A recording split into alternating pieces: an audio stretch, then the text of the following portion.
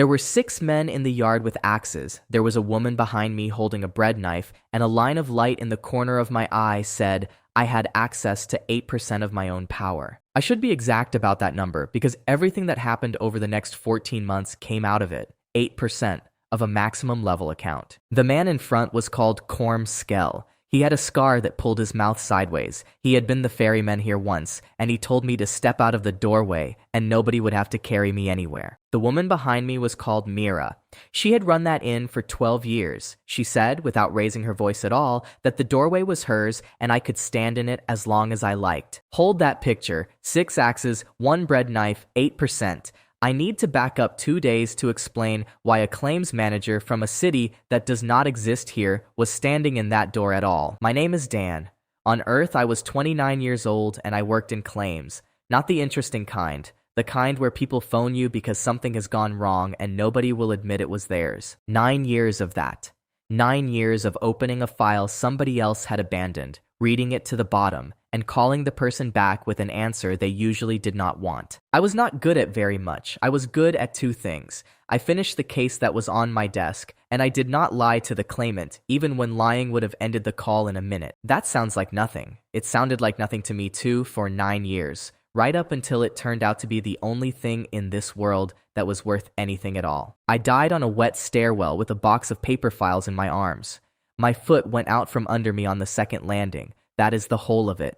No lightning, no truck, no last stand. I did not get a speech from a god. I got about a second of understanding that I was falling badly, and then the sound stopped, and then I was somewhere with grass under my hands. The grass belonged to a road in a place called Ordain. It was late autumn, the sky was the color of dishwater, and my hands were not mine. They were bigger. There was a burn scar across the left palm that I had not earned. Somewhere behind my ribs, there was a heartbeat going far too fast for a man lying still. I found out later whose body it was. A hired road guard, about 25, killed in the same ambush that had left the road looking the way it looked. Nobody in 3 days of walking could tell me his name. So I kept mine. That was the first decision I made in Ordain, sitting in wet grass with somebody else's hands in front of my face. I was going to be Dan, and the body could catch up. 20 paces up the road, there was a wagon on its side, 4 dead horses, and a man propped against the wheel with a burnt cloak wrapped around him and half his face in shadow. He was breathing in the short, careful way people breathe when breathing hurts. He looked at me for a long moment before he spoke, and I remember thinking he did not look surprised. He asked if I could hear him. I said yes. He asked if I was carrying anything.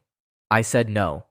He laughed at that, and the laugh turned into a cough, and the cough had blood in it. He said a good man was dying on this road, and there was nothing in his hands worth leaving except one thing, and would I take it, because it would burn out otherwise. I have thought about that sentence more than any other sentence in my life.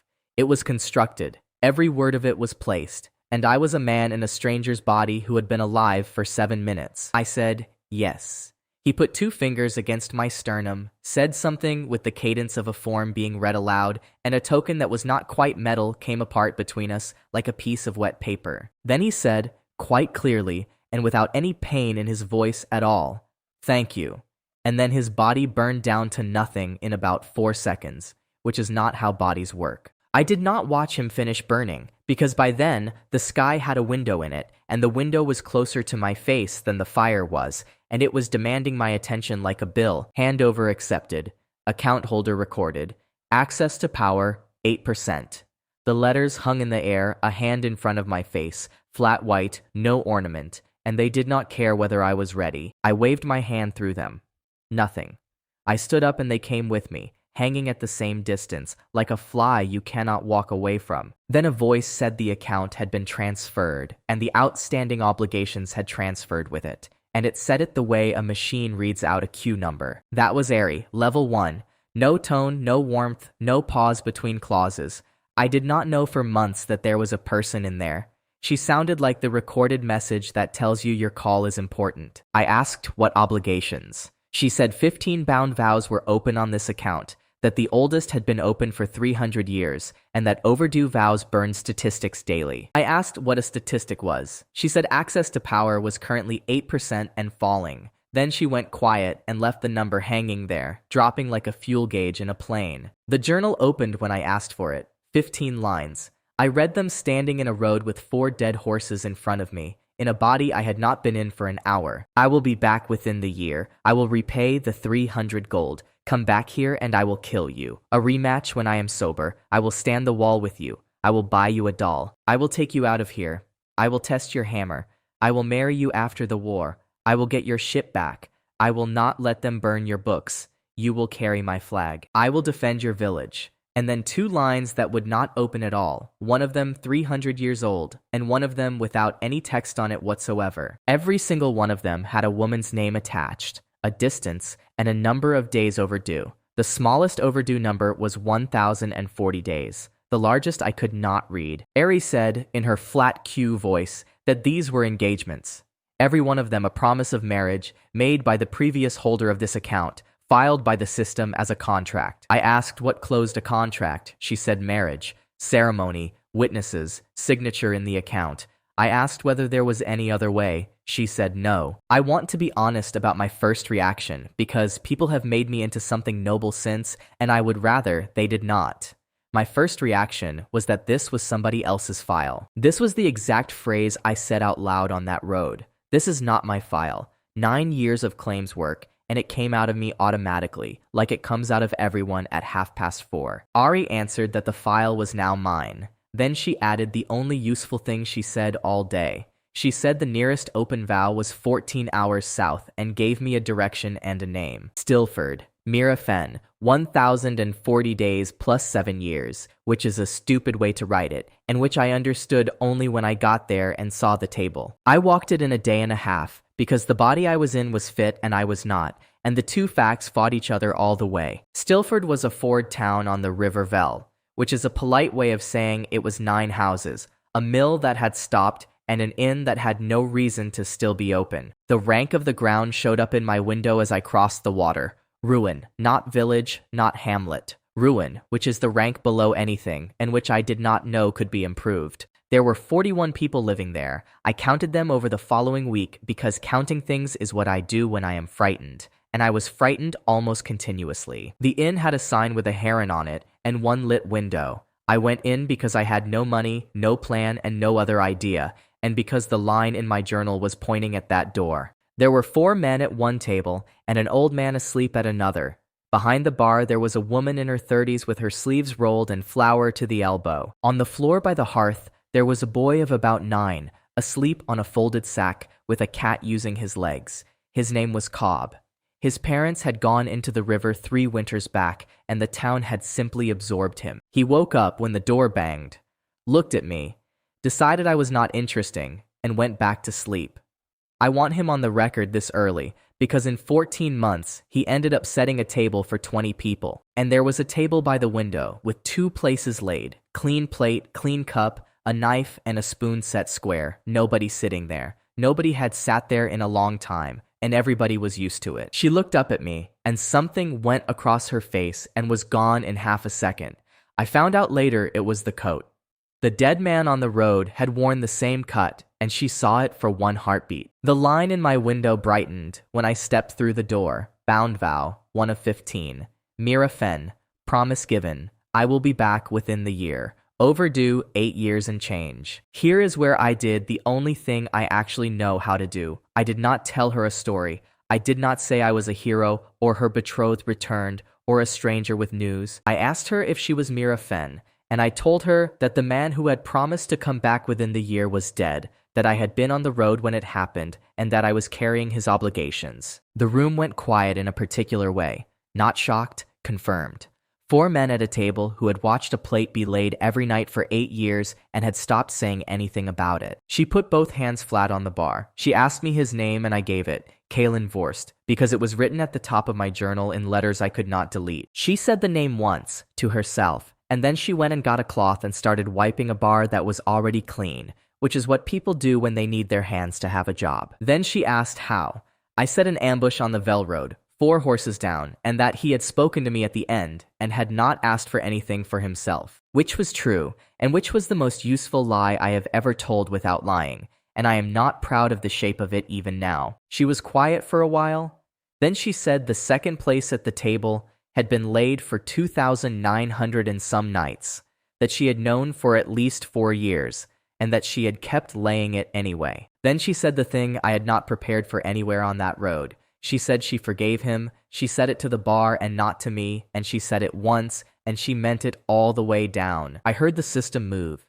There was a sound like a page turning that nobody else in the room reacted to, and the line in my journal changed color from gray to a warmer gray. Then it printed the 2 words that organized the rest of my life: status, forgiven, vow, active. Nothing else moved. The overdue counter went up by 1 day while I was looking at it. I said it out loud without meaning to. She asked what I had said. I told her, honestly, that something in my head had just told me her forgiveness did not count. That was the moment I understood what I had actually inherited, and I am going to lay it out plainly, because everything after this is built on it. The system had not filed a promise. It had filed a betrothal. A betrothal is a contract, and a contract does not care how the injured party feels about it. It closes when it is performed, or it stays open forever. Forgiveness ends a feud. It does not close a line. The only thing that closes a line is the wedding that was promised, with witnesses and a signature in the account. I sat down at the table with 2 places on it, and I laughed, and I could not stop for an embarrassingly long time, and Mira let me, which I have never forgotten. When I got hold of myself, I told her all of it.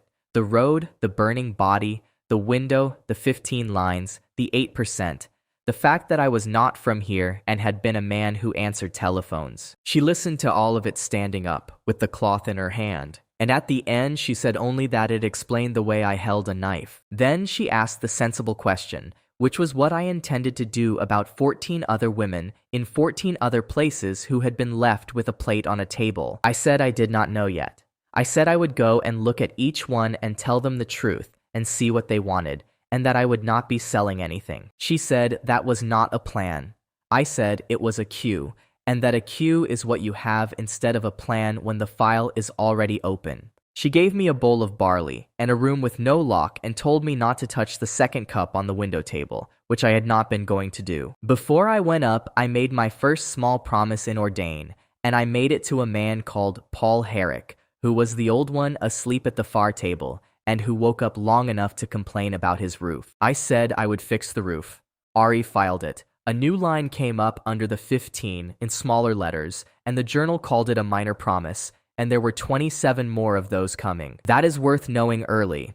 The system did not only track the enormous things, it tracked a roof. It tracked every sentence I let out of my mouth that had the shape of a commitment in it. I lay on a straw mattress and listened to the mill wheel not turning and did arithmetic. 15 lines, 14 women alive somewhere, 8% going down by a fraction every day I slept. At some point after midnight, Ari said, in her flat voice, that 11 riders had crossed the ford from the north, on foot from the water up, and that a vow holder was inside the structure. I said, what structure? She said, this one. She said it without any tone at all, which is somehow worse than urgency, and then she repeated the only number I had, access to power. 8%. I got downstairs in bare feet. Mira was already at the bottom of the stairs with a bread knife in her hand and her jaw set, and she said one word, which was they. Through the shutter slats, I counted 6 men in the yard with axes, and the rest still coming up from the water. Mira said the front one was Corm Skell, that he had run the ferry here until the Ford took his trade, and that he came every second autumn. She said it like you report weather. Then she said the part that turned my stomach, which was that last time they had taken the miller's daughter and the town had let them because there had been nobody in the doorway. Cobb was awake by then, standing at the foot of the stairs with a poker he could barely lift, and that is the image I could not get out of my head afterwards. 8 years of a second place laid at that window table, a town at rank ruin with 41 people in it, 6 axes in the yard, and 5 more men climbing up out of the black water behind them. And in the doorway, with 8% of a maximum level account and a file that had been handed to him by a man who was not dead, a claims manager who had been alive in this world for 2 days. The first thing I did in that doorway was ask a question, because asking a question is the only weapon a claims manager is issued. I asked Corm Skell what he had come for. Not what he wanted, what he had come for. There is a difference, and the difference is that the second one has an answer he has to say out loud in front of his men. He said the Ford tolls, and then he said the inn owed him 11 years of ford tolls because he had run the crossing before the town built the causeway, and the town had taken his living without paying for it. That was useful. That was a claim. A bad claim. An insane claim, but a claim, and a man with a claim will keep talking, and every sentence he spent was a sentence I was not being hit during. While he talked, I asked Ari what 8% actually bought me. She answered in her flat voice, and the answer was uglier than I hoped. Access to power. 8%. Physical output equal to a healthy man of this body's age and build. No combat skills unlocked. No aura, no regeneration. Damage taken is real and permanent. So, a fit 25-year-old with no training against 11 men who did this for a living. Those were the numbers, and the numbers said, do not fight in the yard. The yard was theirs, the doorway was mine. A doorway is a machine for turning 11 men into one man, over and over, and it was the only piece of equipment I had. I told Mira to bring me the frying oil and the long spoon, and to keep the boy behind the bar. She did not argue. She had not argued once since I walked in, which I only understood later. Korm finished his speech about tolls and told me a last time to move. I told him the inn would hear his claim in the morning, in front of the town, and that I would write it down myself. He laughed. Then he came through the door, because men like Korm cannot stand being handled politely, and that reaction was all of my plan. The doorway of the Grey Heron is 4 feet wide with a beam across the top, at the height of a tall man's forehead. I had spent an hour that afternoon walking around inside it with nothing to do. The first man through ducked for the beam. Everyone ducks for the beam. And a ducking man cannot see the floor, and the floor in front of that door had a bucket of cooking oil on it by then. He went down on one knee, and I hit him with the iron spoon across the ear, twice, without any style whatsoever, and dragged him inside, and left him lying where the next man would have to step over him. That is the entire trick, and I am going to keep saying it, because for the next 14 months, almost every fight I won was won by furniture, geometry, and somebody else's bad temper. The second man came in over his friend, and the third could not get past both of them, and while they sorted themselves out, I was at the far side of the tap room, pulling the table over. Mira was already there. She put the table on its edge in the narrow place between the bar and the hearth, which turned the whole back half of the room into another doorway, and she did it without being asked. She had a bread knife in her right hand and a copper pan lid on her left arm. She said, in a completely normal voice, that the third floorboard from the stairs squeaks, so listen for it. I have known a great many competent people. I have never in my life seen anybody take a fact that useful and hand it over that calmly. The fight lasted somewhere under 4 minutes, and it was disgusting. 2 of them got past the door, and one of them got a hand on my collar and put my head into the bar. I lost a back tooth. That tooth never grew back, because at 8% access, nothing grows back. And for the whole rest of this story, I was a man with a gap in his mouth. The man who did it went down when Mira hit his elbow with the pan lid, which is a joint that does not care how hard you are, and then Paul Herrick, who I thought was asleep, hit him with a stool. Cobb threw the cat. That goes in the record. A 9-year-old boy threw a live cat at an armed raider, and the cat did what cats do, and that man left through the window and did not come back in. Kormskell got to the middle of the room, saw 4 of his men on the floor, and the rest jammed in a doorway with oil on it, and he made the decision that everybody makes at that point. He grabbed the smallest person in the room. He got behind Cobb and put a hand in his collar and started backing towards the door, and he told me to open the way or he would open the boy. Everything I had done up to that point was carpentry. What I did next was the job I had actually been trained for, and it took about 40 seconds. I told him he had a real claim about the Ford tolls. I said it slowly, and I said the word real, and I saw 11 years of being laughed at go across his face. I said that the town had taken his crossing and never paid him a copper, that it was theft in every sense that matters, and that a claim like that is worth money if it goes in front of a magistrate. I said a claim like that is worth nothing at all if the claimant is hanged in the spring for taking a child out of an inn in front of 9 witnesses. Then I told him the number. I said the Ford at Harrow Gate had paid its keeper 11 silver a season, that 11 years of that is about 120 silver, and that I would write the claim for him and sign as scribe. He stood there with his hand in a child's collar and did arithmetic. You could watch him do it. And I understood, right then, standing in a room I was probably going to die in, what my file actually was. Every single person in this world was carrying an unpaid promise. Every one of them. The system had only bothered to write down 15 of mine. He let go of Cobb. He said he would come back for the paper. He walked out through his own men, and the last one out took the oil bucket with him, which I still find funny. Nobody cheered. That is not how it goes. Mira sat down on the floor with the bread knife still in her hand and started shaking, and Paul Herrick was quietly sick behind the bar. I sat down on the step with a hole in my mouth and blood down my chin, and the window in front of my face printed a line that had nothing to do with any of it. Structure held. Vow holder alive. Access to power 8%. That was the sum of the system's opinion on the matter, and it had already gone back to counting overdue days. I said out loud that a thank you would have been nice. There was no answer. Level 1. Ari did not do answers. It was like arguing with a receipt. We put 4 men out on the causeway with their weapons broken and a fire to sit at, because Mira said you do not send anyone into the Vel in the dark, and that is the sort of person she was. In the morning, I did the thing I had promised Cormskell, and I did it before breakfast, because a promise you keep late is a promise nobody counts. I wrote out the Ford claim on the back of a brewing ledger. 11 years, 11 silver a season, 3 seasons a year that the Ford runs. Named the town, named the causeway, named the date the crossing was taken. Paul Herrick signed as witness.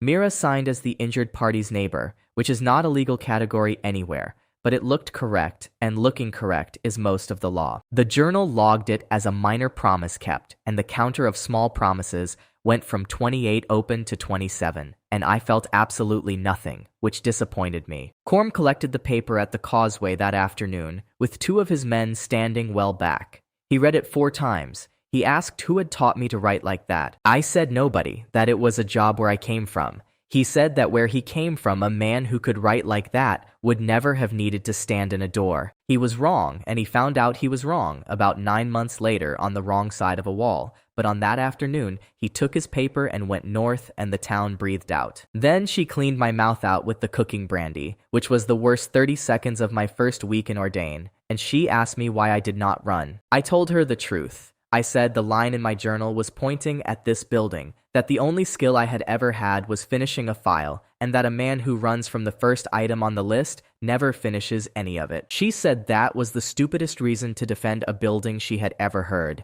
Then she went upstairs and did not come down for 2 hours. In the morning, she came down and asked me to explain all of it again, in daylight, slowly, and this time she made me draw it. So I drew it on the bar with a piece of charcoal. 15 lines, 14 names, 1 number that goes up when a line closes, a voice in my head that gets stronger the same way. She asked what happens to the women who say no. I said I did not know yet. She asked what happens to me if all 15 say no. I said I did not know that either, and I did not lie about it. Then she asked the question that mattered, and she asked it with her hands flat on the bar, the way she does when she is about to do something irreversible. She asked whether the system could tell the difference between a woman who meant it and a woman who was buying something. I told her Ari had said yes, that intent is read at the ceremony.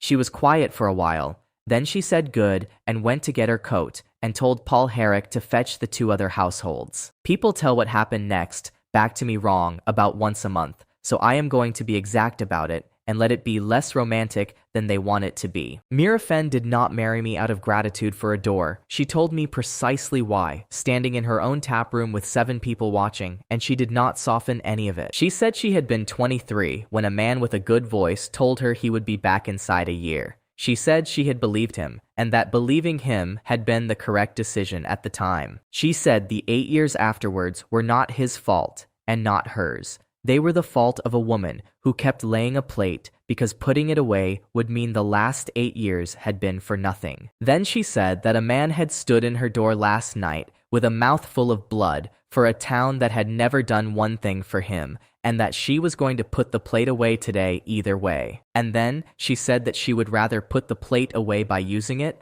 than by throwing it in the river, and that if I ever laid a second place for anybody and did not come back, she would find me, and she would be extremely unpleasant about it. That is not a love story. Nobody at that wedding thought it was a love story. It was 2 people agreeing to stop waiting in public, and it turned out to be the strongest thing in my life. The ceremony took 7 minutes. Paul Herrick spoke the words because he was the oldest. 9 witnesses. Cobb held the cup and spilled about 1/3 of it, and when she said the sentence, the world stopped for about a second and a half. I felt the system reach into her like you feel a draft under a door. It read her all the way down. Then, the line in my journal, the one that had been gray since the road, went out, not changed, closed, gone from the count. Bound vow 1 of 15, closed by marriage. Witnesses recorded.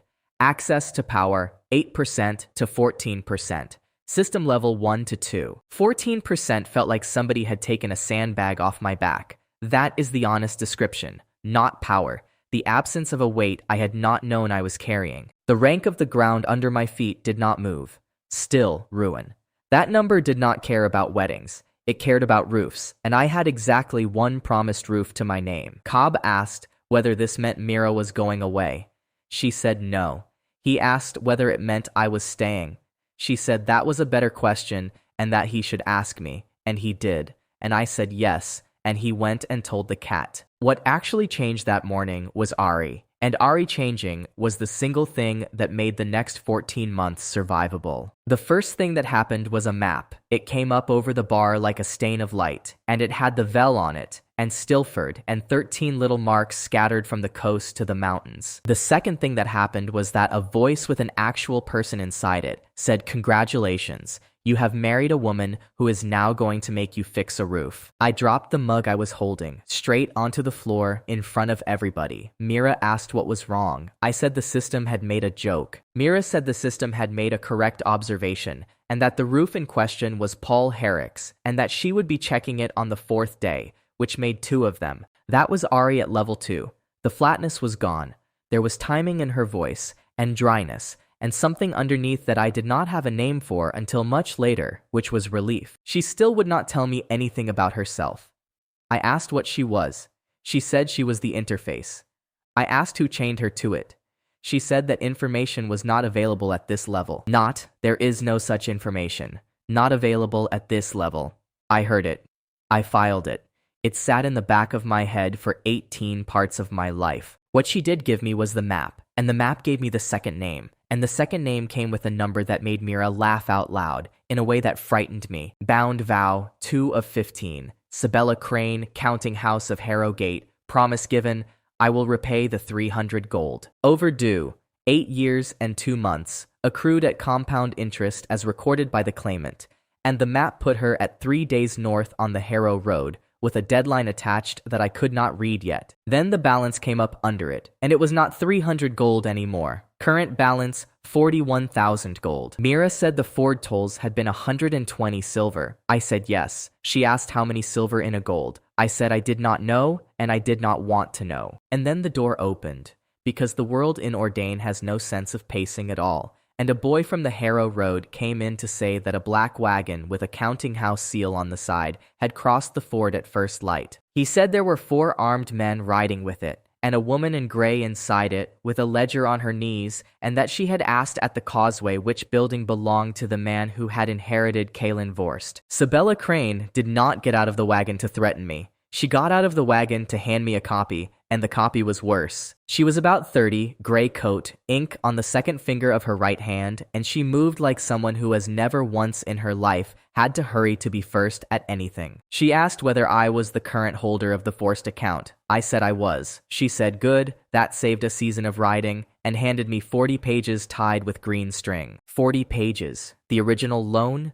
the schedule, the missed dates, the sworn statements of 2 witnesses, the record of every year she had sent men to look for him, and the running balance on the last sheet. 300 gold, borrowed on a spring evening 8 years and 2 months ago, against a pledge of goods that were never delivered. 5 parts in 100 every month, compounded, as written in the original and initialed by the borrower on the fold. A copper a day storage on the pledge she had held ready for him. The cost of 2 searches a year, men and horses itemized. 2 claims she had lost in other courts because her cash had been tied up waiting on him. And on the last page, in a hand that never once slanted through 40 pages of grievance, the total, 41,000 gold. I want to explain what that means in a town like Stilford. A good cart horse was 12 gold. The inn, the land it stood on, and everything in it was worth about 400.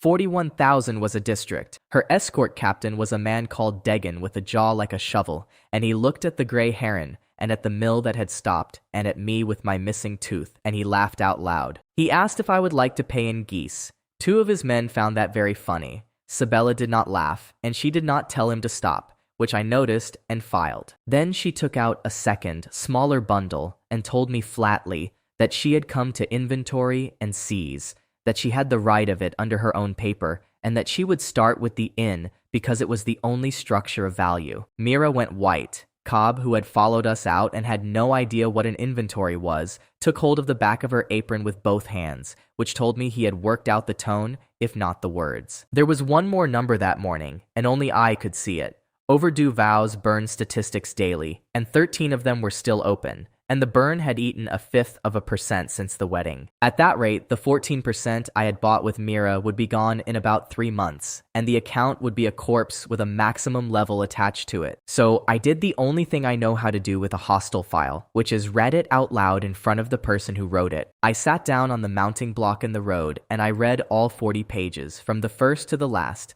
while 7 people stood around in the cold, and Degan made a joke about the geese roughly every 4 minutes. It took about an hour. Ari sat in the corner of my eye the entire time, printing nothing, because level 2 Ari had a map and a tongue and no opinion about mathematics. I checked her arithmetic. That is my one skill in this world, and I used it on the only piece of paper in Ordain that did not need it. 5 parts in 198 months compounding. I did it in blocks of 12 on the back of the schedule with a stub of charcoal, and it came out to a number I could not fault by a single coin. The storage was correct. The searches were itemized at a rate below what the Harrow stable actually charges, which meant she had undercounted her own claim in 2 places rather than round up. 9 years of claims work taught me that every hostile file has a soft place in it, usually about 2/3 of the way down, where somebody got tired.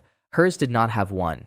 Hers was clean all the way to the bottom. I stood up and told her that her sum was right, that she had undercharged herself 11 gold on the second search, and that she should correct it before anybody else read it. The road went quiet. Degan stopped talking about geese. Sabella Crane looked at me for the first time as a person rather than an address. She asked me to say that again. I said it again.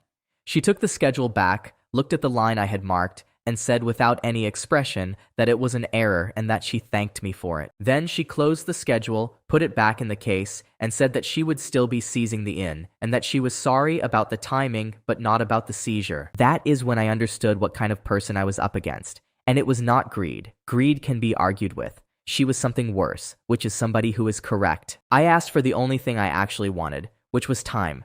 30 days. She said no. I asked why not. She said because 8 years of no had already been spent by somebody else. Then Ari did something she had never done before. She spoke without being asked, and she said one sentence, which was that the claimant's own paper had a clause about goods in kind. I found it on page 9.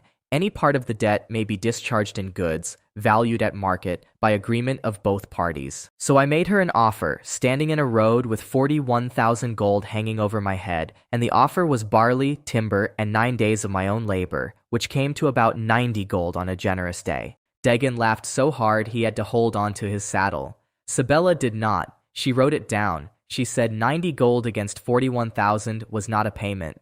It was a gesture. And then she said the thing that changed the shape of the whole day. She said a gesture is still an entry, and that in 8 years and 2 months, this was the first entry. She took the barley, 4 sacks. She had it weighed on her own scales in the road, because of course she carried scales, and she wrote a receipt and gave me the copy. 4 sacks of barley, valued at 9 gold and 2 silver, entered against a debt of 41,000. The first entry on that account since the spring it was opened, and I still have the receipt. Degan asked her, not quietly, why she was bothering to weigh geese feed. She said because a ledger with 1 payment in it is a different document from a ledger with none, and he did not understand, and I did. While her men were loading the barley, 3 things were happening that I only assembled afterwards, and all 3 of them mattered. The first was that Mira had gone quietly to Polherrick and to the 2 other households and got them onto the roofs, because I had promised a roof and had 11 days of labor to sell. The second was that Cobb had attached himself to Sabella's clerk and was asking what every instrument in the case was for, and the clerk, who had a boy of her own somewhere, was answering. The third was that 4 men who did not belong to Stilford or to Harrowgate were sitting under the alders where the Harrow Road bends, and had been there since before dawn. Sabella's train left at noon. 11 miles up the road, at the bend by the alders, they came off the bank and put a felled birch across the track behind the second wagon. I know the timing because I was riding after them, on Paul Herrick's mule, at a speed that mule found insulting, with a lump of paper in my coat. I was not being heroic. I had found an error in her schedule, and I wanted her to correct it before it went into her house ledger, because an uncorrected entry compounds too, and by then, I could not stop myself. What I came over the rise into was 6 men, 2 wagons, and Dagon on his back in the road with a crossbow bolt through the meat of his thigh, shouting orders that nobody could hear. The lead wagon had gone over on the soft edge. It was lying across the ditch with the wheel still turning and the strongbox out in the mud, and nobody was touching the strongbox. This was the detail that saved my life later, and I want it flagged now. 6 armed men had put a wagon in a ditch, and not one of them went for the money. They went for the second wagon, which had the ledgers in it, and they went for it in an order that told me somebody had described the load to them before they left home. Sabella was under the first one. The frame had come down across the ditch and pinned her from the ribs down in about 8 inches of water, and the water was going up her coat, and she was not shouting. She was calling out page numbers. That is what she was doing. She had her clerk on the bank, and she was telling her which books to carry and in what order, out loud, from under a wagon, in a ditch. I got down there and got my shoulder under the frame and did the arithmetic in about a second. And the arithmetic said 14% was not going to lift a loaded wagon. 14% lifts a wagon 2 inches, which is enough if somebody else pulls at the same time, and the only somebody else available was a bleeding man with a hole in his leg. I shouted at Dagon. I did not ask. I told him to crawl and take her under the arms and pull on my count, and he did it, because a man in that much pain will obey anybody with a plan. We got her out on the 3rd try. I took the frame across the collarbone on the way, and it left a dent in me that ached in the cold for the rest of my life. Then 4 of the 6 came back down the bank, because they had the books they were sent for, and one of them had counted the faces in the road and found one too many. There was no clever furniture in the middle of a road. There was a ditch, a broken wagon, and a mule. I put the mule between us, which bought 4 seconds, and then I did the only thing left. I picked up the strongbox and threw it into the ditch water and told them the money was gone and they were welcome to fish for it. They looked. Every one of them looked.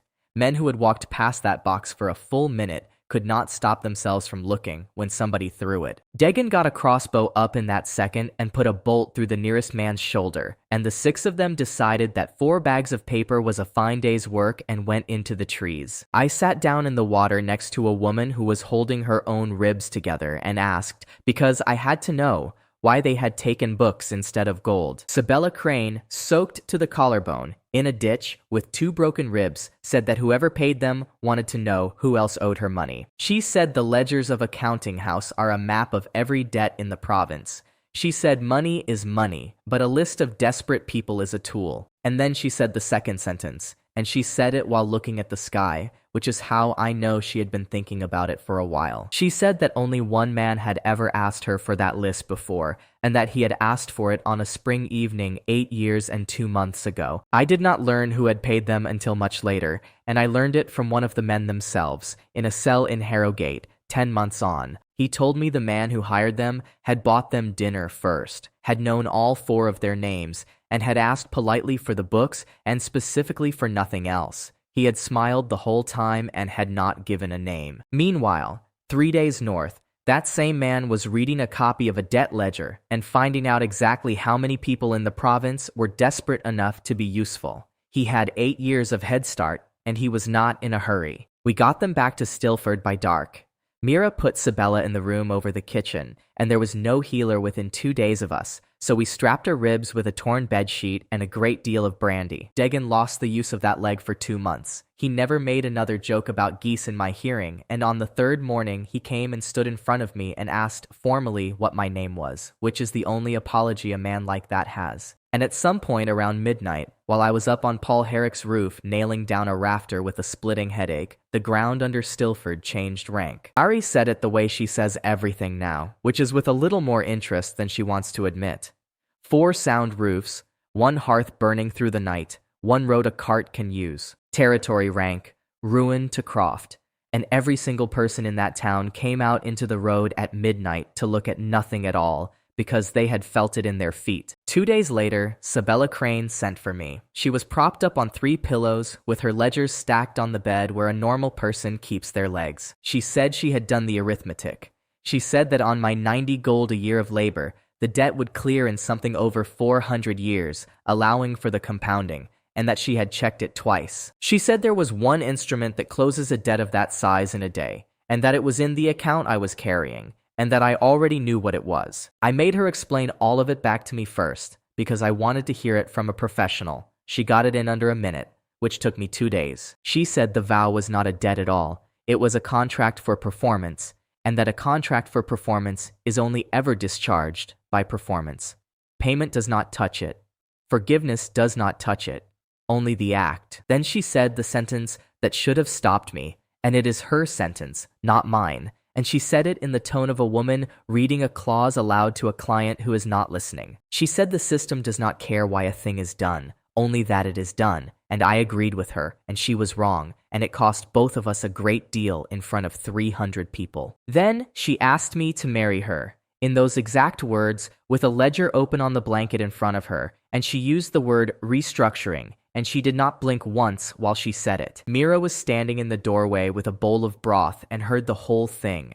She put the bowl down on the chest, looked at the two of us, and said only that whatever we decided, somebody was going to have to tell Cobb. And I said yes, because I was 29 years old, I had a file with 15 lines in it, and I thought I had just found the one that closes itself. We held it at the Harrogate Autumn Fair in the Market Square, in front of 300 people. Because Sabella wanted witnesses and a counting house lives on being seen to do things properly. That was my idea as much as hers.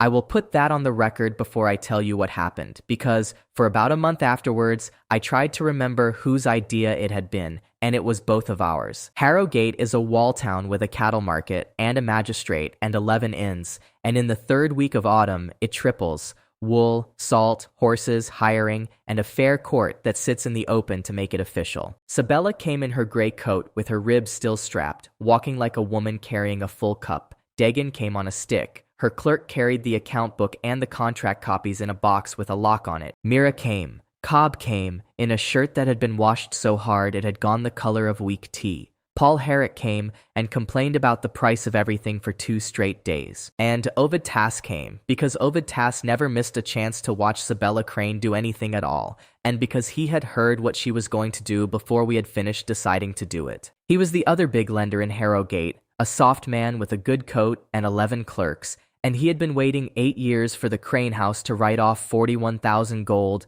and admit it in public. He stood at the front with his hands folded and told the people around him, loudly enough for 4 rows, that the Crane House had finally found a way to collect from a corpse. I was too pleased with myself to care. That is the honest account. I had a plan that closed a vow and a debt in the same hour, and I had checked the arithmetic. And the arithmetic was perfect. The fair court sat at noon. The magistrate was a bored man called Ren Ovik who married 11 couples that day and had a cold. Ours was the 4th. I remember the wind and the smell of the cattle pens and a woman behind me trying to sell hot chestnuts throughout the entire ceremony. Sabella took my hand. Her hand was ink-stained and cold and completely steady. The magistrate read the words. She answered before I did, and she answered clearly, and every word of it was true as a sentence. And then the world stopped. Like it had stopped in the taproom at Stilford, and the system reached into her. I felt it go in, and I felt, for the first time, the difference between the way it had felt with Mira and the way it felt now, and it is the difference between a hand closing on something and a hand closing on nothing. Then the system spoke out loud. It does that for anything permanent. Anything permanent goes onto the open channel so that everyone within 100 paces hears it, whether they have an account or not, and it uses a voice with no person in it at all. Consent evaluated. Intent recorded as instrument of settlement. Consent not genuine. Contract not discharged. Bound vow 2 of 15 remains active. 300 people heard that. The chestnut woman heard it. The magistrate dropped his book. There is a particular sound a crowd makes when it has been given permission to laugh at something expensive, and it starts small and at the back, and it comes forward. Ovid Tass did not laugh. He was better than that. He turned around to the 4 rows behind him and said, at a completely conversational volume, that the Crane house had now failed to collect a debt in front of a fair court, and let that do its work. Sabella did not let go of my hand. I should be clear about that. She stood in the middle of it holding my hand for about 11 seconds, while the square worked out what it had just heard. Then she said quietly that we had made an error, and that we should leave in an orderly manner, and we did. And the laughing followed us all the way to the wool hall. By evening, it was a joke in every inn in Harrogate. By the following week, it was in Stilford. The version that came back to us was that a peasant had tried to marry his way out of 41,000 gold, and a god had said no in front of the whole fair. Business went with it. 2 of her lenders in the salt trade pulled their deposits inside 4 days, because a counting house survives on the belief that it does not make mistakes, and she had made one at maximum volume. Ovid Tass bought both those deposits before the week was out. He also sent Sabella a letter of sympathy, which she read twice and then used to light a lamp. The failure cost me nothing in the only units I had, not 1%. The vow stayed open, the counter kept burning, and the account did not punish me for trying, which I had expected it to. That was almost worse. A refusal is not a failure. The system had simply looked at what we were doing and declined to be part of it, the way a lock declines a wrong key without any opinion at all. I asked Ari that night what she had read in her. I was angry, and I asked it badly. Ari said she would not tell me, because a woman's intent was hers, and because I would find out on my own soon enough and would then wish I had not asked. At level 2, Ari could not show me anything. She could only be unpleasant about it. Level 3 was 5 days away, and I did not know that yet. We went home. Sabella stayed in Harrow to hold her house together, and I did not see her for 9 days. Those 9 days are when Stilford stopped being a place I was passing through. That is not a coincidence, and I did not arrange it, and I only saw the shape of it afterwards. I had 9 days of labor owed on a barley receipt and no ceremony to prepare, so I worked. Paul Herrick's roof was already done. I did the mill next because a stopped mill in a grain town is a wound. The wheel shaft had cracked 12 years ago, and nobody had replaced it because replacing it needed a straight oak beam, and a straight oak beam needed a cart, and the cart road had gone soft at the ford. So we did the road first. That is my entire contribution to the history of engineering. Somebody had to say out loud, in the correct order, that the road comes before the beam, and the beam comes before the flour. 9 days, 14 adults, 2 carts, 1 road, 1 shaft, 1 wheel.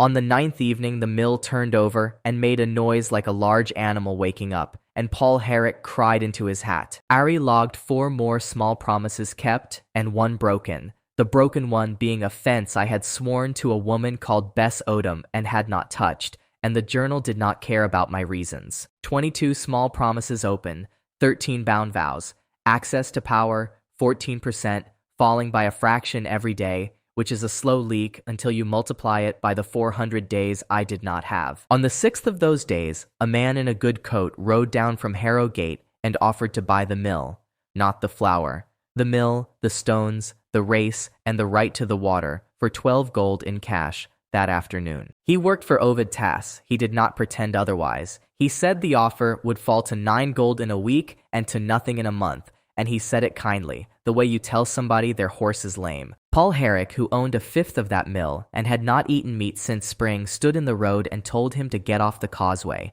and the entire town heard him do it. That was the first time anybody in Stilford refused money on my account, and I did not sleep well afterwards, because a refusal like that is a loan, and I had not asked for it. On the 10th morning, Sabella Crane came back down the Harrow Road on her own, with no wagon, no clerk, and no escort, on a hired horse, with the account book in a satchel across her back. She came into the tap room, put the satchel on the bar, and asked Mira for a room and a place at the table, and Mira gave her both without one word about the fare. Then she asked me to walk out to the causeway with her, and out there, with the Vel going past and nobody in earshot, she told me why she had waited 8 years. It was not the money.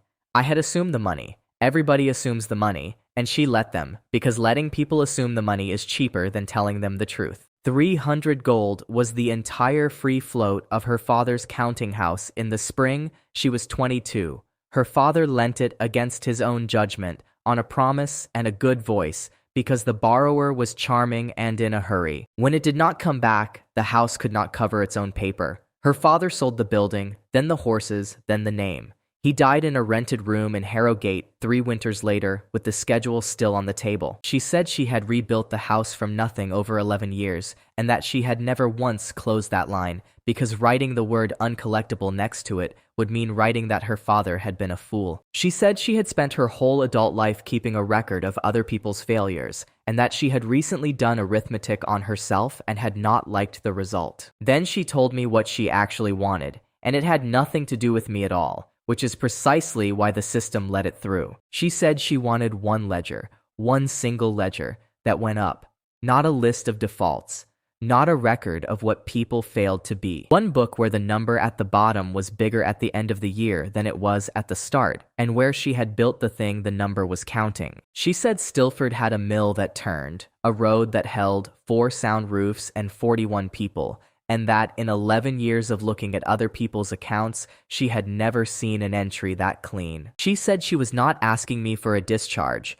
and that if the system read her again and found settlement in her, she would accept the answer and go home. She said she was asking for the job. We were married in the Harrogate Market Square 7 days after the first attempt, in front of a bigger crowd than the first one, because word had gone round that the peasant was going to try it again. Ovid Tass came to watch it fail twice. He brought company. The magistrate had a worse cold. The chestnut woman was in the same place. Sibella wore the same gray coat, and she said the same words, and this time she was not settling anything. The world stopped. The system reached in, and the open channel said it out loud to the whole square. Consent evaluated. Consent genuine. Bound vow 2 of 15 closed by marriage. Witnesses recorded 311. I have been in some loud rooms. I have never heard anything like the noise a fair makes when a thing that failed in public succeeds in public 9 days later. Ovid Tass left before the end. He did not run. He just found that he had business, and he took his company with him, and he was still explaining that afternoon 2 years later. Access to power, 14% to 21%. System level 2 to 3. And a skill came across the bond into the account and stayed there, and the interface listed it as the tally. What the tally does is that any count Sibella has made herself holds. Sacks, arrows, heads, coin, days of grain. Once she has counted a thing, the number does not drift, and nobody in the house has to count it twice. It sounds like nothing next to a woman with 2 axes. Over 14 months it was worth more than the axes, because every siege and every winter in this account was decided by somebody knowing exactly what was in the store. 21% was the first number that felt like something. It was the difference between lifting a wagon 2 inches and lifting it 4, which does not sound like much until you are under 1. But level 3 was not about my arms. Level 3 was Ari, and it arrived while we were still standing in the square, and it nearly put me on the ground. The first thing was that I could see her, half a person, standing at my left, made of the same light as the map, in the clothes of no country I ever found. Nobody else in 307 people turned their head. The second thing was the function, and the system named it reading, and the description was 1 line long. You may see what a person before you actually wants. I looked at the chestnut woman first, because she was the nearest human being, and what came up over her was that she wanted to sit down and for her son to write to her. I looked at the magistrate, and it said he wanted somebody to notice that he had done 11 weddings that day with a fever. I looked at Sibella, and I am not going to write down what it said, because it was not mine to keep, and because I stopped looking at people for 2 days afterwards. I looked at Degan, who was leaning on his stick at the edge of the crowd, and it said that he wanted to be given something to guard that was worth guarding, and I gave him one 4 months later, and he never once thanked me for it. Ari said at my left shoulder, in a voice that now had a body attached to it, that I would want to learn to switch it off, and that she was sorry to tell me there was no switch. We went home the next morning. Cobb had learned to write 4 letters of his name while we were gone, and he came out to the causeway to show us, and I made the mistake of looking at him while he did it. What came up over a 9-year-old holding a slate was that he wanted somebody to still be in the building when he woke up. That was all. That was the entire want of a whole person. I went and sat in the barn for a while. Mira found me there and did not ask anything, and after a bit she said that the boy had been sleeping by the hearth, because the hearth was the part of the inn that was never empty. That night I made the 23rd small promise of my life, out loud, to a boy who was already asleep, and Ari logged it without any comment at all, which I appreciated. And on the 3rd night, after we got back, I woke up because the third floorboard from the stairs squeaked, and there was a woman sitting in the chair by the window with a knife across her knees. She said she had no argument with me personally.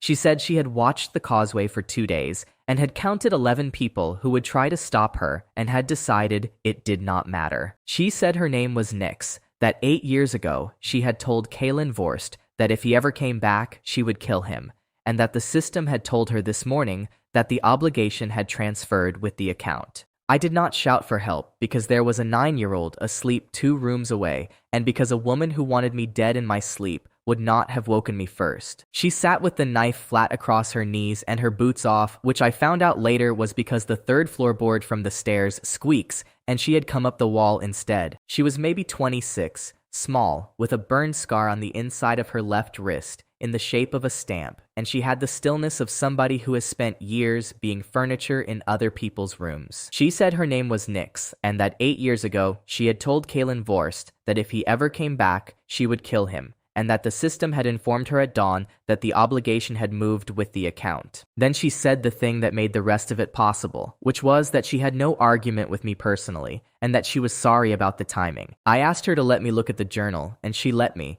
because she was not in a hurry. And that is when I found out I had been reading my own file wrong for 6 weeks. Every bound line has 2 halves. The vow above, in the account holder's hand, and the claimant's last recorded answer below it. I had been reading the answers and calling them the vows. The vow on the 3rd line was, I will come back for you. The answer under it, recorded 8 years ago on the Harrow Road at about 4 in the afternoon, was, come back and I will kill you. Both of those are binding. The system files a standing declaration the same way it files a betrothal, and it had been carrying hers just as patiently as it had been carrying his. So there we were.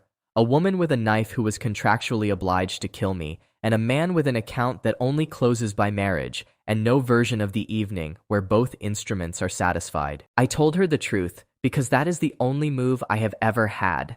I told her Kalen was alive as far as I knew, that I had watched a body burn on a road and had believed it, and that I was beginning not to believe it. I told her the account had come to me by handover, that 14 of these lines were betrothals, and that I could not give hers back to the man who made it, even if I lay down on the floor and let her finish. She listened to all of it without moving. Then she asked one question, which was whether killing me would close her line. I asked Ari.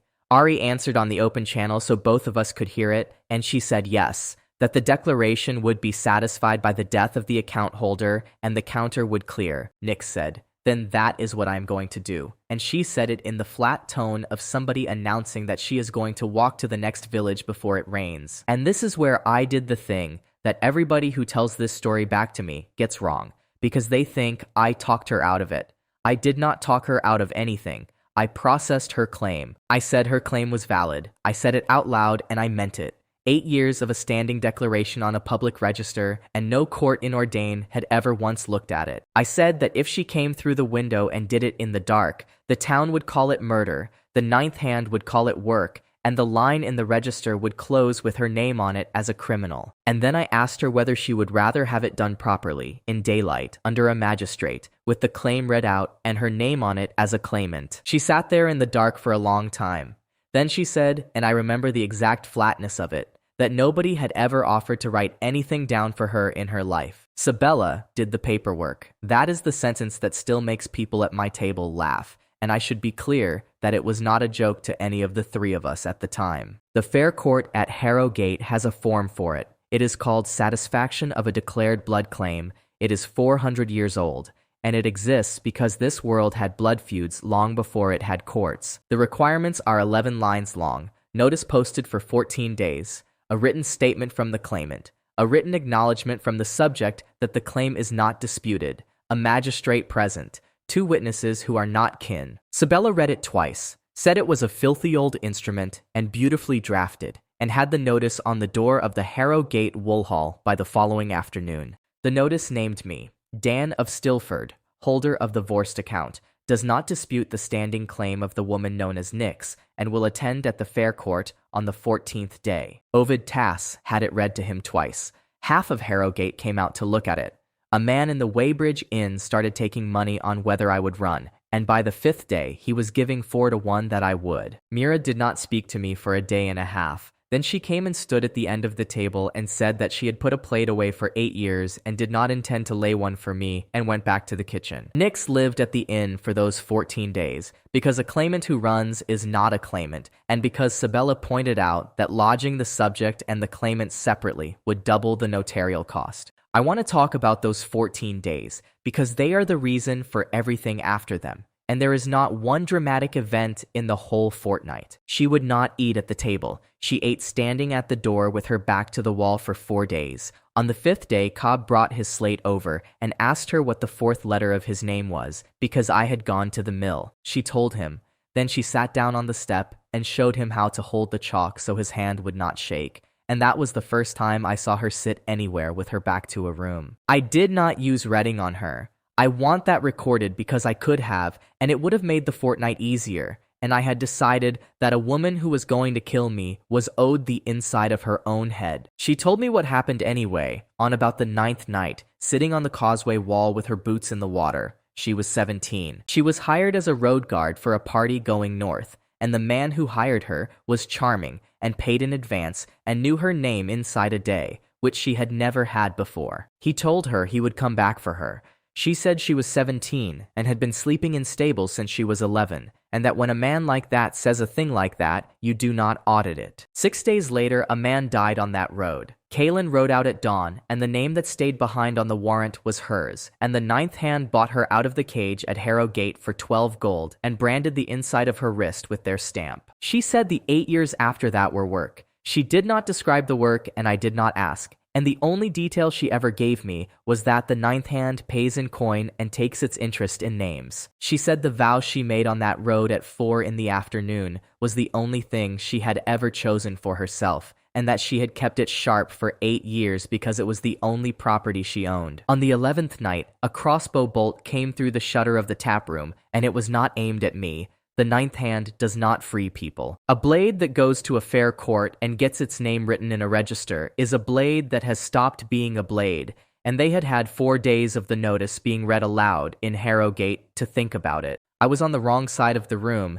and I did the only thing available, which was to be in the way, and I have thought about that half-second every year since, and I still do not know if it was a decision. The bolt went through my left shoulder from the front and stopped against the bone. There was a smell like crushed leaves. Nix had it out and had my arm packed with salt and boiling water inside 2 minutes because she knew the poison, because she had used it. Then she went out of the window after the man who fired it, and she was gone until morning, and she came back with his knife and did not say a word about where he was. 4 hours after that, I stopped being able to feel my left hand, and Mira could not get me to swallow anything, and Sabella sat at the end of the bed with the account book because she could not think of anything else to do with her hands. The poison was called blackleaf. It kills in about a day and a half. There was no healer in Stilford. The nearest House of Quiet Hands was 6 days off, and I had 21% of my own strength to fight it with. Nix sat by the bed and did the arithmetic out loud, which I appreciated more than any comfort anybody offered me that night. She said if the claim was going to be satisfied, it had to be satisfied at the fair court in 3 days, and I was not going to last 3 days. And then she said, in the same voice, that she withdrew the claim. I said she could not, that the notice was posted,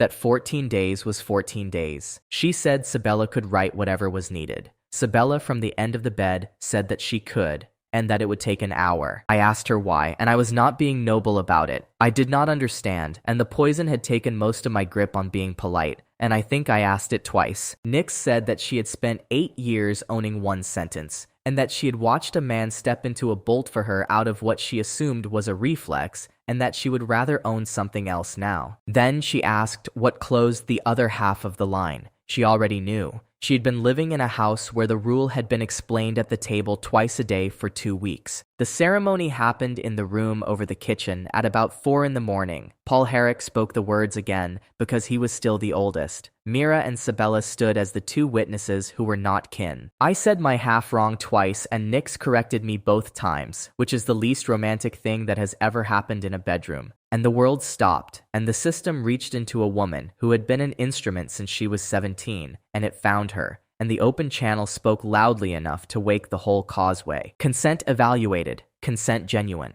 Bound vow 3 of 15 closed by marriage. Standing declaration withdrawn by the claimant and struck. Access to power 21% to 27%. System level 3 to 4. 27% is the number that saved my life, and not in a heroic way. It was enough that the black leaf stopped climbing my arm sometime before dawn. I lost the feeling in 2 fingers of that hand permanently and kept the rest. Level 4 gave me the function I would come to depend on more than any weapon in the account, and Ari announced it while I was still too sick to sit up. Overdue may be frozen on one bound vow for 30 days, once per line. 30 days where a counter stops eating me. 30 days I could spend riding to somebody instead of losing ground while I rode. I used the first freeze that morning on the oldest line, the 300-year-old one, because it was burning fastest. Level 4 also did something to Ari that neither of us was ready for. She reached out to move the water cup on the table beside my bed, out of habit, the way she had been reaching at things for weeks without effect. The cup went over, water everywhere, across the account book, and Sabella shouting, and a half-transparent woman standing in the middle of the room staring at her own hand with an expression I had never seen on her. She could touch things. She dropped 4 of them that day and broke 2. She spent an entire afternoon picking up a spoon and putting it down again, and when I asked what she was doing, she told me to mind my own account. I found out much later, and from her, and only once, that it had been a little over 300 years since she'd touched anything at all. The fair court still sat on the 14th day, because a posted notice is a posted notice, and Sabella insisted we attend, and she was right, and it was the best afternoon of that entire autumn. Half of Harrogate came to watch a man be lawfully killed. What they got was Sabella Crane reading a withdrawal of claim, and then a certificate of marriage from the same folder, in that order, in the same 3 minutes. The man from the Weybridge Inn, who had been giving 4 to 1 that I would run, had to pay out on 11 separate wagers standing on a mounting block, and he did it slowly, and Nix watched him do all of it. Ovid Tas was not there. He had sent a clerk. The clerk went back and reported that the Crane House had closed 2 instruments in one sitting, and Ovid Tas began, that week, to take me seriously, which turned out to be much worse than being laughed at. Nix moved her bedroll into the room at the top of the stairs, the one with the window over the causeway, and Stilford acquired an early warning system with a grudge. The skill came across with her the way the rule promised, and the account filed it as the shadow, and what it meant in practice was that I stopped being surprised.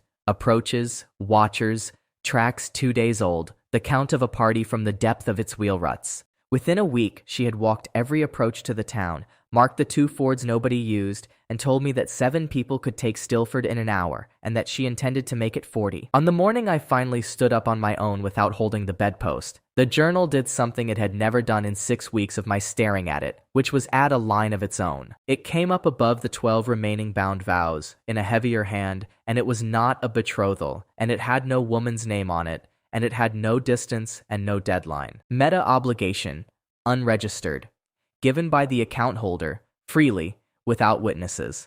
I will build a place where nobody has to wait.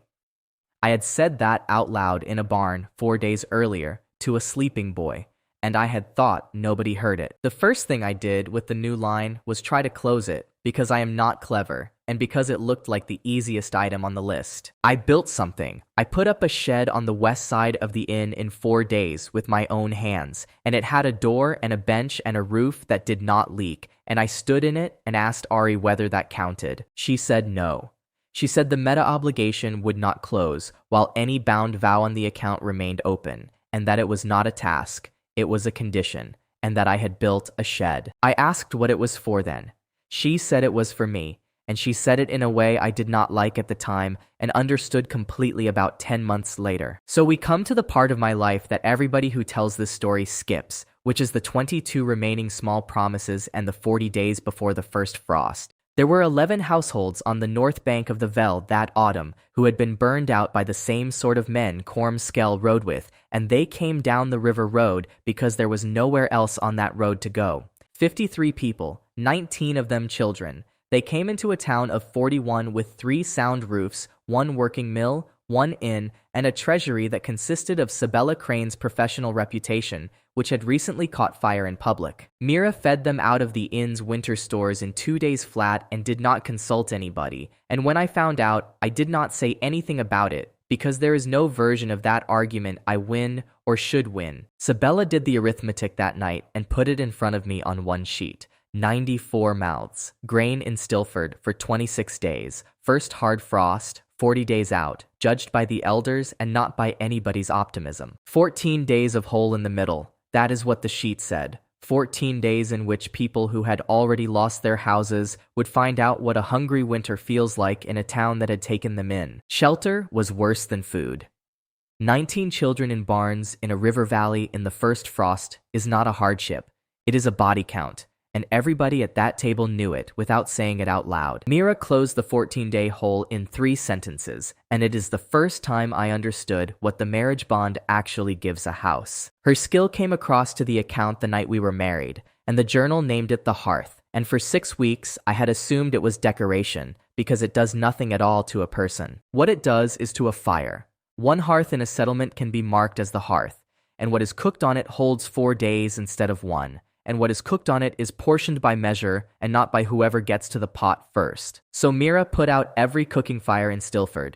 94 people, 1 kitchen, 3 sittings, and a woman with a ladle standing between the pot and the queue with an opinion about how much a person needs. 26 days of grain became 39, and the difference was not magic. The difference was that 94 separate fires waste a third of everything, and 1 kitchen wastes nothing. And the skill only made it possible to hold the surplus. It also gave us a queue, and a queue is a target and a temper and a place where people find out who is getting more. And every problem I had for the next 4 months came out of that one room. So we needed houses, and houses need 3 things, and we had none of the 3. We had no money, we had no timber, because seasoned timber in that district comes out of the harrow yards. And we had no ground, because every scrap of land at Stilford belonged on paper to the Crown of Varon under a charter nobody had read in 12 years. I read it.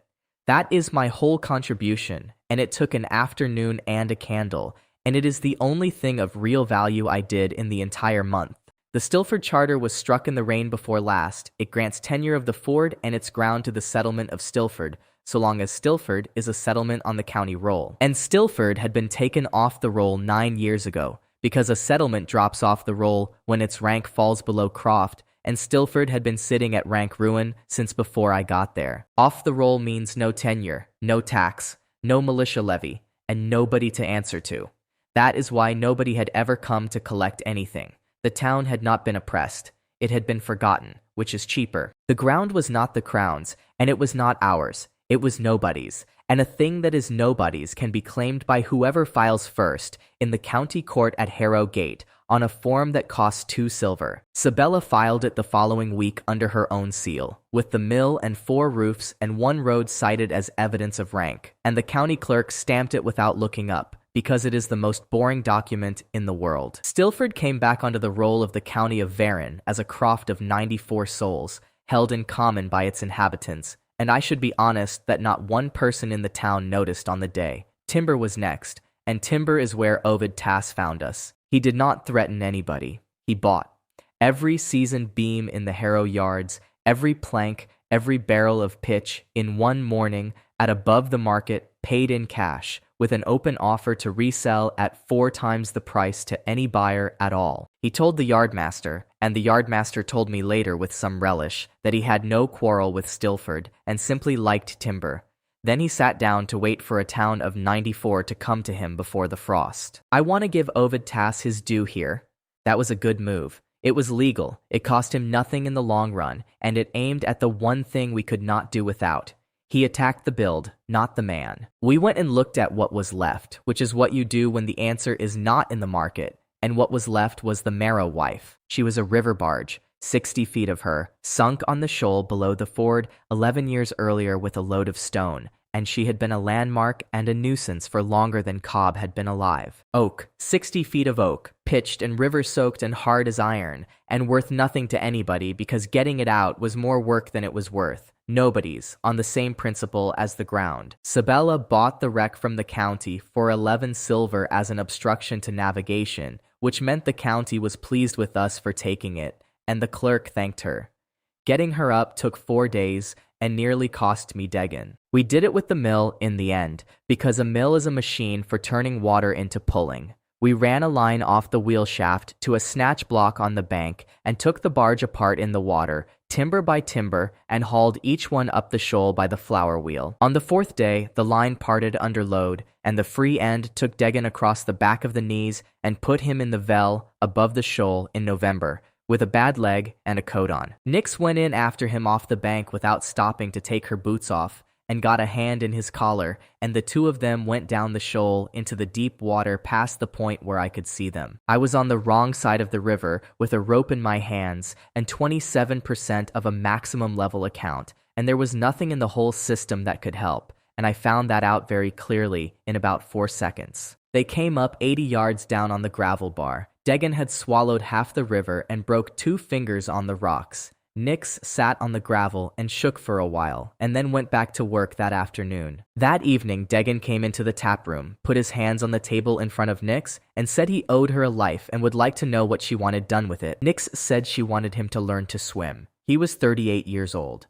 He learned that winter in the mill race, badly, and complained for 4 months, and never once refused a lesson. We got 51 usable timbers out of the Marrow wife, enough for 11 houses on the flat ground behind the inn, laid out in 2 rows with the wells between them, which is Sabella's layout and not mine, because I would have put the wells at the ends like an idiot. And that is when the small promises stopped being a joke and started being infrastructure, which I think is the funniest sentence in this entire account. I had made 28 of them since I woke up in Ordain.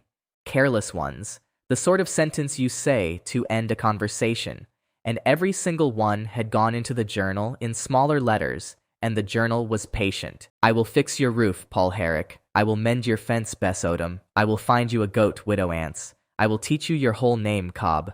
I will apologize to the fishwoman at Harrow Market for what my predecessor said to her. I will give your boat a name. I will dance at your daughter's wedding, Hallam Reeve. I will stop putting my cup on your book, Sabella. That last one was open for 9 days, and I never lived it down. By that November, I had worked out what they were actually for, and it was not comedy, although the town found it hilarious. A promise is a piece of a plan you have already agreed to. 28 of them, laid out on a table in order of who needed what, is a work schedule for a town, and it had been written for me by my own carelessness. Bess Odom's fence went round the new lambing pen. The widow Ance's goat came with a second goat because Ruska was 3 weeks away, and I did not know it yet and had money to spare that week for the only time all winter. I taught Cobb his whole name. 4 letters became 8. He wrote it on the door lintel of the first new house with a nail, badly, and it is still there, and the house is still called by it. Hallam Reeve's daughter got married in the 2nd week of the frost, and I danced at it, badly, with a shoulder that had a hole in it. And the entire town watched a grown man discharge a legal obligation with a wedding jig, and the boat got its name. Cobb named it. He called it the Second Plate, and nobody explained the joke to the 11 households from the North Bank, and it stayed. The fishwoman took the longest and cost the most. Her name is Wen Ferris. She has a stall at the west end of Harrow Market, and 8 years ago, Kaylin Vorst had told her in front of her customers that her eels were bait. That is not a large thing to do to a person. It is also the sort of thing that a woman who sells eels for a living remembers for 8 years, and the journal had it filed under my name in smaller letters because I had said I would put it right. So I stood at her stall on a market morning and apologized out loud for a sentence I had not said, and explained who I was, and she made me say all of it twice because the first time there were only 4 people listening. Then she asked what had happened to him. I told her he was dead as far as the world knew, and she said good, and then she looked at my coat and my shoulder and gave me 11 eels for nothing, and told me to come back in the spring. Those eels fed the queue for 1 sitting. I mention it because Sabella entered them in the house ledger at their market value, which was 2 silver and 4, and that entry is the reason we could show a stocked larder to the county the following year. 28 down to 9 open by the end of the month. Ari read the count out every night at the same time, in the tone of a woman reading a shopping list to somebody who is ignoring her. 11 houses went up in 22 days. They were not good houses. The doors were barge planking, the windows were oiled cloth, and the first frost came 4 days before we finished the last 2 roofs. 19 children slept indoors that winter. This was the number. That is the entire payoff of that month, and I have never found a better one. The rank did not move. Ari was clear about it and slightly apologetic. Croft holds until a croft has a defended perimeter, a stored surplus, and a standing count of its own, and we had none of those. What did move was the burn.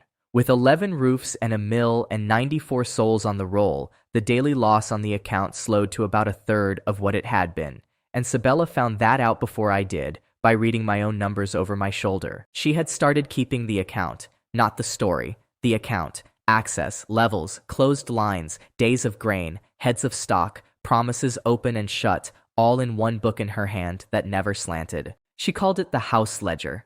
The number at the bottom went up that month for the first time in her career, and I watched her look at it for a long time one evening with an expression I could not read and did not intrude on. Ovid Tass sold his timber in the spring at a loss of about 11% and never mentioned Stilford again in public. Nix walked the perimeter every night. On the last night of that month, she came in at about 2 a.m, put her wet boots on the hearth, and said there was a woman on the causeway who had been sitting there for 3 hours. She said the woman had 2 axes across her back, that she was drinking water out of a skin and not looking at the town, and that she had been waiting for the inn to open rather than come in. I went out at first light. She was sitting on the mounting block, a head taller than me, with gray in her hair and a nose that had been broken twice, and she looked me over like you look at a horse you have been sent to collect. She said she had been sober for 15 years and 1 month. She said she had a rematch owing from a night in Harrogate when she was too drunk to stand, and that she had stayed sober every day since, so that she would be sober when she collected it. Then she asked whether I was the man who had inherited Kaelinvorst,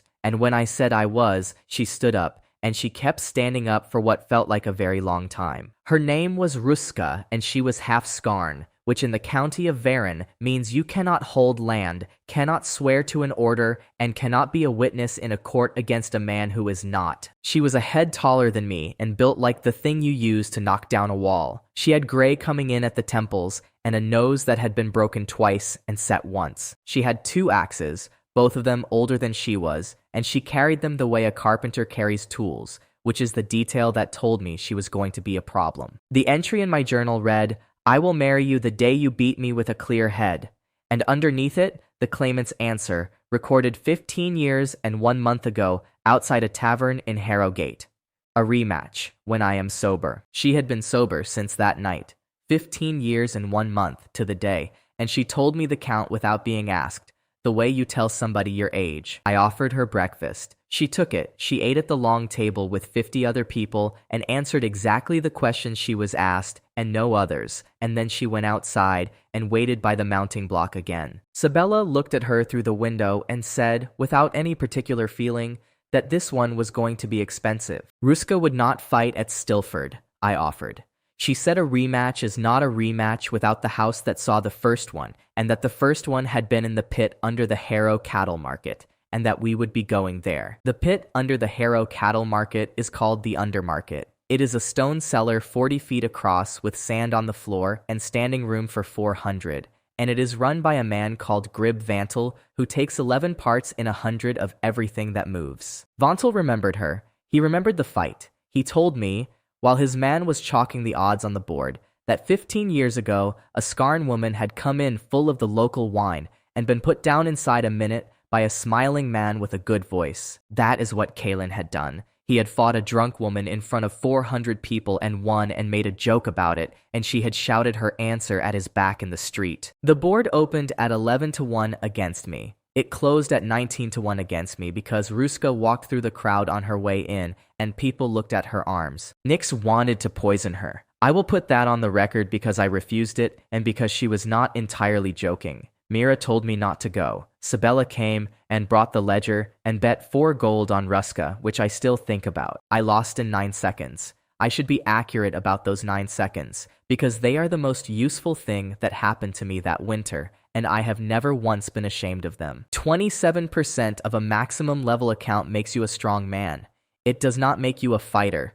There is no skill in the account for standing correctly, and nothing in the interface tells your feet where to be. She came forward flat, took the first thing I did on the flat of an axe, hooked my ankle, and put me down on the sand with a forearm across my collarbone, on the same shoulder the bolt had gone through. 9 seconds. The pit counted it out loud, because the pit counts everything out loud. 400 people booed because they had paid for a killing and got a demonstration. And then Ruska stood up off me and looked at her own hands, and I saw the thing that mattered, which is that she had not got what she came for. She had spent 15 sober years believing she lost that night because of the wine. She had just found out that the wine had nothing to do with it, because she had beaten this one in 9 seconds, and it had not answered her question at all. I was still on the sand when Grib Vantel made his business decision.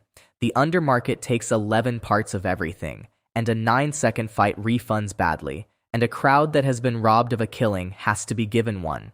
So he opened the gate under the north wall. They kept a crag lizard down there, 14 feet from nose to tail, low to the ground, blind in the left eye from an old spear, and it had been in that cellar for 4 months on scraps. The rules of the undermarket say the sand is cleared before the beast goes in.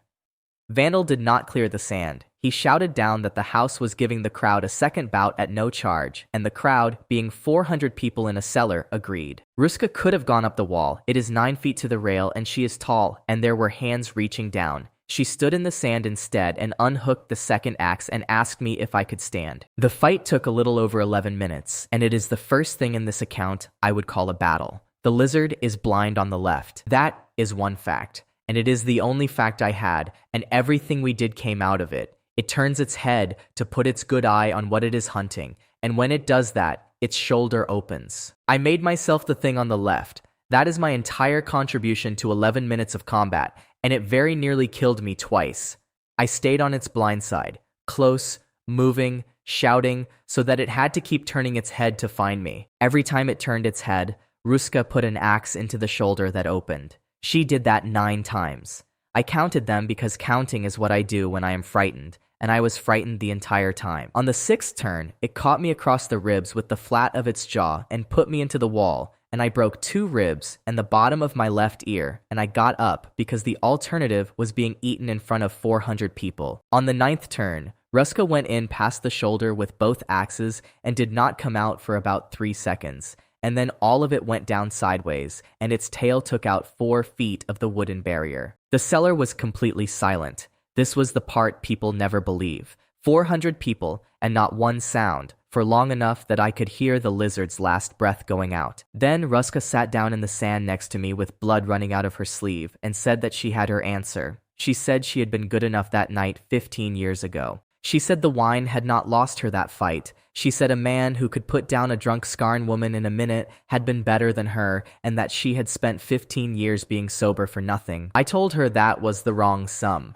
I said she had spent 15 years sober, and that whatever the reason had been, the 15 years were hers, and were real, and were sitting in the sand next to me with 2 axes. She thought about that. Then she asked what closed the line, and I told her, and she laughed so hard she opened the cut on her arm again. She asked if the system could tell whether she was doing it to spite a dead man. I said it could. She said good, because that was part of it, and she was not going to pretend otherwise. Then she asked me the only question that mattered to her, which was whether I intended to fight again, ever, in front of anybody. I said probably because the file was not finished, and she said that in that case she was going to have to teach me to stand up properly, because she was not marrying into a house whose head could be put down in 9 seconds by a woman with a bad knee. We were married in the sand of the undermarket, 12 minutes after that, with 400 witnesses, a dead crag lizard, and Grib Vantel presiding because he was the nearest thing to an official in the building, and because Sabella made it clear he was going to. Consent evaluated.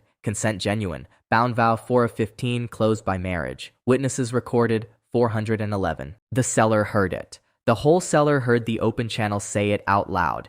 And that is how the story of the Vorst account went from a joke at a fair to a thing men discuss seriously in Harrogate. Access to power, 27% to 33%, system level 4 to 5, and a skill came across the bond into the account and stayed there, and it came through under the name of the Fury. The Fury is not rage.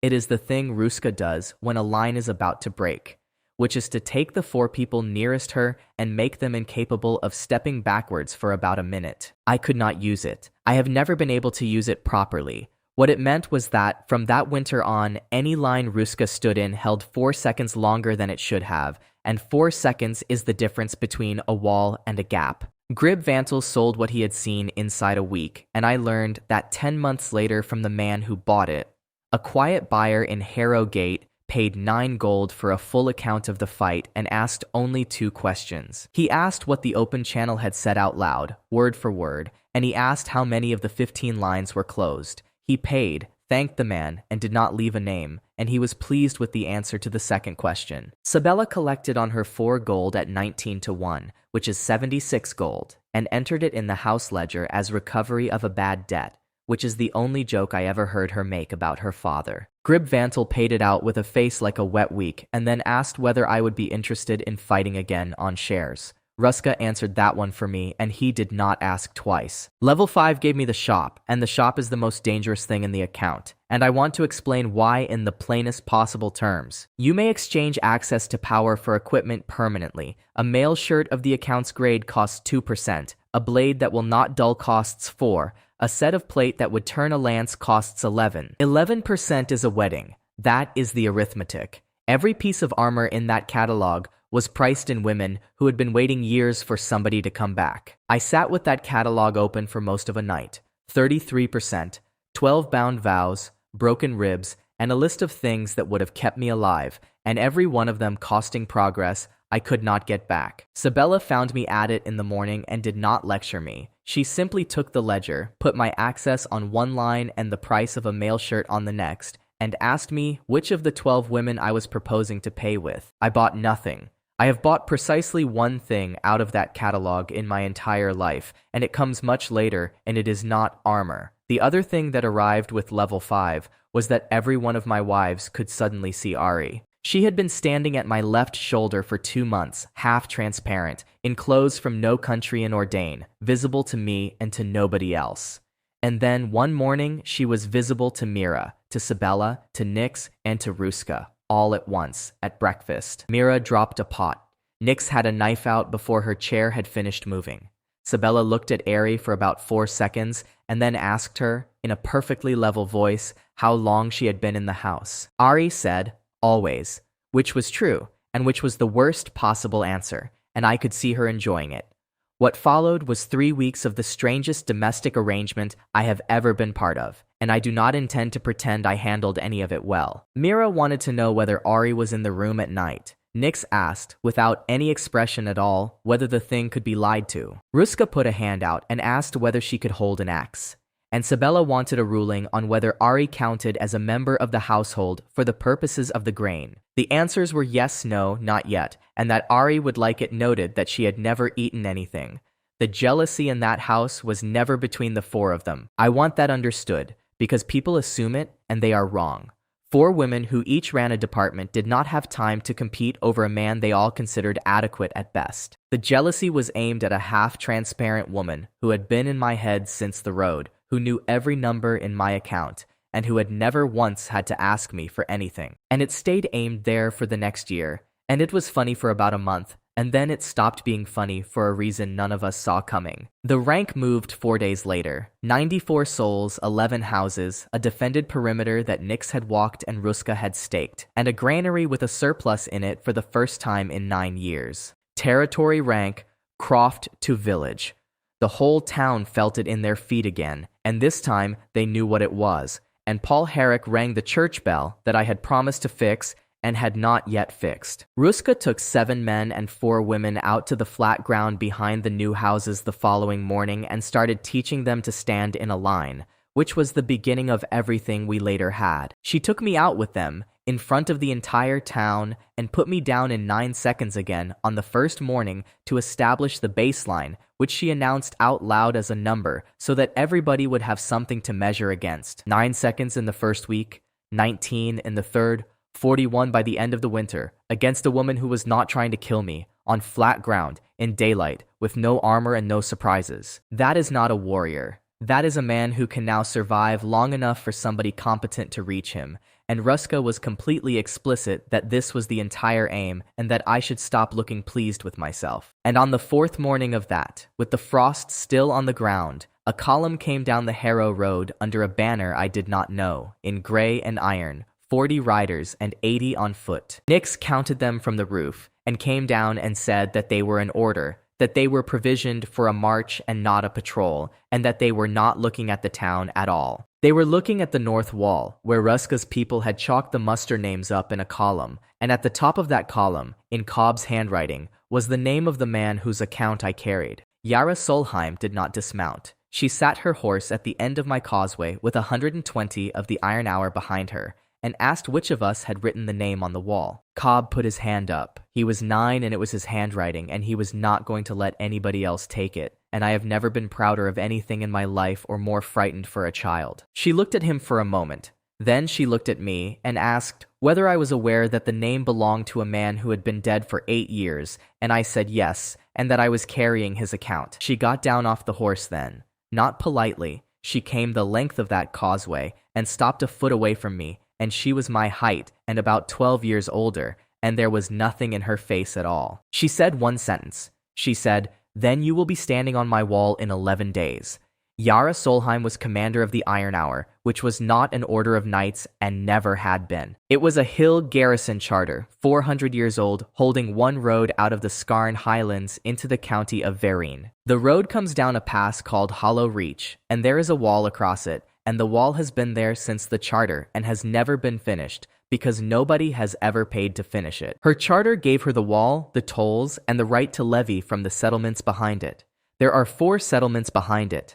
3 of them had been abandoned in the last 11 years. The 4th was mine. The line in the journal said, 'I will stand the wall with you.' The claimant's answer, recorded 8 years earlier at the Hollow Reach gate, was, 'Then be there in the spring.' I asked her over dinner what had happened. She ate 4 courses of Mira's food without appearing to notice any of it, and answered like a woman filing a report. She said the Vorst man had come up the pass one autumn, had fought well for 6 weeks, had been better company than anybody she had ever served with, and had asked her to marry him on the wall in front of her own garrison. She said she had told him to be there in the spring, and that he had not been, and that the spring raids had come, and that she had lost 31 people over 4 days on a wall built for 400 and held by 190. Then she said the part that mattered.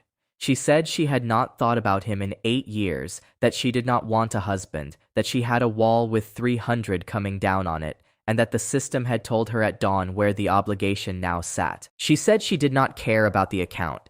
She cared that the account came with 411 people at Stilford who had grain, a mill, a road, and no idea that they lived behind her gate. That is a thing worth saying plainly.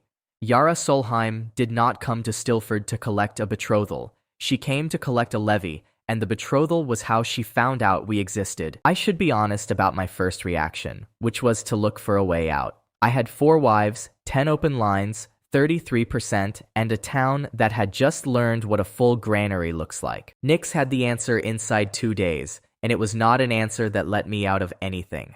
She went up the pass on foot in the dark and came back on the 3rd morning and reported to the entire table like a woman reading out a bill. 3,000 people were coming down out of the Skarn highlands, not a warband, a migration with weapons in it. 9 of the 11 high steads had abandoned their winter grounds, and the herds were coming down the passes behind them. They were coming because there was no food up there, and there was no food up there because the entire Skarn harvest of that autumn had been bought in coin, in advance, by a factor in Harrogate acting for a buyer who did not give a name. Nix got that from a Skarn herd boy she fed for 2 days. The factor had paid above market, had taken delivery in the 9th month, and had shipped the grain south out of the district entirely. Ruska went outside when she heard it, and did not come back in for an hour. Her mother's people.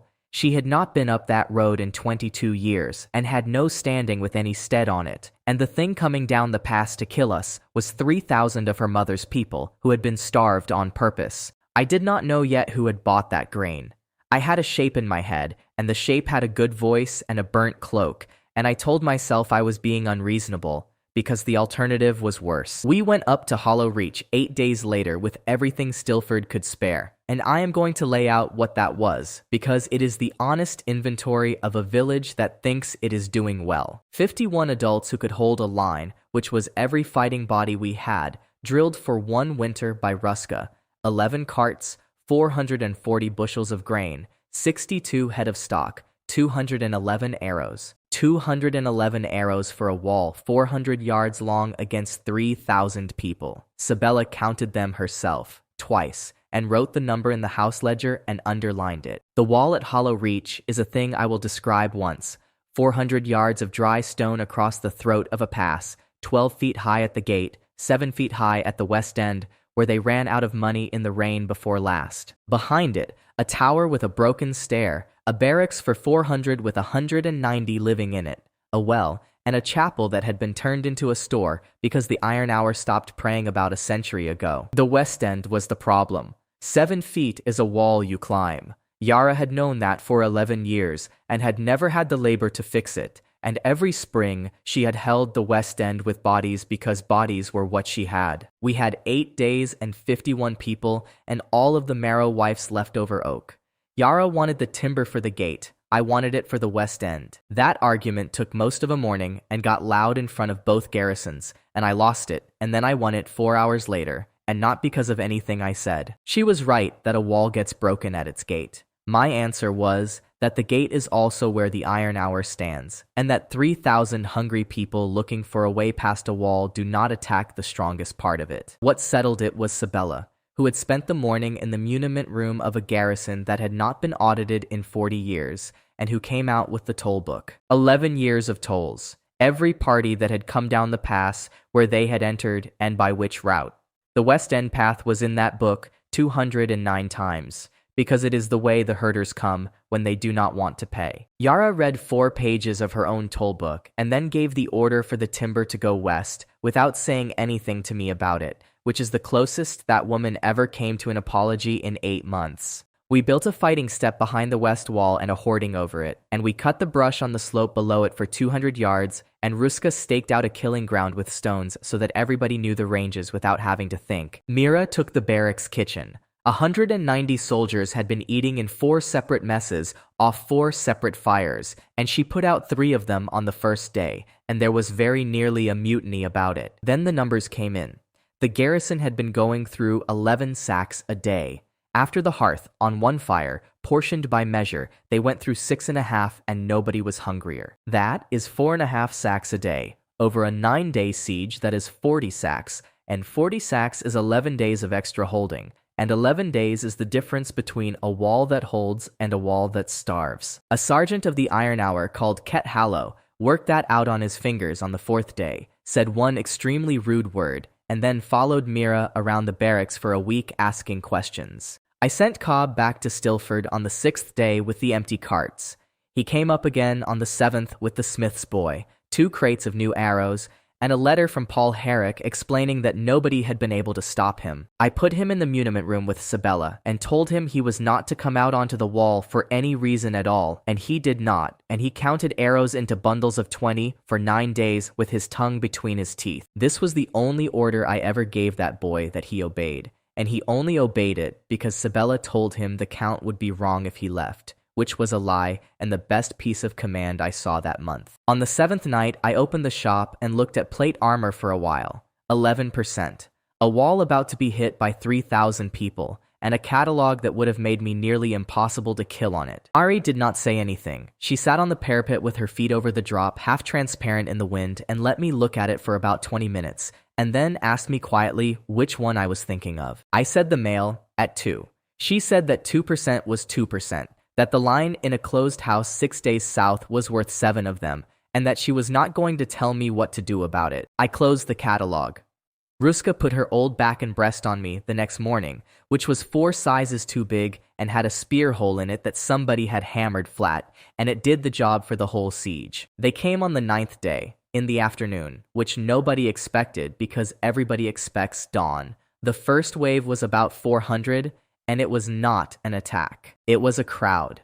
They came up the road to the gate with hands out and children in the line, and they asked for the pass to be opened so they could go down to the low country. Yara said no. She said it from the wall, in the Skarn tongue, in a voice that carried the whole 400 yards, and she gave her reason, which was that 400 people can be fed at Stilford and 3,000 cannot. That is the truth, and it is a filthy truth, and she said it out loud rather than lie. And I have never respected anybody more or wanted less to be standing next to them. Before they rushed it, Ruska went out through the sally port on her own and stood in front of 400 starving people and spoke to them in a language nobody on our side understood. She was out there for 7 minutes. She came back with her jaw set and told us 3 things, and she told them to Yara and to me together, standing between us so neither of us could pretend to be in charge of her. The first was that the man on the gray horse behind them was called Vagrin of the 9 Steads, that he was 71 years old, and that he had voted against coming down and had been outvoted 8-3. The second was that they had sold their harvest in the 9th month for the best price any stead had seen in 40 years,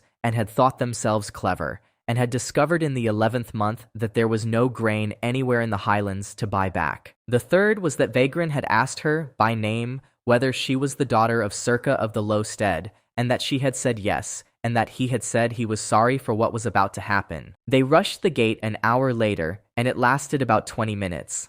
6 of them died on the timber. 1 of ours took a spear through the foot.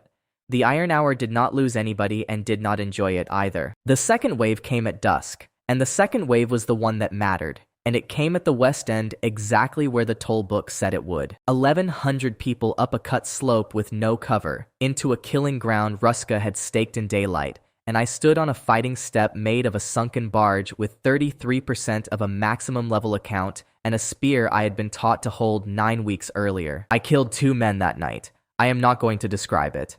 I had a spear, they came up a ladder, and every part of my training was Ruska shouting at me to keep my back foot down. We held the west end for 4 hours and 20 minutes. Sibella stood behind the archers with a slate and called the arrow count out loud every quarter hour, which is the single most terrifying sound of my entire life. 211, 160, 94, 41, 11. She read them out the way she reads everything out, without hurrying, in a voice that carried, and every archer on that step heard their own supply dying. 11. Then she stopped calling and started collecting, walking the back of the fighting step, picking spent shafts out of the timber with a knife while men fought over her head, and Degan followed her the whole length of it with a shield he could barely lift on that leg. When it was over, we had held 14 of the Iron Hour dead, 6 from Stilford, and I knew all 6 names, and one of them was Bess Odom, whose fence I had mended in the autumn. Yara came along the wall at about 3 in the morning and stopped in front of me and looked at the fighting step and the hoarding and the cut slope. She said the West End had held for the first time in 11 years. She said it flatly, and it was not a compliment, it was an entry, the way Sibella writes an entry. Then she said we had 111 arrows left, that the smiths could make 40 a day, and that whatever came next would come after dawn. Nyx came in over the wall at first light with her hands cut to pieces from the rocks, and she did not stop to have them looked at, and she went straight to Yara instead of to me, which told me how bad it was before she opened her mouth. She said the rest of the highlands had come down in the night.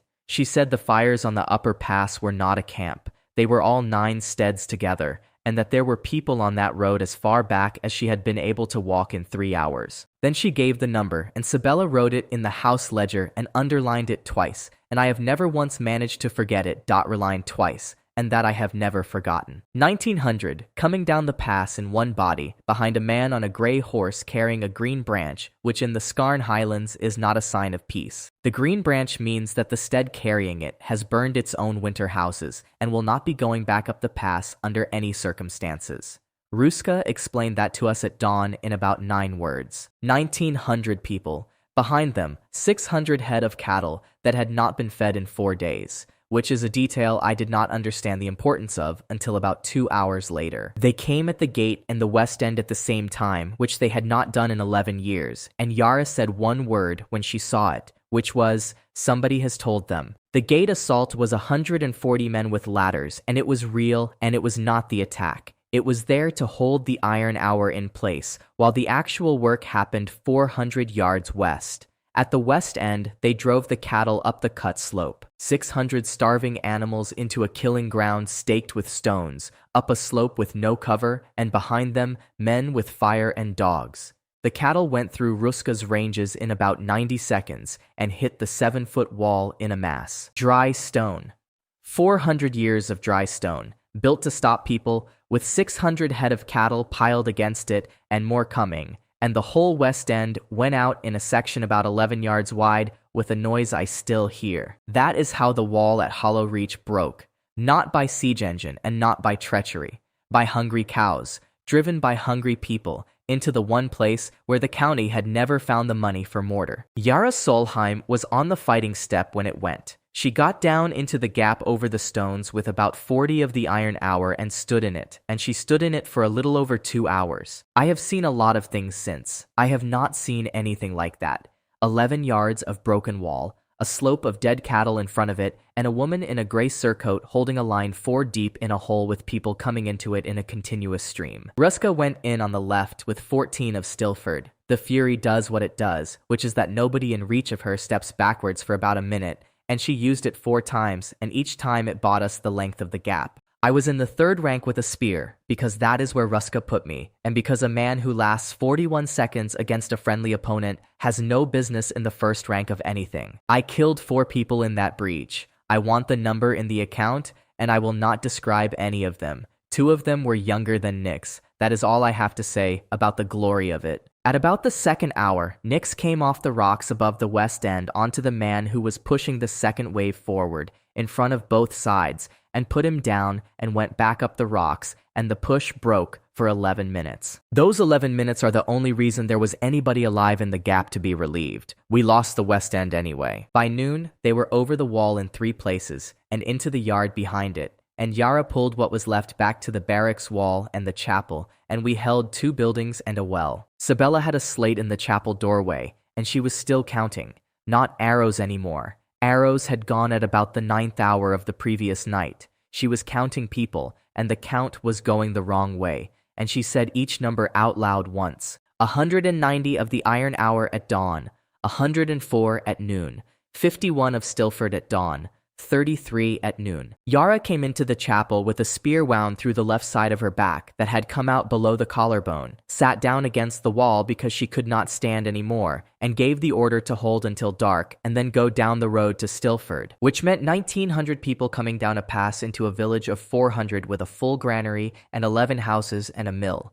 And that is when a 9-year-old boy came out of the muniment room with a book. He had been in there for 4 days counting arrows into bundles of 20. When the arrows ran out, he had gone on counting other things, because Sabella had told him the count would be wrong if he stopped, and he had got to the shelves. He brought out the charter, the actual charter of the Iron Hour, 411 years old, in a case under a shelf of toll books, and he brought it to Sabella because Sabella was the one who liked books. He said the writing at the back was different from the writing at the front, and he wanted to know if that meant somebody else had written it. The charter of the Iron Hour has 9 clauses. Everybody in that garrison knew the first 8. The 8th is the levy right, which is the one Yara had come to Stilford to use. The 9th clause is in a different hand because it was added 40 years after the first 8, in a reign nobody remembers, and it had not been read aloud since. It says the garrison of Hollow Reach shall not refuse passage to any people who swear to the wall. It says that those who swear to the wall are the wall, and shall have the ground behind it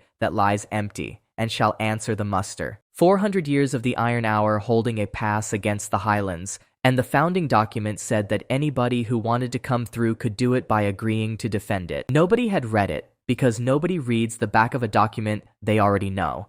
That is not a Skarn failing or a Varen failing. That is every organization I have ever worked for in 2 worlds. I went out through the Sallyport at about 2 in the afternoon with the charter in a case, and Ruska beside me to talk, and Sabella beside me because she was not going to let a 400-year-old original out of her sight. Vagrin of the 9 Steads was 71 years old and had a face like a dry riverbed, and he did not get off his horse either. I did not make a speech. I read him Clause 9 in Varen, and Ruska read it in Skarn, and then I gave him the case and let him hold the thing and look at it himself for as long as he wanted, which was about 4 minutes. Then he asked the only question that mattered, which was what happens in the 2nd year, when the Low Country decides it does not like 1900 Skarn sitting behind its wall. I said that in the 2nd year, they would be the garrison of a chartered order with 400 years of standing, that they would hold the tolls, and that the county of Varen would find that arguing with them was expensive.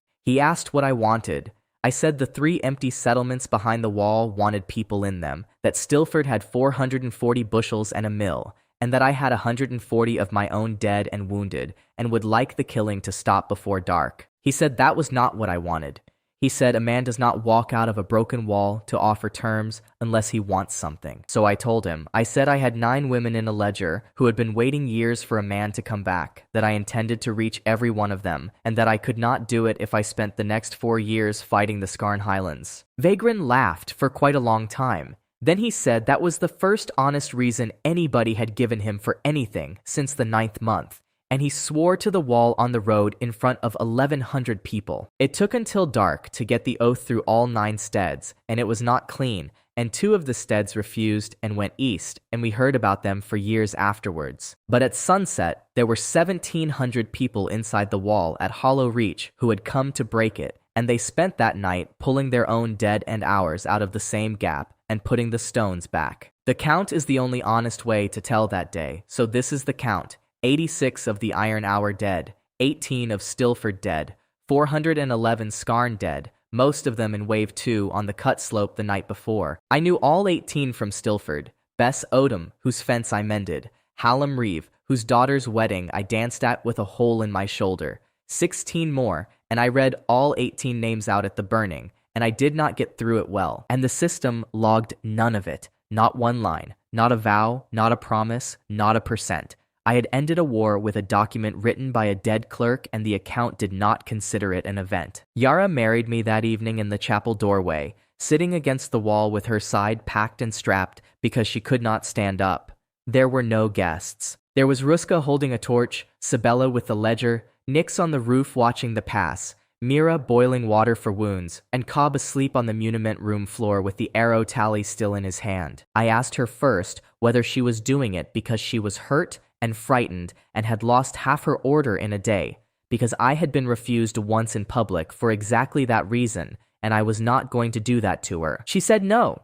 She said she had spent 11 years holding a wall with bodies because there was nothing else to hold it with, and that she had watched a man walk out of a breach with a book and come back with 1,700 soldiers. She said that she did not want a husband and had not changed her mind about that. She said she wanted the wall finished, and that she was going to marry the account that could finish it, and that I could take that or leave it. I took it. She was the only one of them who told me the truth about what she was marrying before the system had to. Consent evaluated. Consent genuine. Bound vow, 5 of 15 closed by marriage. Witnesses recorded, 4. Access to power, 33% to 40%. System level 5 to 6. The skill came across, and the system called it the line. And what it does is that any formation Yara commands does not break at the point where formations break, which is the moment somebody in the second rank decides to look behind them. And then level 6 arrived, and level 6 is the one that changed how every fight after that went. And Ari read it out standing in the chapel doorway with her arms folded. In a shared engagement, any wife of the account may draw upon the account holder's statistics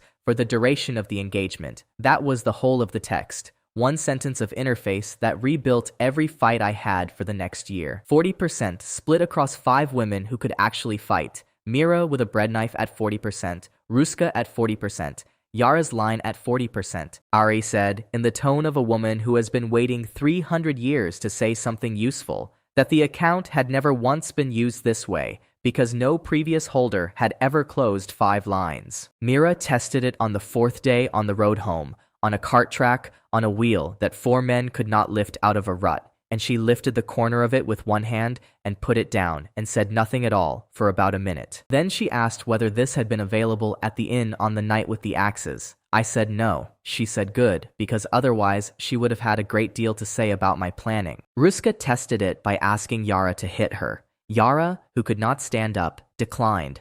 Nix tested it by going up the outside of the barracks tower in the dark without a rope, and coming down again very pleased with herself and refusing to explain. Sabella did not test it. Sabella wrote it in the ledger as an asset of the house, with a note that it required the account holder to be present, alive and in the same engagement, and that this made him a single point of failure. She was right, and she underlined it. And 10 months later on a mountain, the underlining turned out to have been the most important thing anybody wrote down that year. We came down to Stilford 4 days later with the wounded on carts, territory rank held at village, and the roll went from 411 souls to 906, because the first 2 Skarn steads came down with us. Yara's wound went bad on the second night at Stilford. Mira packed it and boiled everything and did it right, and it still went bad, because there is a limit to what a boiled cloth can do about a spear that has been through a person. We had 9 days of a woman with a fever in the room over the kitchen,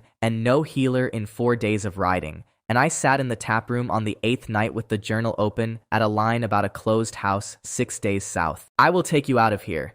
Eliana, of the House of the Quiet Hands, 6 days south on the Salt Road, and the overdue counter on that line stood at 10 years and 4 months. Years overdue. That is the night I decided that the 7th line was going to be the next one, and it took me 5 more months to get there, and Yara lived, and I have never stopped counting the reasons that was luck. Ruska went up to Hollow Reach twice that month on her own. The second time she came back and said the Skarn were asking about the blood price for 411 dead, and that under Highland law it is owed by whoever set the cause in motion. She said the Steads had worked out that they had not been beaten by Varen. They had been sold a good price in the 9th month by a factor with no name, and every one of those 411 had died walking down a road somebody else had built for them. Then she said, and it is the sentence that closed that whole autumn for me, that 1,700 people behind that wall would very much like to know who the buyer was. And in the trophy sack, off the man Nyx had killed on the rocks, among the coin and the buckles and a comb, there was a letter, good paper, Harrogate Factor's seal, instructions for the delivery of the 9th month grain, the route it was to take south, and the name of the buyer who was to take receipt of it. And under it, in a hand I had seen once, on a schedule of debt in a counting house at Harrogate, signed with a flourish and dated 9 days earlier, was the signature of Kaelin Vorst. Sabella put the letter from the trophy sack next to the loan schedule from 8 years ago and turned both of them to the light, and then she called Dagon in and made him look too, because she wanted a second pair of eyes on a thing that was going to change everything. Same hand, same flourish on the last letter of the name, the one that goes back over itself like a man signing with his wrist. Same slight rise at the end of a line. She said it out loud in front of 6 people so that nobody could later claim she had been unsure.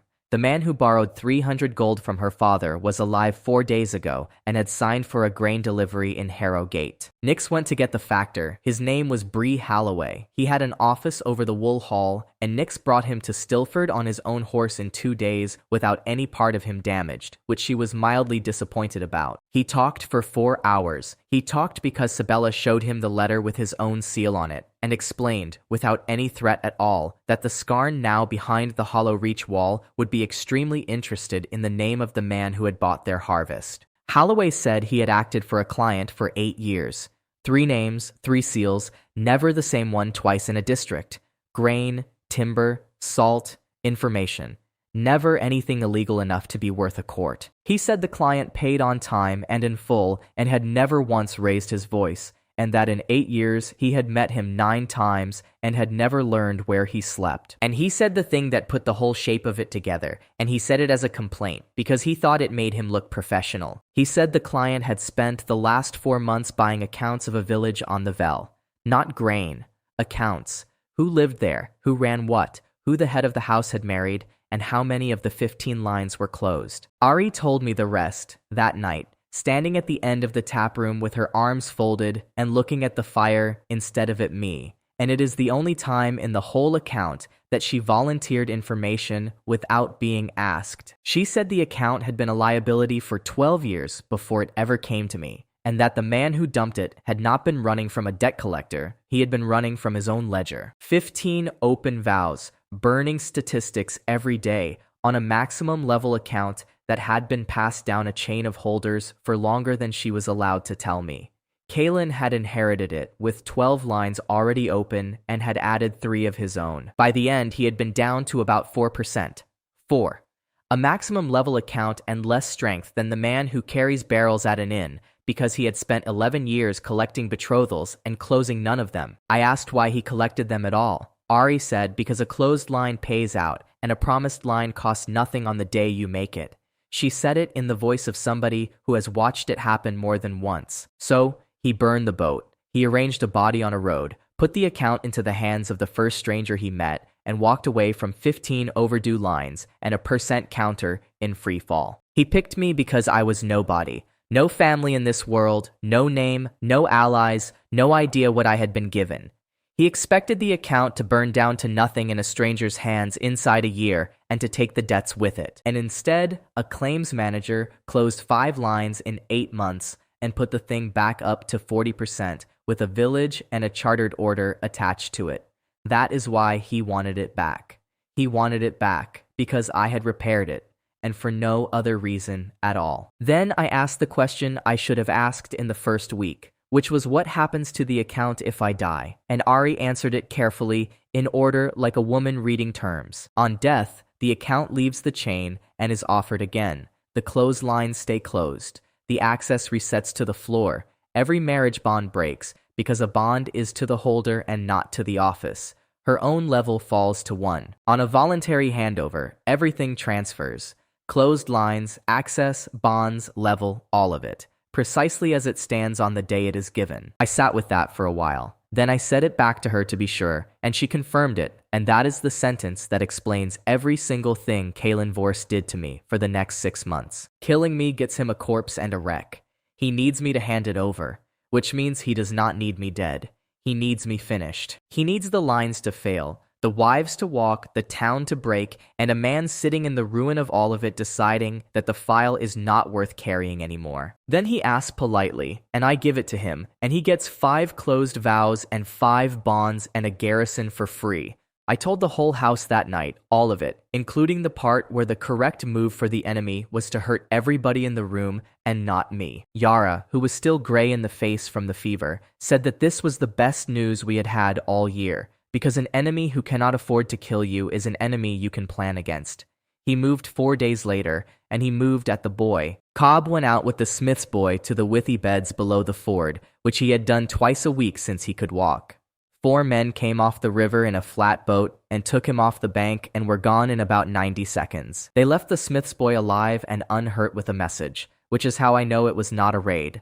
Nobody leaves a witness with a message unless the witness is the point. The message was 1 sentence. Bring the token to the alders at the Harrow Bend at dusk, alone, and the boy comes back. The token is what the account looks like when you hand it over. I have never described it in this account, and I am not about to, except to say that it is the thing the dying man pressed against my chest on the road, and that giving it up is a voluntary act. Nix read the bank in about 4 minutes. Flatboat, 4 men, upriver, poling against the current because the sail was down, which meant they were not going far, which meant a camp. She had them by the 2nd hour of the afternoon. A withy cutter's hut, 9 miles up, 6 men and a boy, and the man giving the orders was Corm Skell. He had taken the Ford claim I wrote him to the county court in the winter, and he had won it, 120 silver. And then a quiet buyer had paid him 11 times that to stand on a riverbank and take a child. We went up at dusk with everything we had, and this is the first time the 6th level of the system was used the way it was meant to be used, and I am going to lay it out step by step because we never did it better. 40%, shared 5 ways. Nix went in first and alone, up the back of the hut through a withy roof at 40%, and put the 2 men watching the boy on the floor before anybody in the front room knew there was anything happening. Ruska went through the front door, not into it, through it. At 40%, a woman built like Ruska does not open a door, and the 2 men behind it went back into the room with the door still attached to them. Yara did not fight at all. Yara stood in the yard with 9 of the Iron Hour and the 8 Skarn who had come down with Vagrant's second stead in a line across the only way out, and the line held them shoulder to shoulder without one of them looking behind. Mira came because I could not stop her, and because she had spent 8 years learning where a man's weight goes when he is surprised, and because she had a bread knife and 40% and a boy in that building. I got Cobb. That was my job, and it was the only job I had that night. I went in behind Nix, cut a withy binding, put a 9-year-old under my arm, and went back out like I had come in while 4 other people did the work. We did not lose anybody. 4 of Corm's men died, 2 of them ran, and Nix let them go, which she told me afterwards was because a man who runs and tells the story is worth more than a man who dies quietly. Corm Skell was still alive in the front room, with his shoulder broken by a door. He asked me, sitting on the floor of a withy hut with the strength gone out of him, whether I remembered writing him a paper. I said yes. He said he had won it. He said the county had paid him 120 silver in the spring, and it was the only thing anybody had ever given him. Then he asked why I had done it, and I told him the truth, which was that his claim had been real and that I do not lie to claimants, and that I would have written it for him again that afternoon. He looked at that for a long while. Then he told me the name of the man who had paid him, which I already knew, and the place he was to send word to, which I did not. And it was a house in Harrogate 4 doors from Sibella's own. We took him back to Stilford, and he stood in front of the whole village and said it again out loud. And then Yara put him in the old grain cellar because the alternative was a rope and I could not do it. Cobb did not speak for 2 days. On the 3rd day he came and asked me whether the men had taken him because of me. I said yes. He asked whether they would do it again. I said probably. Then he asked whether I was going to send him away to be safe somewhere, and I said no. And he sat down next to me and ate his dinner, and Mira watched the whole conversation from the kitchen door and did not interrupt it. And that was the night Ari ate. Level 6 had come in at the chapel at Hollow Reach, and nothing had visibly changed about her for a month.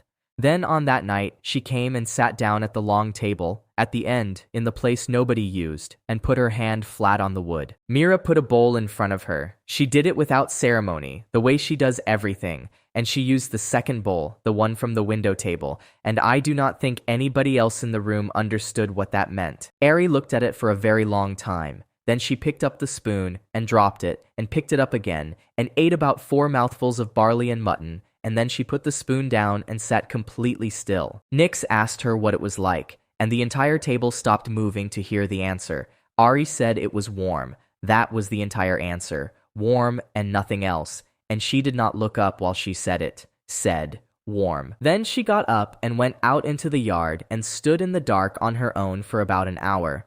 Sibella went out after a while and stood next to her and did not say anything at all. This was the night the jealousy in my house stopped being funny and turned into something none of us had a word for, and none of us went looking for one either. Because a thing that had been in my head for 8 months, that knew every number in my account and had never once asked me for anything, had just found out what it was missing. I asked her the next morning how long it had been. She said she was not permitted to answer at this level. I asked what level she would be permitted at. She said 9, and then she went quiet and refused to discuss it for 4 months. That is also the week Sibella did the thing that made the second half of this story possible, and nobody noticed at the time because it was 4 sheets of paper. She wrote out the house. 14 departments, named, each with a head, each with its own ledger and its own claim on the granary and the treasury, and each head answerable to the table and not to me. Kitchen and stores under Mira, treasury and contracts under Sibella, scouts and the road watch under Nix, the strike company under Ruska, the garrison and the wall under Yara, 9 more departments with nobody in them yet and their names written in anyway. Degan asked what the 9 empty ones were for. Sibella said they were for the 9 women still in the ledger, and that a house which builds the chair before the person arrives does not have to argue about seniority later. That is the whole of the institution people now call the hero's house, and it was invented by a moneylender at a kitchen table to prevent a quarrel that had not happened yet. Territory rank held at village, 906 on the roll. Granary at 1100 bushels with the Scarn herds paying tolls in kind at the wall. Access to power, 40%, and the daily burn was down to almost nothing because 7 closed lines and a rank of village between them held it nearly level. And on the 4th morning after that, Nix came down off the mill roof and said there was smoke over Ashcombe, which is the market town a day east of us on the Salt Road. Not a chimney and not a fire in a field. A column, standing straight up in still air, the way a fire burns when it has been built properly by people who have done it before. She said the Bright Office had come up the Salt Road 9 days earlier with a commission from the diocese, that they had taken 4 women out of the villages around Ashcombe, and that the town square had been full since dawn. And she said that one of the 4 was 19 years old, was called Lissa, and had been telling everybody who would listen that she had a receipt. The 6th line in my journal had been the one I never understood, and I had been carrying it for 9 months without working out what it was. I will buy you a doll. That is the entire vow.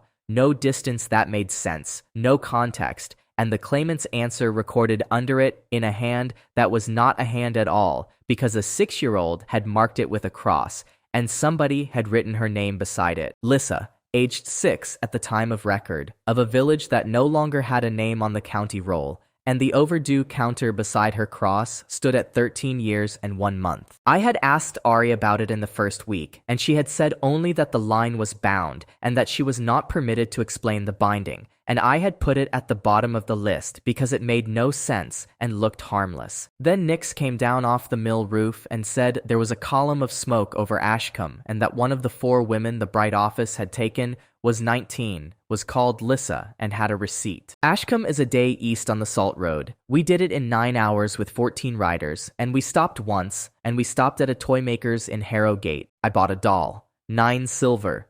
Painted face, real hair, jointed at the shoulder, the most expensive thing on the shelf. And I sat on the horse with it under my arm for the rest of the ride like a lunatic. Because that is the entire text of it, and I had read it 100 times, and a man who has spent 9 years in claims looks at a line that says, "I will buy you a doll," and thinks he can discharge it for 9 silver. The Bright Office is not the church. That is a thing outsiders get wrong. It is a commission of the diocese with a warrant to examine unlicensed practice, and it is 7 men with a cart and a provost, and the provost that spring was called Aldermenic. He had been in the district 4 days. He had taken 4 women out of the villages around Ashcombe on information laid by their neighbors, which is how it always is, and he had built the fire in the market square on the 3rd morning. We came into Ashcombe at about 2 in the afternoon with the fire already lit and the crowd already there, and I should be exact about what I saw because I have heard 4 wrong versions of it since. They were not burning 4 women. They had burned 2. The 3rd had recanted and was in the cart. The 4th was standing on the stones with her hands tied and a piece of paper in them, and she was reading it out loud to a market square that was not listening. 19 years old, small, hair cut short, badly, by somebody else. And she was reading out a toy maker's receipt from 13 years ago at the top of her voice, over and over, as evidence that she was owed something by somebody. That is what she had been doing for 3 days. Everybody in Ashcombe thought she was mad. Aldermenic had written it into the record as evidence of a familiar spirit that had promised her gifts. I got off the horse and walked into the square with a doll under my arm and 40% of a maximum level account and no plan whatsoever. What I actually did was shout at a provost about paperwork, which is not brave and which worked for about 4 minutes. I asked for the commission to be read. That is a right. Any person present at an examination may require the warrant to be read aloud, and Menick knew it, and he had it read, because a man like that will always choose the procedural answer if you give him one. It bought 4 minutes.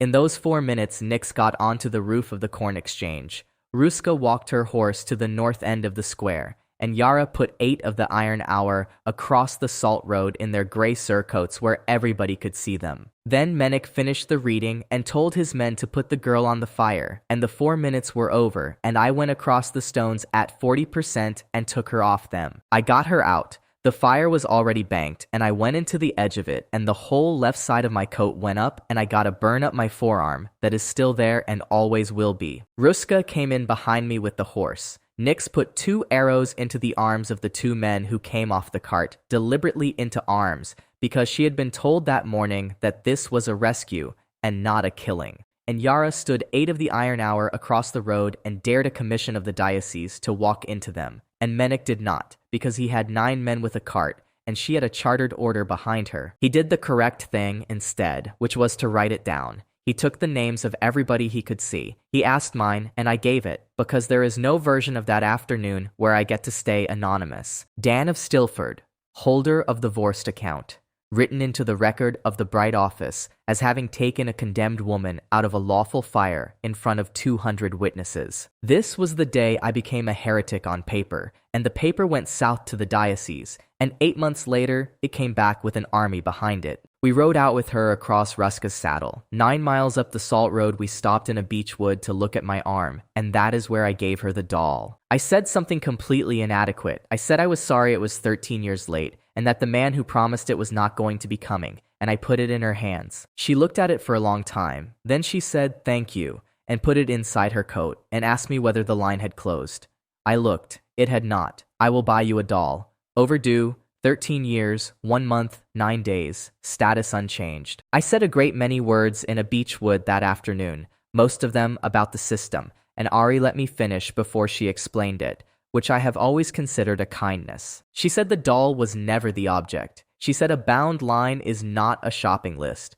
What is bound is the return, and the doll is only the thing the return was described with, because the claimant was 6 years old, and a doll was the largest thing she could imagine. The account has one discharge for a bound personal obligation, and there has only ever been one. Everything else is decoration. Lissa listened to all of this sitting on a beach root with a doll inside her coat, and both wrists still raw from the rope, and then she asked, in a completely practical voice, how many wives there were currently. I said 5. She asked what they did. I told her. Kitchen, treasury, scouts, the strike company, the wall. She said she could make things that hold. She said she had been doing it since she was 11, and that it was why the neighbors had laid information against her, and that if there was a department for it, she would take it. I told her she did not have to decide anything on the day she had been taken off a fire, and that she could come to Stilford and eat and sleep and think about it for a year if she wanted. She said that was very stupid of me, and that a woman with no house and no village and a warrant out on her name did not have a year,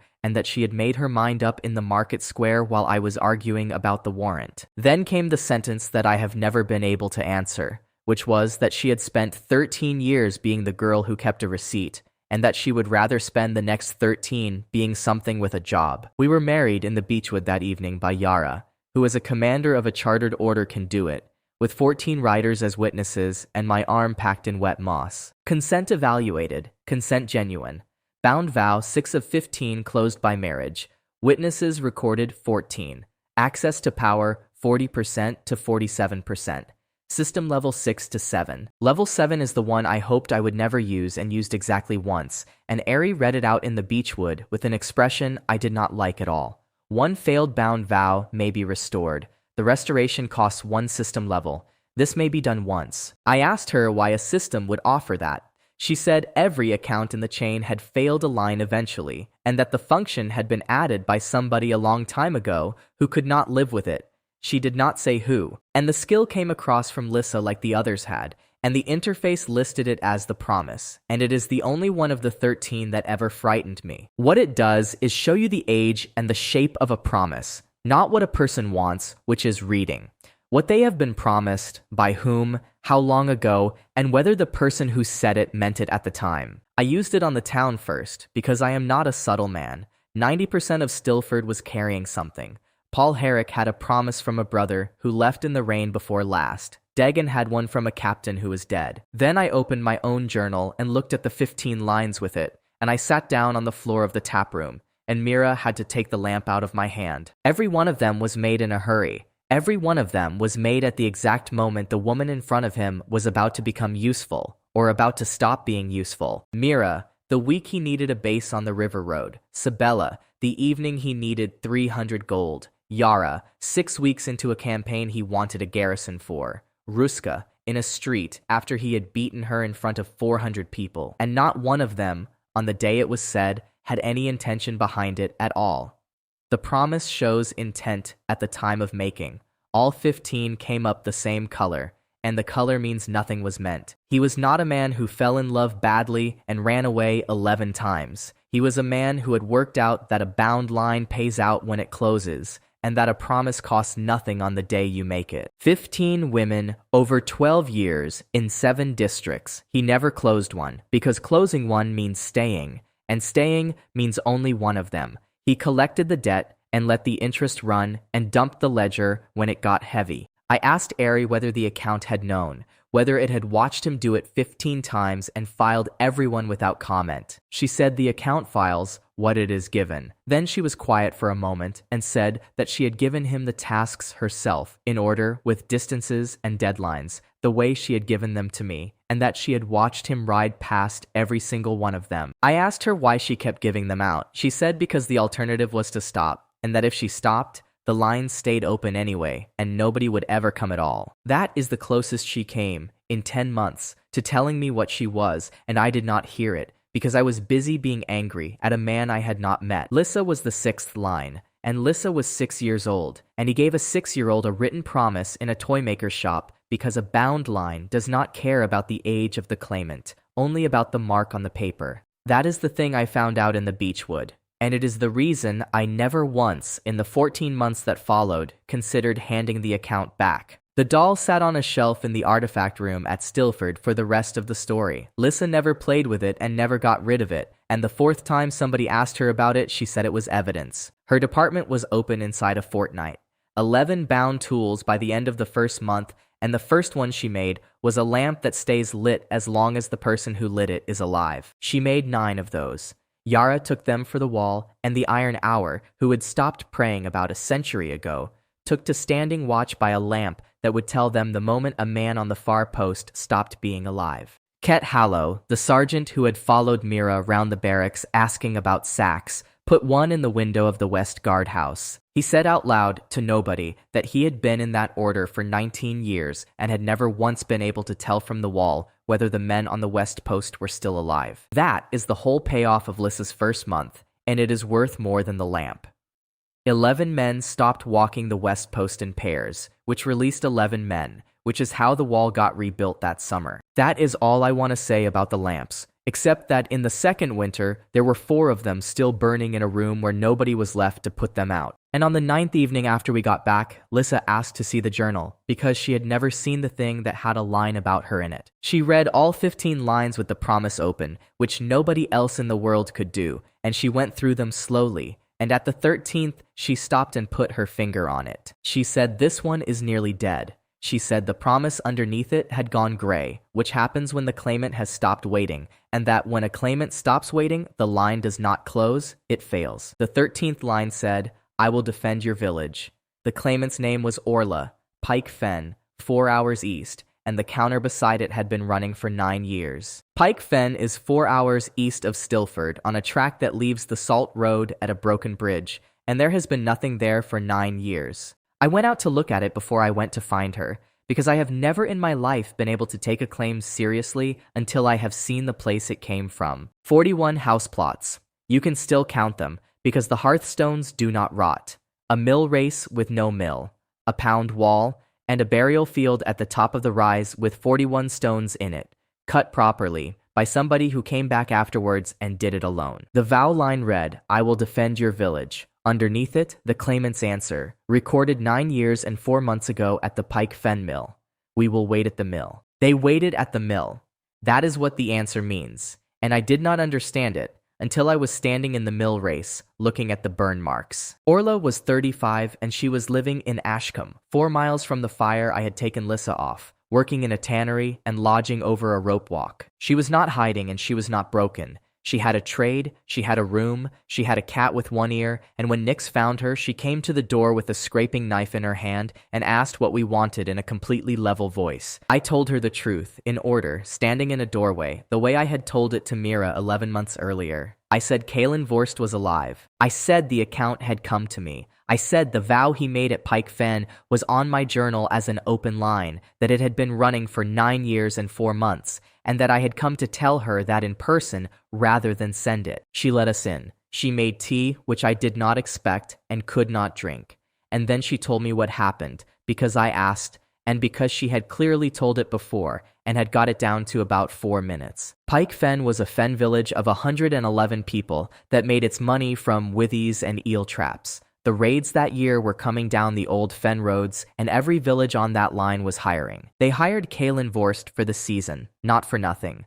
40 gold, which was everything the village had, paid in advance, and he stayed 6 weeks and drilled them and put up 2 stake lines, and was, she said, extremely good at it. He asked her to marry him at the end of the 5th week. She said he asked properly, in front of her father, and that he meant it in the way men mean things at the end of a good week. Then a rider came through with better paid work in the next county, and he took it, and he told them he would be back before the moon changed, and he told them to hold at the mill because the mill has stone walls. They held at the mill. For 2 days, 41 of them died in it, including her father, her sister, and her sister's 2 children, and the reason there were 41 and not 11 is that the mill has stone walls and 1 door, and they had all been told to go there. She was not in it. She had been sent to Harrogate with the season's tally because she could read, and she came back on the 4th day. She cut the stones herself over the following year. She said it took her that long because she did it after work. When she had finished, I did the only thing I had, which was to say that I was not asking her to forgive anybody, and to explain exactly what the line was, and precisely what closing it would do. I told her the truth about the mechanism because I do not lie to claimants and because she would have found out anyway. I said that if she married me, the line would close, that the account would gain 6%, and that the system in my head would go up a level, and that those two things were real and measurable and would make it easier for me to reach the 7 women still waiting. She sat with that for a while. Then she asked the question that ended it, and she asked it without any anger at all, which is what made it unanswerable. She said, "So I am worth 6%. I said yes. She said she wanted to be sure she had understood it, and she went through it again out loud, slowly. A man promised to defend her village. He did not. 41 people died in a stone building because he told them to go there. 9 years later, a different man arrives, who did none of it, and the arrangement on offer is that she stands up in front of witnesses, marries him, and in exchange, he becomes 6 parts in 100 more able to keep promises to other women." Then she said no. She said it once, and she did not raise her voice, and she did not explain any further, and she did not ask me to leave. I want to record what I did next, because it is the only part of that afternoon I am not ashamed of. I said thank you for the tea. I stood up, and I did not say one more word about it. I did not argue. I did not tell her about Stilford or the granary or the 19 children who had slept indoors. I did not tell her she was condemning anybody. She had been given a bill for somebody else's failure and had declined to pay it, and she was right. The system spoke on the open channel in a tannery lodging in Ashcombe with 3 people present. Bound vow, 13 of 15. Final refusal recorded by the claimant. Vow failed. Access to power, 47% to 41%. System level 7 to 6. I felt the 6% go. It is not pain. It is the sandbag coming back. I had been carrying 47 for 9 days, and my hands remembered it, and then it was gone. And then one function went out. Only one, which is somehow worse than a row of them, because you can see exactly which lamp it was. Rollback of 1 failed vow. Requires level 7. Unavailable. That is the joke the account makes. And it makes it once, and it makes it to everybody. The function that undoes a failure is switched off by a failure. I had been carrying the ability to fix this exact thing for 9 days, and I lost it in the second it became useful. Ari said nothing at all. She stood by the door of that lodging with her hands at her sides, and she did not look at me. And I found out later that a system level does not feel like a sandbag to her. It feels like a room getting smaller. Before I left, I did one thing that was not about the account, and it belongs on the record because it took 9 months to matter. I told Orla that Stilford was on the county roll, that it had a granary and 11 houses and a school with 1 pupil in it, and that any Pike Fen survivor who wanted a place had one, with no condition attached, whether she ever spoke to me again or not. She said she would think about it. She did not come. 2 other people from Pike Fen did that autumn, and they told her, and she still did not come, and she was still in Ashcombe at the end of this story. I have never asked her again. That line is a failure in my journal, and it will be a failure when I die. And every single person who has told me it was not my fault has been correct, and has entirely missed the point. We rode back to Stilford in the dark, and I did not talk to anybody, and Ruska rode next to me all the way without saying one word, which is the most useful thing anybody did for me that month. Kalen Vorst was sitting in my tap room when I got home. He had come in at dusk, alone, on a good horse, and had told Mira who he was at the door, and Mira had let him in, and had given him a cup, and had then sat down where she could see his hands. Nix was on the stairs. Ruska came in behind me. Yara stood in the doorway. Sibella came down with the ledger and sat at the far end of the table, and Lissa stood by the window and looked at him with the promise open and did not blink. He was about 40, gray at the temples, good coat, no weapon showing. He got up when I came in, which nobody in that room expected, and he said it was a pleasure and that he had wanted to do this properly for months. He was charming. I should be honest about that, because people want the villain of this story to be a sneering man, and he was not. He was warm, he was funny, and he remembered every one of their names and used them. He said Mira's name and asked after the inn. He asked Sibella whether her father's house had been rebuilt. He said Ruska's mother's stead by name. He asked Yara about the West End. Not one of them answered him. That is the part I still find remarkable. 6 women who had every reason to shout at him sat in a room and let him talk, because Yara had said on the road that a man who is talking is a man who is not doing anything. Then he made the offer, and the offer was better than anything I expected. he would take the account back by voluntary handover. In exchange, he would leave Stilford entirely alone. He would pay off all of the Crane debt in gold on the day, and he would give me the title and the ground and the granary and the roll in writing before witnesses. Everything except the bonds. The bonds go with the account. 6 women who had married a post would find the post had moved, and I would be an ordinary man with a village. I asked him why he wanted it back after 8 years of running from it. He said because I had made it worth something, and he said it as a compliment and he meant it as one. Sabella asked him one question from the far end of the table, and it was the only question anybody in that room asked him all evening. She asked whether he remembered what her father's counting house had been called. He said he was sorry, he did not. She wrote something in the ledger and did not look up again. He noticed. That is the thing about a man like that. He noticed, and he understood exactly what had just been done to him, and he smiled at her with real appreciation, and it changed nothing at all. Then he gave me his argument, and I am going to write it down exactly, because it is the only thing he ever said that I have not been able to get out of my head. He said the account is an arithmetic problem. 15 lines, each one pays a fixed return. Some of them cost 4 months of your life and a burned arm. Some of them cost nothing. He said a rational man closes the cheap ones and leaves the expensive ones, and that no rational man would ride 4 hours east to be refused in a tannery by a woman with nothing to give him. He said, and this is the sentence, that I had just lost 6% and a system level, because I could not tell the difference between a person and an entry. I told him that was every part of my job. He asked what was. I said that I had spent 9 years on the other side of a desk from people whose claims had been decided by somebody precisely like him on exactly that arithmetic, and that the reason the file gets finished is that you go to the expensive one. He asked what I got out of it. I said an afternoon in Ashcombe where a woman with a cat and a scraping knife got to say no to a man for the first time in 9 years, and that it had cost 6%, and that it was the correct price. Before I answered him, I did the thing that Sabella's 4 sheets of paper had been written for, and I have never been more glad of anything in my life. I put the offer to the table, out loud in front of him, in full, including the part where the bonds transfer, and every woman in that room would be released from a marriage she had chosen. I said that it was their house as much as mine, that the offer paid off every debt on the ledger, and that if the table wanted it taken, I would take it, and I asked each of them in turn, starting with Mira. Mira said she had spent 8 years waiting for a man who did not come back, and that she was not going to sit in a room and vote to be married to one again. Sabella said the offer was excellent, and that she recommended refusing it, because a man who pays 41,000 gold to close a position has calculated that the position is worth considerably more than 41,000 gold. Nix said one word. Ruska said that she had been sober for 16 years and would like to make a note of who had asked her to come to a table and be a line item. Yara said she held a wall under a 400-year-old charter and would not transfer the muster of a chartered order to a man who had once left a village in a mill. Lissa did not answer at all. She kept looking at him, and afterwards she told me why. And it was not what I expected.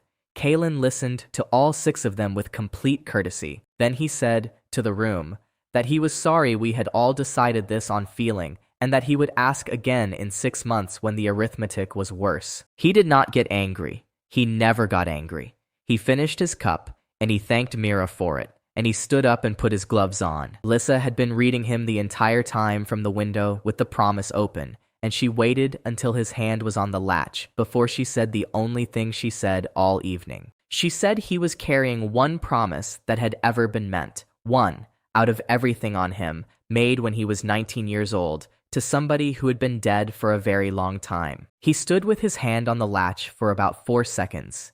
It is the only time in 11 months that anything anybody said to Kalen Vorst landed on him, and it was said by a 19-year-old he had bought a doll for and never delivered. Then he opened the door.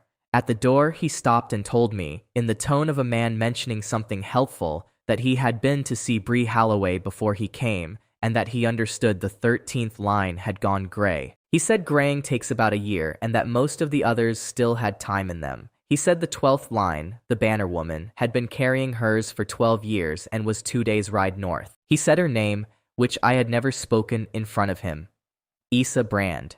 And then he said that he was riding that way tonight, that he expected to be there before I could be, and that he would give her his regards. We left an hour after he did, and it was the largest mistake I made in 14 months. And I made it in front of 6 people who told me it was a mistake while I was making it. Sabella said it first, standing in the taproom with the ledger shut, which is how I should have known. She said that a man who tells you where he is going next is choosing the ground. She said the correct move was to go south to the House of the Quiet Hands, slowly, with letters written in advance, because a closed cloister needs paperwork, and paperwork needs 3 weeks, and we had 12 years of overdue on that line and no rival for it. Yara said the same thing in one sentence, which was that you do not chase a man who is faster than you towards a place he has already been. Nix offered to go north on her own and be there before either of us. I said no, because I did not want that solved by a knife, and I was right about that, and it is the only part of the decision that was. And I got on a horse anyway, because a man had sat in my tap room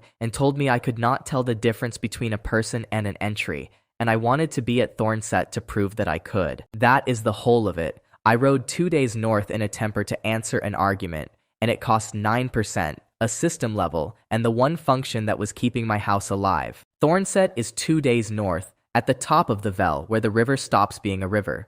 It is a wool town with a wall it does not need, and a square with a mounting stone in the middle of it. Issa Brand had been living there for 11 years, in 2 rooms over a saddler's, with a banner in a case under the bed. My journal carried it as, "I will marry you under your own banner." The claimant's answer, recorded 11 years and 2 months ago at the muster field outside Thornset, was, "Then you will carry my flag." She had been the banner woman of the Cold Harrow Company. That is not a decoration. Under the Free Company law of the northern counties, a company exists only while its banner stands and somebody holds the muster roll. Cold Harrow was broken at a place called Aldermore, in a war nobody remembers the point of.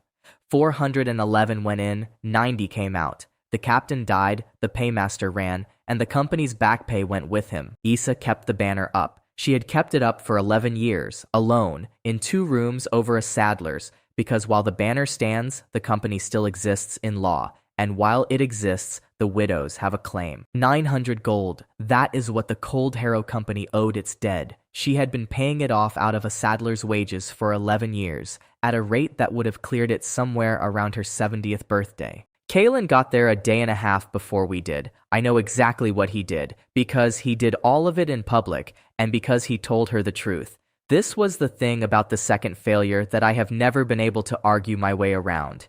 He did not lie to her once. He paid off the Cold Harrow debt, all 900 gold in the square, to the widow's agent, in front of the town, with the receipt read out loud. Then he told her about Orla. He told her that 4 days ago, the holder of the Vorst account had ridden 4 hours east to a tannery in Ashcombe, to a woman whose village had been left to die in a mill, and had asked her to marry him. He told her the reason.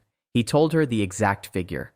6 parts in 101 system level. He said it plainly, without any color on it, because plain was worse. And then he asked her what she thought a woman like that was worth to a man like that, and left the question standing in a square for a day and a half before I got there. We came into Thornset at noon, and there were 400 people in the square, and I understood before I got off the horse that I had been brought to a hearing rather than a meeting. Isa Brand was standing on the mounting stone with the case in her hands. She was about 40, big through the shoulders, with a face that had been out in the weather for 11 years. She asked me one question, and she asked it in front of the entire town, and it was the same question Orla had asked me in a tannery, which is how I knew he had been listening to somebody who had been in that room. She asked what she was worth. I could have lied. I have thought about that a great deal since. There was a version of that answer that would have got me a wedding, and it would have been read at the ceremony and rejected in front of 400 people, so it was never really available. I told her 9% and a system level, and that her line was the second largest on the account, and that the number was larger because the vow was older. 400 people heard a man in a square say that a woman was worth 9 parts in 100, out loud, and I have never in my life wanted so badly to be somebody who lies. Then I told her the rest of it, because there was nothing else left to do. I told her about Stilford and the roll and the granary and the 11 houses and the 19 children and the wall. I told her that the account was the only tool I had, that the percent was the only way I could get to the 7 women still waiting, and that I was not going to pretend the arithmetic did not exist because it plainly did. She listened to all of it in front of her own town, and she was fair to me all the way through. And being treated fairly by somebody who is about to refuse you is worse than being shouted at. Then she said that a man had ridden into her town yesterday and paid 900 gold to 11 widows without asking her for anything at all, and that she had spent 13 years failing to do that. She said she did not think he was a good man, and that she was fairly sure he was the worst of the two of us, and that she had no illusions about which of us had paid for what and why. And she said that on the day in her square, with her banner in her hands, the worse man had settled her company's debt, and the better one had come to ask her for 9%. She said no. Bound vow 12 of 15. Final refusal recorded by the claimant. Vow failed. Access to power 41% to 32. System level 6 to 5. And this time it was not one lamp. Shared engagement. Requires level 6. Unavailable. That is the one that mattered. Every fight my house had won since the chapel at Hollow Reach had been won because 5 women could reach into my account, and it went out in a square in Thornset at noon on a Tuesday, and none of them was there to see it happen. Ari went down onto one knee on the cobbles. Nobody else could see her. She had not done that at Ashcombe, and she did it here, and when I asked, she said only that it was further to fall from 6 than from 7. Issa came down off the mounting stone afterwards and walked me to my horse, which she did not have to do, and which 400 people watched her do. She said she wanted me to know that she had not refused because of Ashcombe. She said she had refused because a widow of the Cold Harrow Company had come to her that morning with a settled account and had cried in her kitchen, and that she was not going to undo that by marrying the other side of it. Then she asked whether the failure was final. I said it was. She asked whether there was any instrument at all that reversed it, and I told her the truth, which is that there was one, that it needed a system level I no longer had, and that it could be used once. She said, "Then you will not be spending it on me." And she said it as a statement of fact and not as a request. And she shook my hand and went back up the steps to her rooms. I thought about that sentence for 5 months. She had told me precisely what she expected, and she had been completely wrong, and she found that out on a Tuesday in the autumn in front of the same 400 people. Kalen was not in the square. He had left that morning. He never once stayed to watch a Thingland, which I have always thought was the most frightening habit he had. We rode home in 2 days, and we rode into the end of it. The 9th hand had come to Stilford on the 2nd night, and they had come for Nix, and they had chosen the night after the shared engagement went out, which is not a coincidence, and never was. They had had a year to think about a blade that walked into a fair court and got her name written in a register as a claimant. A house like that cannot let that stand, because the next one will get ideas. 11 of them came over the North Bank in the dark. The causeway held because Yara had built a gate on it in the spring, and the gate held because Ket Hallow was on it with 8 of the iron hour and 1 of Lissa's lamps. Yara took a blade in the thigh that opened the artery, and Ket Hallow put his thumb in it and held it there for 7 minutes while Mira cut her open properly to find the end of it. She lived. She was on a stick for the rest of that summer, and she never got the leg back properly, and she commanded from a chair at the wall from that month onward and was better at it than she had been standing up. 4 of the 9th hand died on the causeway. 7 went back over the river. Nix went after them alone that night. She did not ask anybody, and she did not tell anybody, and she left the lamp Lissa had made her on the taproom table so that we would know she was alive. We watched that lamp for 3 days. I want to describe what those 3 days were like in that house, because it is the bottom of this story, and everything after it is climbing. 32%. 2 lines failed and gone for good. No shared engagement. Yara in a bed with a leg packed to the bone. Nick somewhere on the North Bank with 7 people looking for her. A granary that was fine. A roll of 906 that was fine. A wall that was fine. And a man at the table who had ridden north in a temper and come back with nothing. The story got to Stilford before we did, because a square with 400 people in it is a printing press. What arrived was not the truth, and it was not far off it. What arrived was that the holder of the Vorst account had been refused twice in a month in public by 2 women who had heard what he was offering and had priced it correctly. 2 of the North Bank households packed, not out of anger. They came and asked me straight out whether the town was going to be able to hold a wall in the spring, and I told them the truth, which was that I did not know. 1 family left. The others stayed because Mira went and sat in their house for an hour, and I have never asked what she said, and they were still in Stilford at the end of this account. Ovid Tass wrote to Sabella that week offering to buy the Crane house outright at a fair price, in cash, with a place in it for her.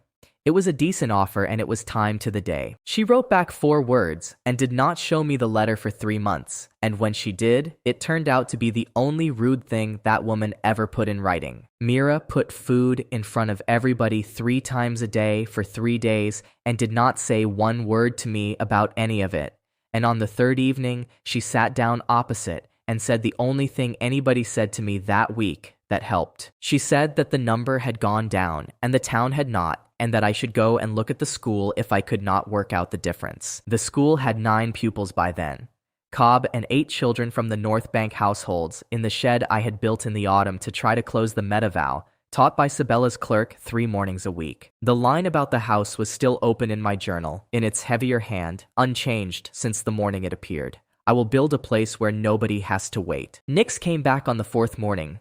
She came up the causeway at first light with her coat gone and a sack over her shoulder, and she put the sack on the taproom table and sat down. What was in it was not heads. I want that clear. It was paper. It was the working book of the 9th Hands Northern Office, 4 years of it, contracts and names and dates and who had paid for what. She had walked into their house at Harrogate on her own, in the dark, and taken the one thing a house like that cannot replace, and she had come out again without killing anybody at all. She said she had thought about the other thing for a whole day, and had decided it was a smaller idea. Sabella read that book for 11 days. She found 41 entries that could be laid before a fair court, and 9 that could be laid before the diocese, and 1 that was to become the most valuable single sheet of paper in this entire story. An instruction, 4 years old, from a client who paid through a factor called Bree Halloway for the standing observation of a woman called Vorhilda at a place called the Hooked Crag, with a note that no approach was to be attempted under any circumstances. Somebody had been watching the oldest line on my account for 4 years and had gone to some trouble to make sure nobody ever went near it. And on the 9th day of that reading, a woman in a gray habit came up the Salt Road on a mule and asked for the holder of the forced account by name, and she had ridden 6 days without stopping to do it. She was not Eliana. She was a lay sister of the House of the Quiet Hands. She was 60 years old, and she had a folded note in her sleeve that had been written on the inside of a psalter cover. The note said that Sister Eliana of the Quiet Hands had been kept in the house's inner cloister for 11 years as a relic, that the diocese had ordered her moved to the cathedral at the capital for examination, and that the cart was leaving on the 4th day. And underneath that, in a different hand, older, the same words that were sitting in my journal with 11 years and 4 months on the counter: I will take you out of here. The note said 4 days. The House of the Quiet Hands is 6 days south on the Salt Road. Both of those numbers are true, and that is the whole problem of that week in one line. The first thing I did was the thing I had not done in Thornset. I sat down at the table with the people who had told me I was wrong last time, and I asked them how to do it properly. Sabella spoke for about an hour, and I wrote all of it down. Yara commanded from a chair with her leg up and asked 11 questions about walls. Nix drew the road. Ruska worked out how many people we could move in 6 days, and the answer was 14. We did not ride out that night. That is the sentence I am proudest of in this entire account, and it looks like nothing, and it was the hardest thing I did all year. We spent 2 days on paper first. Sabella found the ground in the diocesan constitutions, which are 11 volumes and which the House of the Quiet Hands had a copy of and had not opened in about 40 years. An enclosed house may receive a child. It may not profess one.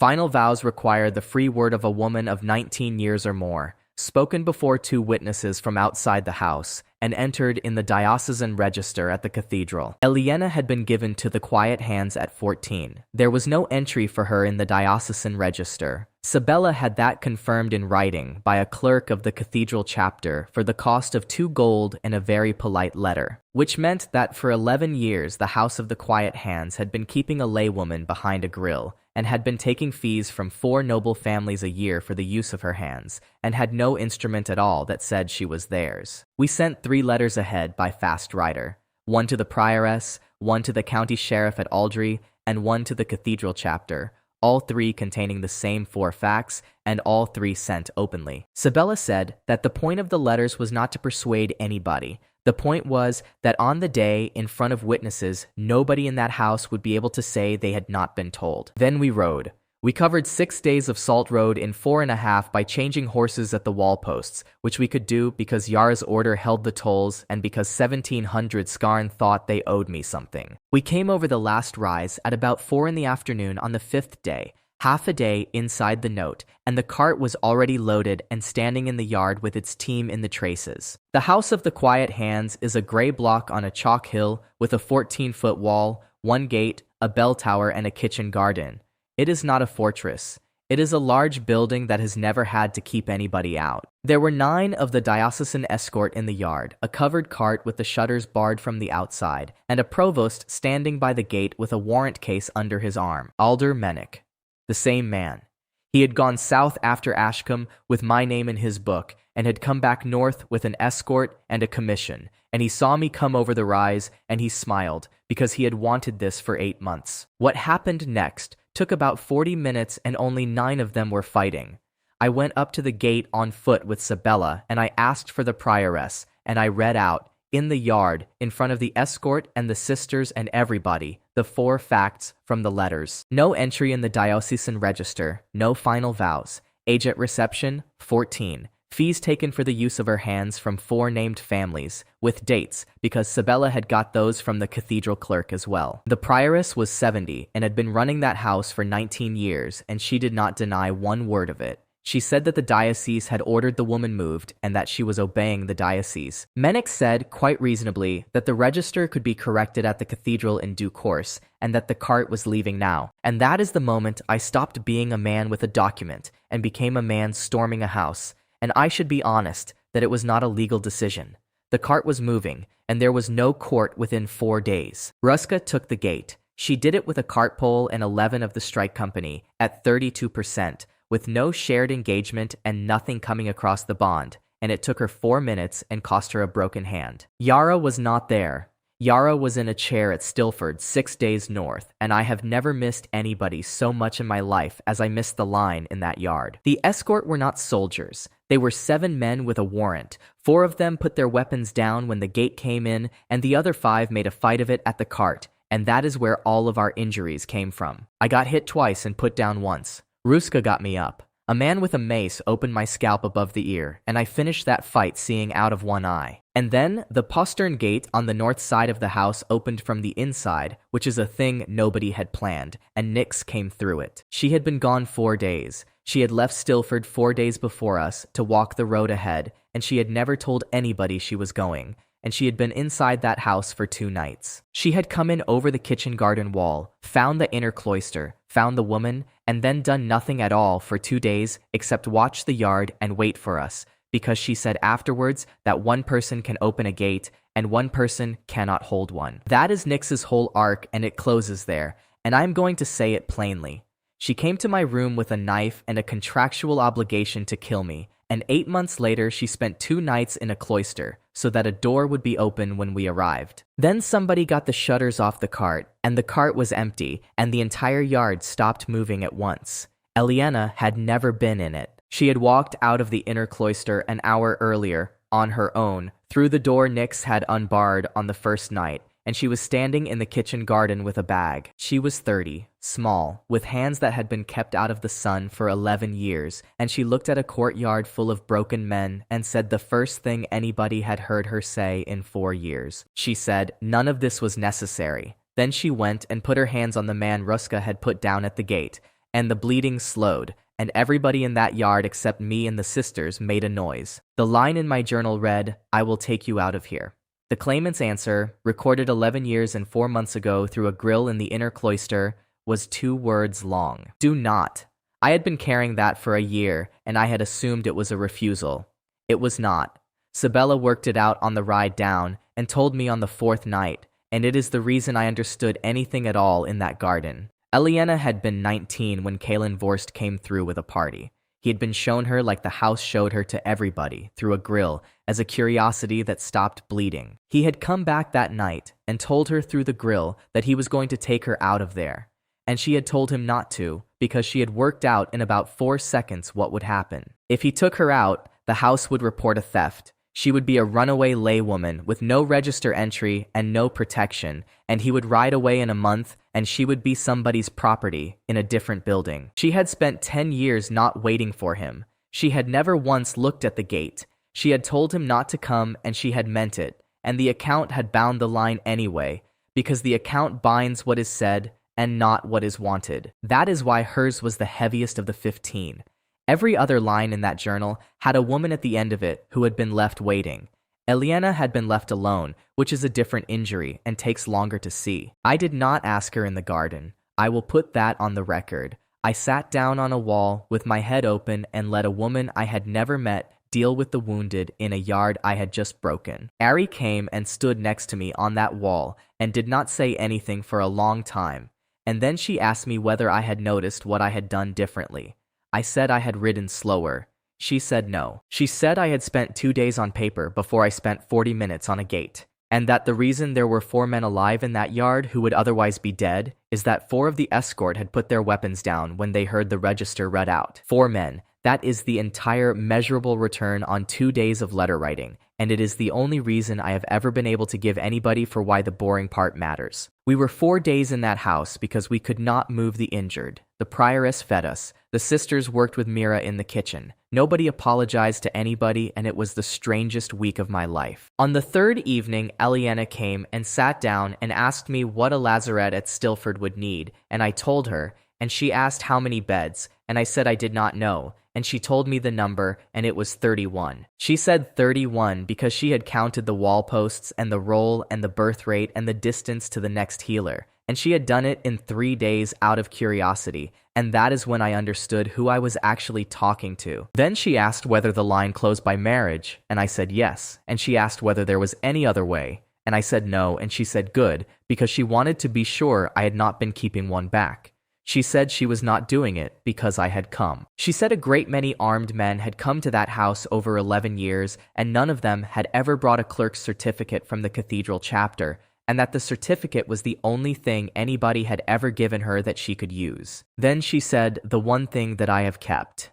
She said that she had spent 11 years being a pair of hands that other people rented, and that a lazaret with 31 beds in it was hers, and that she would marry the account that could build it. We were married in the kitchen garden of the House of the Quiet Hands on the 4th morning by the prioress, who did it correctly and with dignity, and I have never worked out what that woman actually thought about any of it. Consent evaluated, consent genuine, bound vow 7 of 15 closed by marriage, witnesses recorded 39, access to power 32% to 39%, system level 5 to 6, shared engagement restored.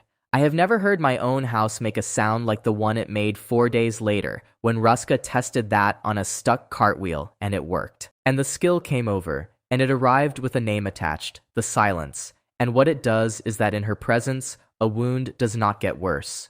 Bleeding slows, fever holds where it is, nothing heals faster, and nothing is fixed. It only stops going the wrong way. Eliana described it herself in one sentence on the road home, and it is a better description than anything the interface gave me. She said it buys you time, and time is the only thing a wound ever needed. Aldermanic left the House of the Quiet Hands on the 5th day with 9 men. An empty cart, 4 counts of unlawful detention entered against the house by the county sheriff at Aldry, and no woman. He did not shout either. He stood in the gateway and told me that the diocese did not lose things, that it only put them down for a while, and then he rode south, and it took him 8 months to come back, and when he did, he brought the empire with him. We came home, 906 on the roll, 31 beds ordered in green timber, 7 closed lines, 2 failed, and a level 6 system that could put my numbers into 6 women's hands. Eliana took the second bowl at the table on the first evening, the one Mira kept for Ari, and put it back and asked for a different one, and Mira told her why, and the 2 of them were in the kitchen until well past midnight. By the end of that first week, Eliana had walked every house in the town, written down every person in it who was carrying something they had not mentioned to anybody, and put 9 names on a list. 4 of those 9 were dying, and had told nobody. One of them was Paul Herrick, who had a growth in his neck that he had been ignoring since the spring because he did not want to be a nuisance. She could not fix him. The silence does not fix anything. What it does is hold a thing where it is, and Paul Herrick lived another 2 years on that, and taught 11 children to fish in the second summer, and died in a bed with the entire town in the road outside. The lazarette went up on the flat ground behind the second row of houses. It needed stone and lime, and it needed more cut timber than the Marrow wife had left us, and all three of those things came out of one place. Marrow Hill is a chalk and ironstone cut 2 miles up the north bank that had been worked in a small way for 13 years by 4 families, and that summer it was working 9 faces with 41 people in it. And on the 11th morning of the building, at about the 6th hour, the entire east face of Marrow Hill came down in one piece, with 2 people underneath it. Tala Vorn had been at Marrow Hill for 2 days when the east face came down,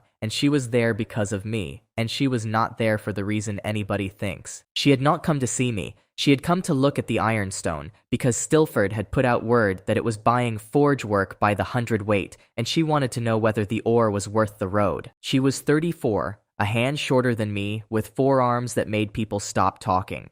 She had walked into the yard, introduced herself to Sabella, and negotiated a price for 10 months of forge work in about a quarter of an hour. Then she had gone up the hill to look at the ore, and in all of that morning she had not once mentioned that her name was the 8th line in my journal. I found that out from Sabella at breakfast on the second day. The line read, "I will test your hammer." The claimant's answer, recorded 12 years and 1 month ago in a forge at Aldry, was, "It will be on the bench." I went up the hill to talk to her about it, and I was standing at the mouth of the east cut at about the 6th hour of the morning when the whole face let go. It is not a noise. This was the thing nobody tells you. It is a change of pressure, and then it is dust coming out of a hole at the speed of a horse, and then it is silence, and the silence is the part that makes people run. 9 men were on the face. 7 of them were out in the first minute because they were on the ramp. 1 was under the toe of it and could be reached. Tala and I were in the cut when it came in, and we were behind it, 40 feet in a chamber about the size of a taproom with about 200 tons of chalk and ironstone between us and the morning.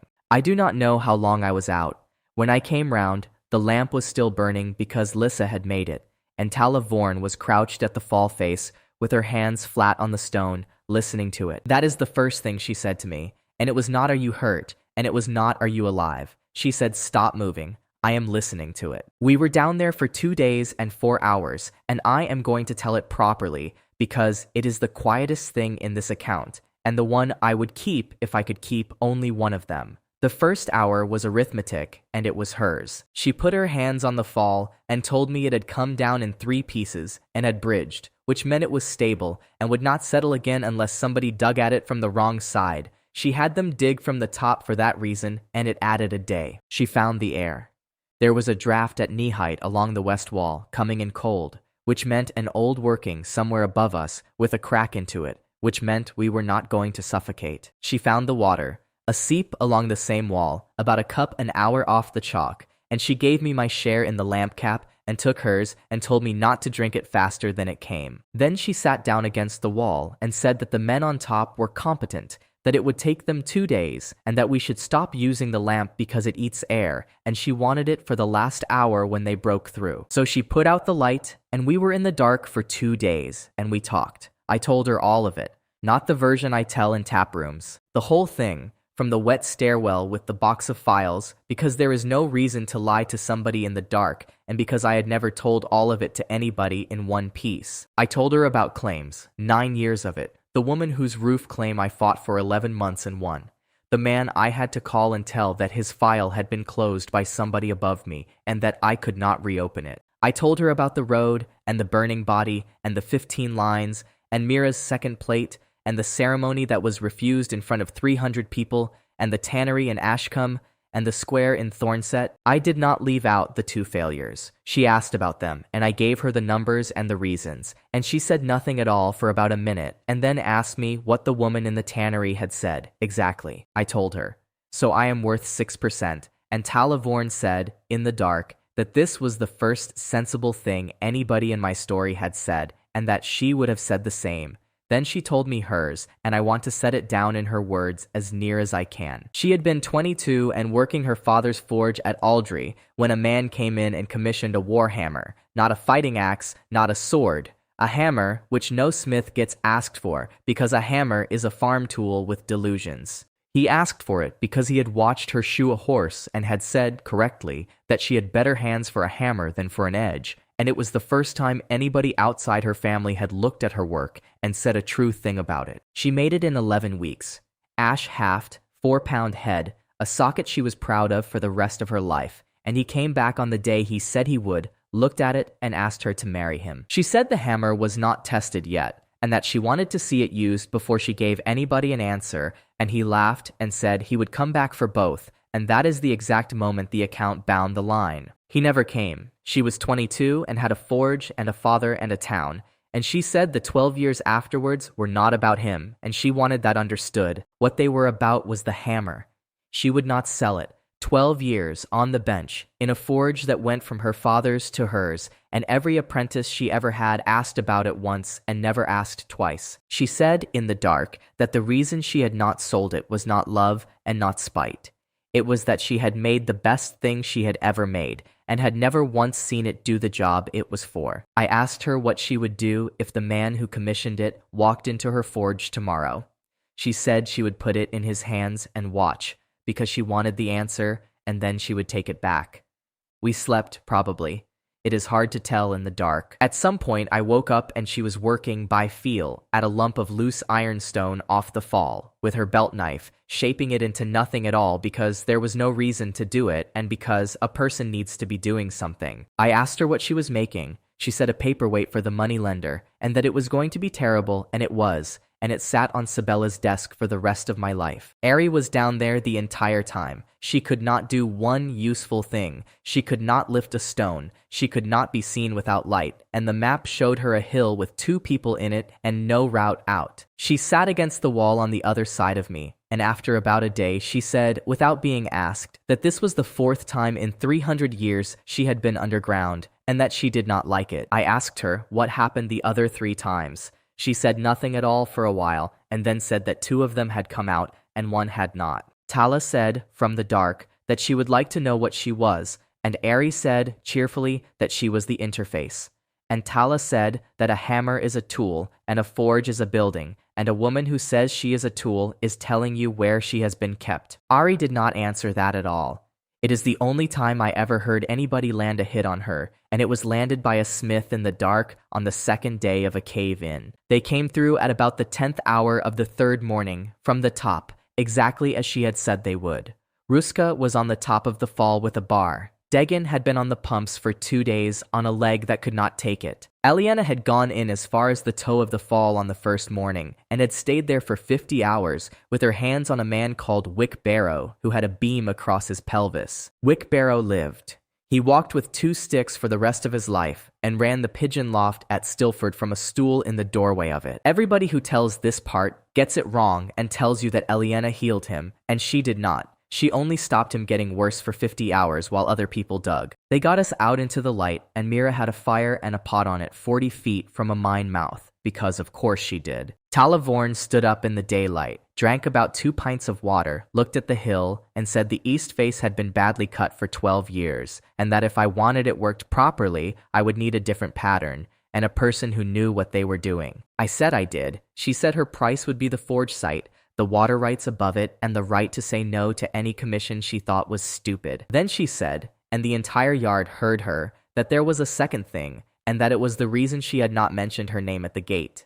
She said she was not going to marry a man because a system had a line about her in it. She said she had spent 2 days in the dark with me and had heard the whole account, including the 2 failures, and that this was a different question from the one the journal was asking. She said she had made her decision somewhere in the 2nd night, at the point where I told her about the tannery, and that she was not going to tell me which part of it had done it. We were married in the forge she had not built yet, on the site she had chosen, 4 days later, with the entire town there, and Yara in a chair, and Cobb holding the cup again, and not spilling it this time. Consent evaluated. Consent genuine. Bound vow 8 of 15 closed by marriage. Witnesses recorded 406. Access to power 39% to 46%. System level 6 to 7. And the rollback came back on. Restoration of 1 failed bound vow available. Cost 1 system level. Once. I looked at that line in the middle of my own wedding and I saw 2 names under it, and one of them was in a tannery in Ashcombe,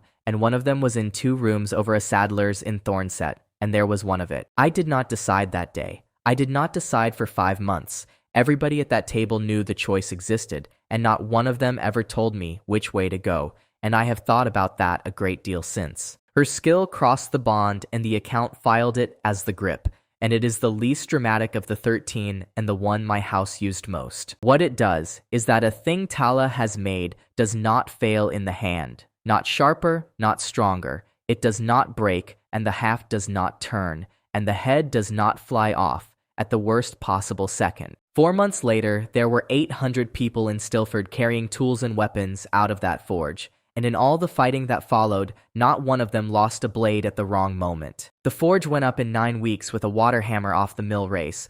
Marrow Hill went to a proper bench pattern and put out 9 times the stone. The lazarette opened with 31 beds and had 9 of them full by the end of the month. And on the last day of that month, the ground under Stilford changed rank for the 3rd time. Territory rank, village to township. 906 on the roll plus the 400 at the wall settlements, a market charter, a court day, and the right to raise our own watch. Sabella held a market on the first court day, and 11 traders came up from Harrogate. And when Ferris drove a cart of eels 40 miles to sell at it, and would not take a stall fee. Ovid Tass came to that first court day. He came in a good coat with 2 clerks, and he did not gloat, and he did not sneer, because a man who has watched a township appear where a ruin was is a man who has changed his estimate. He offered Sabella a partnership.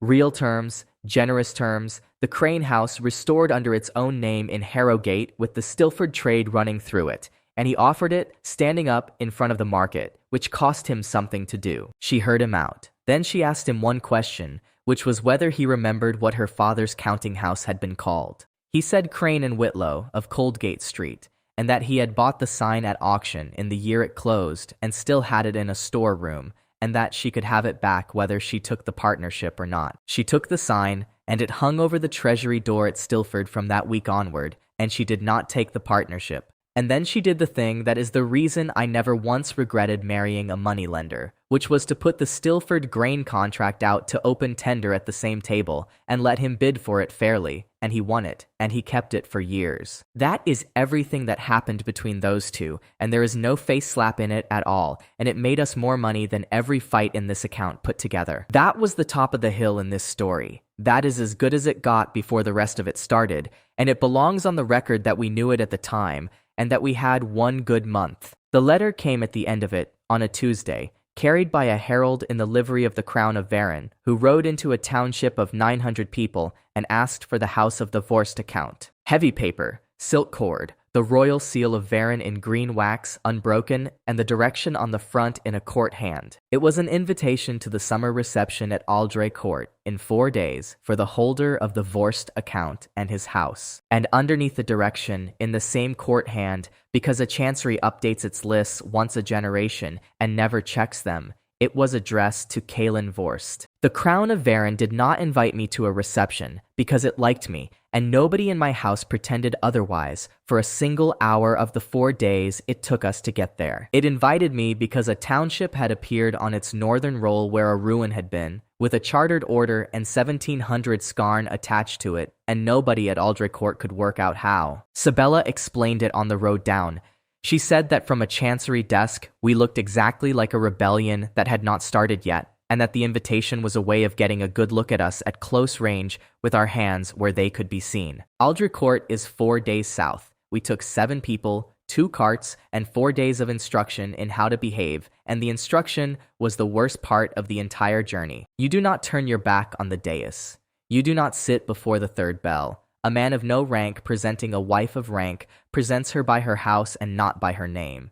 There are 4 ways to hold a cup, and 3 of them are insults. Cobb, who was 10 by then and had come because Mira said the boy should see a city once before he died of splinters, learned all of it in 2 days and spent the rest of the week correcting adults. The vow on that line read, "I will marry you after the war." The claimant's answer, recorded 9 years and 2 months ago in a corridor at Aldray Court, was 4 words long. After which war, exactly? Elena of Varon was 28, the 3rd daughter, and the 3rd daughter of a reigning house is a person who is asked to be decorative in public and to run something difficult in private. What she ran was the chancery, not officially.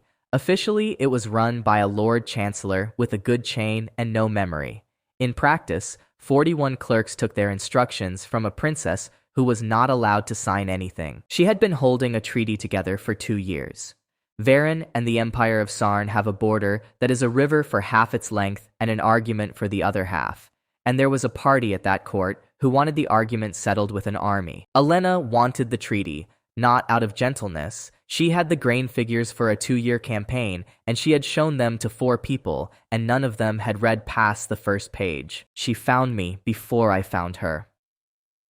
On the second evening, in a gallery with 2 of her clerks behind her, and she opened with the sentence I have never been able to improve on. She said, "So you are the man who has been closing my chancery's oldest unenforceable contracts one at a time. And would I like to explain the legal theory to somebody who had been trying to work it out for 8 months?" We talked for 4 hours. She had a copy of the Iron Hour Charter. She had the Stilford roll entry. She had the Aldry Sheriff's return on the House of the Quiet Hands, and she had marked all 3 of them in the margins. Then she asked me straight out what the account was, and I told her all of it, including the failures and the arithmetic, because I have never once got anything by holding back the ugly part. She listened the way Sabella listens, which is with a pen. And at the end, she said that in her professional opinion, the account was the worst designed instrument she had ever seen, and that whoever drafted it should have been strangled at the desk. I said it was probably a god. She said that explained the drafting. I want to put the comedy of that week on the record because it was the only properly funny 4 days of the whole 14 months, and my house was terrible at all of it. Ruska was seated at the 4th table and asked the man next to her what he did. He said he was the master of the hunt. She asked him what he hunted. He said whatever the king wished. She said, "So nothing then." And that was the end of the conversation and possibly of his career. Nick spent the entire first evening in the roof space of the Great Hall because she said she could not read the room from inside it and had gone to look at it from a better angle. Mira asked to see the kitchens on the second morning, was refused, went anyway, and came back 4 hours later having taught the 3rd pastry cook a way of holding bread that saves a day, and having been offered a post. Lissa was accused of witchcraft twice in one afternoon by 2 different court ladies, and answered yes both times, cheerfully, and had a queue outside her door by the evening. Eliana would not go into the hall at all. She sat with the servants, and by the 3rd day had a list of 9 people in that palace who were sick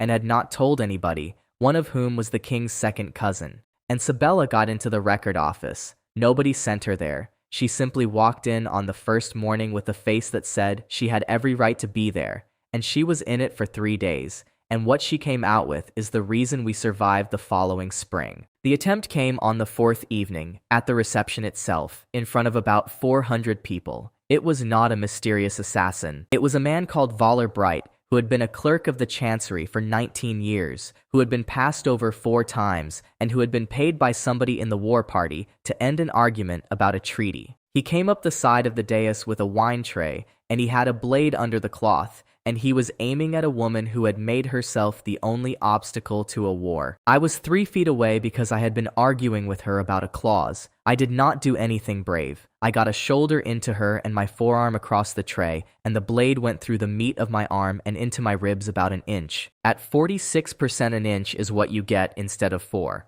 That is the entire difference the account made, and it is the honest measure of what I had spent a year buying. Ruska crossed the hall in about 2 seconds and put Valar Bright on the floor without killing him, because Nyx had spent the whole week explaining to her that a live man in a palace is a witness. He talked. Within 11 days, the war party at Aldry Court lost 4 people from the council, and the treaty went through in the autumn, and none of that was my doing. It was Elena's, and it took her 2 more years. I was on a table in a side room with Elena's hands on me, and a court physician standing back with his arms folded, when Elena of Varen came in and asked everybody else to leave. She did not thank me. I should be clear about that.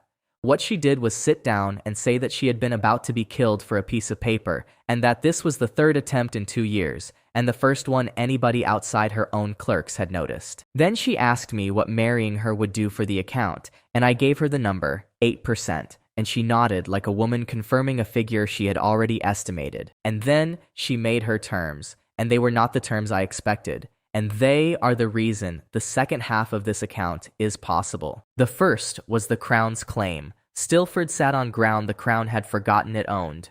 She wanted that renounced in the marriage contract, in writing, sealed, in exchange for the township's muster in time of war. Not a gift. A trade, priced properly, and she drafted it herself in about an hour, and it is 4 pages long, and Sabella has never once found a hole in it. The second was the Chancery. She said she would bring it, that 41 clerks would follow her whether the Lord Chancellor liked it or not, and that a township with a working chancery stops being a rebellion and becomes an administration. The third was the one nobody in that palace expected, and the one my house had to sit down and think about for a day. She said she would not be a princess at Stilford. She said she had been the third daughter of a reigning house for 28 years, and had never once been asked what she would like to be if the answer did not have to be useful. She said the marriage would give the account 8% and give the township legitimacy, and that those were real, and she would deliver both. And in exchange, she wanted the right to be, in that house, whatever she decided she was, to change her mind about it as often as she liked, and to be answerable to the table like everybody else. She said, and this is the part that Yara repeated afterwards with a great deal of feeling, that she had spent her life being an instrument that other people held, and that she was aware of the irony of solving it by marrying an account. I said the house had 14 departments written out, and that the chancery was one of them, and that the head of it would be arguing with a moneylender, a smith, and a woman with 2 axes within a week. She said that sounded like the best offer she had ever had. We were married at Aldray Court on the 9th day by the king's chaplain, in a chapel with 200 people in it, and it was the only wedding in this entire account that had flowers. Consent evaluated, consent genuine. Bound vow 9 of 15, closed by marriage. Witnesses recorded 211. Access to power 46% to 54%. System level 7 to 8. What came over with her was a skill. The journal named it the seal. And what it does is that a document Elena has sealed is recognized as authentic by anybody who has ever handled a seal of that kind. It does not make a false thing true. What it does is make a true thing impossible to lose in a pile of 400 other pieces of paper, which in a chancery is very nearly the same power. Sabella looked at that function for a long time and then said quietly that she would like everybody to consider what that was worth to a house whose every possession rested on 400-year-old paper. And level 8 arrived, and I have never been so unhappy about a promotion in my life. The account may return the account holder to life on one occasion. This function may be used once. There is no second. I asked Ari what the cost was. She said the cost was hers and that I was not to worry about it. I asked again. She said in the flat voice she had not used since the first month that this information was not available at this level. I let it go. That is my failure, and it is not a small one, and it sat in my journal for 4 months as a line I did not read properly, and in the end it cost her 7 levels and a city. The other thing that came with level 8 was that Ari started to sleep. She had never slept. For a year, she had been at my shoulder at every hour, in the dark, in the dead middle of the night, and I had stopped thinking about it the way you stop thinking about a wall. And then one evening, in the second week after we got home, she sat down in the corner of the kitchen with a cup she was not drinking, and her eyes closed, and she was gone for about 2 hours. Mira found her and did not wake her, and put a blanket over her, which did nothing at all, and stood in the doorway with a face I had never seen on her. When she woke up, she was frightened. That is the word. A being who had been chained inside an interface for 300 years and had faced down the loss of a city without changing her voice, sat in a kitchen and was frightened. She had dreamed. She would not tell me what about. All she said, and she said it twice, was that she had not had anything of her own to be afraid of losing for a very long time, and that she now did, and that it was an inconvenience. What Sabella came out of the Aldray record office with was a bundle of 9 sheets, and she did not show them to me for 3 days because she wanted to be sure of them first. The Vorst account existed in the Crown's records, not as an account, as a tenancy. There is a line in the Varan land books, unbroken, 411 years long, of men and women described as holders of the Northern Obligation. 19 names. The last 4 were Kaelin Vorst, a woman called Saren Halt, who died in the 9th year of the Old King, a man called Osric Vane, and before him a name that had been scratched out and rewritten twice. Every one of them held it for between 4 and 11 years, and then stopped. Not died. Stopped. The land books simply moved to the next name with no cause given. which is what a clerk writes when nobody has told him anything. And against the earliest legible entry, in a hand 400 years old, there was a marginal note in the language of the drafting, which Elena translated in about a minute and then read out twice. It said, "The debt is not the holder's. The holder carries it. Territory rank held at township. 1,400 on the roll, counting the wall settlements, 31 beds in the lazarette, and a chancery with 41 clerks coming north in the spring. And on the fourth morning after we came home, a ship came up the Vel, not a barge. A sea-going brig with her mast struck to get under the Harrow bridges.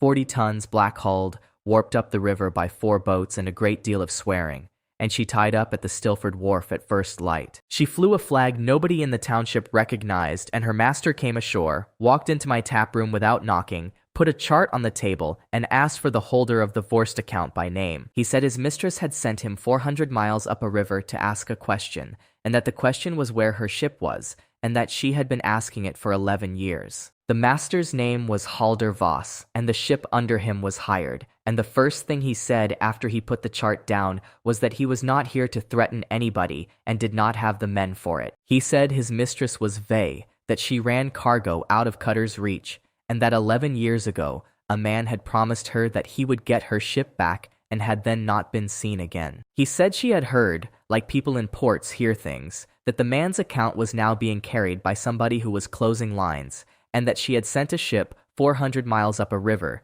to find out whether that was true before she let herself believe it. The journal had it written as, "I will get your ship back." The claimant's answer, recorded 11 years and 4 months ago on the quay at Cutter's Reach, was, "I will be at the Reach." She had been at the Reach for 11 years. That is what that answer turned out to mean, and I did not understand it until I stood on that quay and saw that she had never once moved. Cutter's Reach is 9 days from Stilford, at the mouth of the Vel, and it is a town made entirely of warehouses and argument. Vey was 33, from somewhere south of the Empire originally, and she ran 4 coasters and a bonded store and had the second best chart room on that coast. Her own ship, the one from the Vow, was called the Cormorant, 90 tons, built at the Reach, and her father had died on the deck of it when she was 19 and had left it to her outright. She lost it at cards. Not her, him. Kalen Vorst had been at her table for 6 weeks, had asked her to marry him on the 4th, and on the 5th had sat down against a shipping syndicate with her papers in his coat because she had given them to him to carry to the notary. He lost the Cormorant in one night. Then he told her on the quay that he would get it back, and she said she would be at the Reach, and he rode out, and that was 11 years ago. She told me all of that in a chart room in about 4 minutes, without any drama at all, and then she said the part that made me sit down. She said she had known for 9 years precisely where the ship was and exactly who held it, and that she had never once been able to touch it because the man who held it was not the syndicate. The syndicate had sold the Cormorant 4 years after they won it, at a good price, to a buyer represented by a factor in Harrogate, Bree Halloway. The same factor, the same client. Kalen Vorst had bought back, under a different name, the ship he had gambled away, and had been running salt and grain in it for 7 years, and had never once told her. This was the sentence that decided all of the next 9 days. He had not failed to keep the promise. He had kept it for himself. The Cormorant was at sea when we got to the Reach, running the autumn salt down the coast, and she was due back at the Reach in 9 days. We had 9 days, and I spent 6 of them in Sabella's company doing paperwork because we had learned that lesson in a yard on a chalk hill, and we did not intend to unlearn it. Elena sealed the whole file at Aldricourt and sent it north by fast rider, bill of sale from the syndicate, the factor's mandate with Halloway's own seal on it, the 9th hand's working book from Nix's sack, which put the same client and the same factor on 9 other transactions. A court of admiralty at Cutter's Reach will not care about a betrothal, and it will not care about a system. It will care very much about a vessel bought with concealed title by a man who was, in the Crown's own land books, recorded as deceased. We had a lawful arrest of the Cormorant, sealed by the Chancery of Varon, ready on the quay 4 days before she came in. And then the weather did what weather on that coast does in the autumn, and all of it went out of the courts and into the water. The Cormorant came up the coast 3 days early, in the front edge of a gale, running for the Reach with a deck cargo, and a master who had been told by somebody that there was a warrant waiting for him. Kalen had a rider on the Harrow Road faster than ours. He always did. What he sent north was one line, which was, "Do not enter the reach, go to the Sarn side." So the cormorant put her head down and ran south past the harbor mouth in a rising sea with a warrant on the key she never came near, and everything we had spent 6 days building became 4 pounds of wet paper. Vey was in the chart room when the lookout called her past the point. She did not swear. She stood up, took her coat, and said in a completely level voice that the Sallow Grace could be at sea in 20 minutes. The Sallow Grace was the brig that had come up the river to Stilford.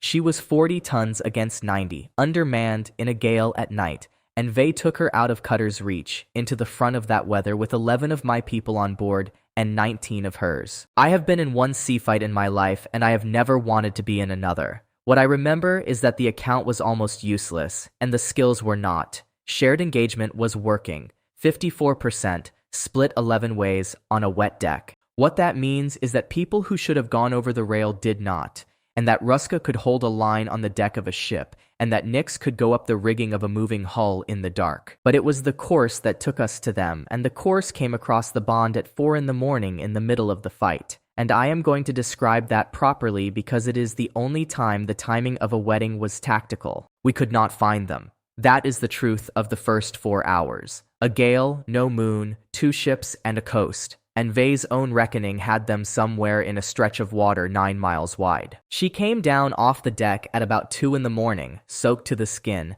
and asked me one question, which was whether the line closed by marriage. I said yes. She said she had assumed as much and wanted it confirmed by the person carrying it, rather than by rumor in a port. Then she asked me what she got, not what the account got, what she got. And I told her the truth again, which is that she got a house with 14 departments on paper, a table where the head of the port argues with the head of the treasury, and a man who does not lie to claimants and is otherwise unremarkable. She said, and I have never forgotten the flatness of it, that she had been standing on a quay for 11 years waiting for a man to bring her a ship. She said that what was actually on the table was a working port and a chair in a room where things get decided, and that she would have taken that 8 years ago from a total stranger, and that nobody had ever offered it. We were married on the deck of the Sallow Grace at about 3:30 in the morning in a gale, by her own master, with 19 sailors and 11 of my people as witnesses, and I could not hear the words I was saying. Consent evaluated, consent genuine,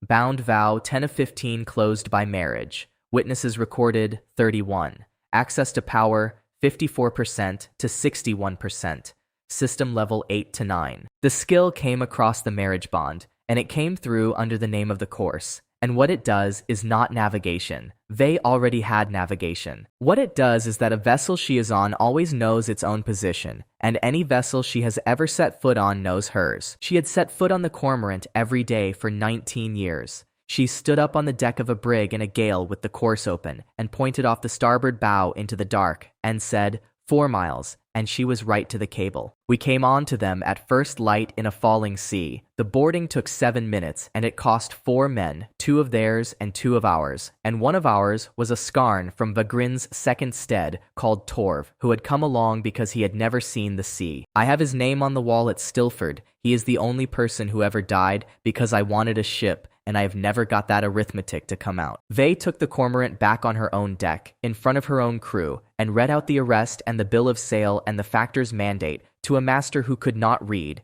which she did anyway, out loud, because she had been waiting 11 years to read it to somebody. We came into Cutter's Reach with 2 ships and a warrant that had never been served, and 1 dead skarn. And the Admiralty Court there took 9 days to give her the Cormorant back, and did it in the end because the paper was perfect. The port came with her, not the town, the trade, 4 coasters, a bonded store, the salt route, and 11 years of accumulated favor on that coast. And inside a season, Stilford had a way to move its ironstone that did not depend on a road. And that is what made the rank move, because rank does not care about weddings. It cares about whether the ground can feed and defend and pay for itself without asking anybody. Territory rank, township to city, 1,900 on the roll, 411 at the wall, a chancery, a lazaret, a forge, a market charter, a port at 9 days remove, and a road we built ourselves. Ari read the rank out on the wharf at the Reach, and then went quiet, and I asked her what was wrong, and she said nothing was wrong, and that she was at level 9, and that this was the part she had been dreading. Level 9 has 2 things in it. The first is the function, and the system printed it in the same flat letters as everything else. The account holder may intervene in another account of the chain. I asked what that meant, and Ari told me exactly, which she had never done before with a new function. She said that every account in the chain runs on the same instrument, and that at level 9, a holder can reach into another holder's journal and act on it, freeze a line, read the ledger, refuse a handover. Then she said, without being asked and without any softening at all, that this function had been added to the instrument for one reason and had been used twice in 400 years, and that both times it had been used against a holder by his successor. She said, look at me, and I did. And she said, when he comes for the account, this is the thing that ends it, and I want you to understand that now and not in the moment. The second thing about level 9 is what it did to her. She was almost solid. Not quite. In good light, there was still something wrong with the edges of her, but she cast a shadow, and Cobb could see her from across a room, and she had started to have opinions about chairs, and she could not leave. That is the second thing about level 9, and it is the one that killed her by degrees from then on. She had been able to go a mile from the ground at level 7, and a morning's walk at 8. At 9, she got about a day's ride from the boundary of the ground the account was rooted in. And then she began to go thin, and at 2 days she was a voice again, with nothing behind it. She told me on the road home, in the plainest possible terms, that this was the shape of the chain, and that it had always been the shape of the chain, and that the closer she came to being a person, the shorter her leash got. I asked her what happened at 10. She said the chain comes off. I asked her how. She said that information was not available at this level, and then she laughed, which she had never done at that sentence before. I opened the shop once on that wharf and closed it again without buying anything, for the fourth and last time in this account, and Sabella did not even bother to open the ledger. What I did instead was ask Lissa, when we got home, for a cord that would tell me where one particular person was. She made it in 11 days out of a piece of the doll's hair and would not explain how. I put it on Cobb. He was 10. He had been taken off a riverbank once already, and I had decided in a withy hut a year earlier that I was never going to have that conversation with Mira twice. It cost nothing. It was the point I have been making all the way through this account, and I am going to make it once more. Everything the catalog sold me for per cent, somebody in my own house eventually made for free. We got home in the second week of autumn, 14 months and some days after I woke up on a road with somebody else's hands. 3 lines left, counting the one that had never opened. 2 failed and gone. 61%. A city. And a rider from the south came up the salt road on a horse that was finished, with a message from a woman we had never met, in a hand that was shaking so badly that Elena needed an hour to read it. The Empire of Sarn had crossed the border in the south under a diocesan commission, 1,100 men with siege engines and a provost riding at the head of the column. They had surrounded a tower on the edge of the ash waste that held the largest banned library on the continent, and they had brought pitch and carts for the books. The provost's name was Alder Mennick. The tower was called the Ash Tower, and the woman who had written the message was the 11th line in my journal. The Ash Tower is 9 days south of Stilford, on the edge of the ash waste, and it is not a wizard's tower. It is a grain silo with a library in it. It was built 400 years ago to hold the tithe of a district that has since blown away, and when the district went, a woman moved into it with 11 cartloads of books, and every generation since has added more. Morwen was the 4th of those women. She was 44. She had been at the tower for 19 years, and she had 11,000 volumes in it, of which about 400 were the reason an empire had sent siege engines. The 11th line in my journal read, "I will not let them burn your books." The claimant's answer, recorded 9 years and 10 months ago at the tower door, was 2 words long. They always burn. That is the whole of Morwen's expectation of the world, and she had earned it. Her teacher had been burned. Her teacher's library had been burned. She had spent 19 years copying books she expected to lose. We went south with 411 people, which was everything Stilford could put on a road without leaving the wall naked, and we got there on the 9th day and they were already in position. 1,100 men of the Empire of Sarn, 4 engines, carts for the books, which is the detail that told us what the commission actually said, because you do not bring carts if you intend to burn everything. They were going to take 400 volumes to the diocese, burn the rest in the yard, and leave the tower standing as a warning, and Alder Mennick was riding at the head of the column with a commission case under his arm. The siege lasted 4 days. I am going to tell it in the order it happened, because the fighting was the smallest part of it and everybody gets that wrong. The first day was water. The ash tower has a cistern under it fed by a spring that comes out of the waste.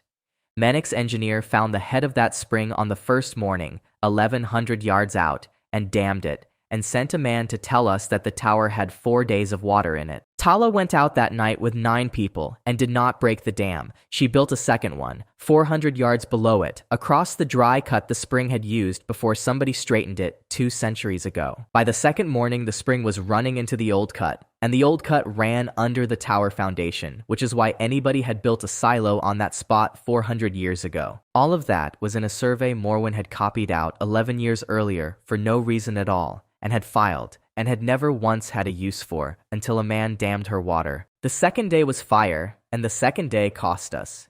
They put fire arrows into the roof timbers, and we lost the top 2 floors, and we lost 4 people getting the books down, and one of them was Ket Hallow. He had been in the Iron Hour for 19 years, and had followed my wife around a barracks asking about sacks, and he went up a burning stair for a box of books he could not read, and the stair came down. Morwen went into the fire after the last 4 boxes, and Ruska went in after Morwen and came out carrying her, and they were both burned, and Eliana kept them both from getting worse for 6 days. The third day was the ban. Morwen's craft is not what the diocese thinks it is. She cannot throw fire.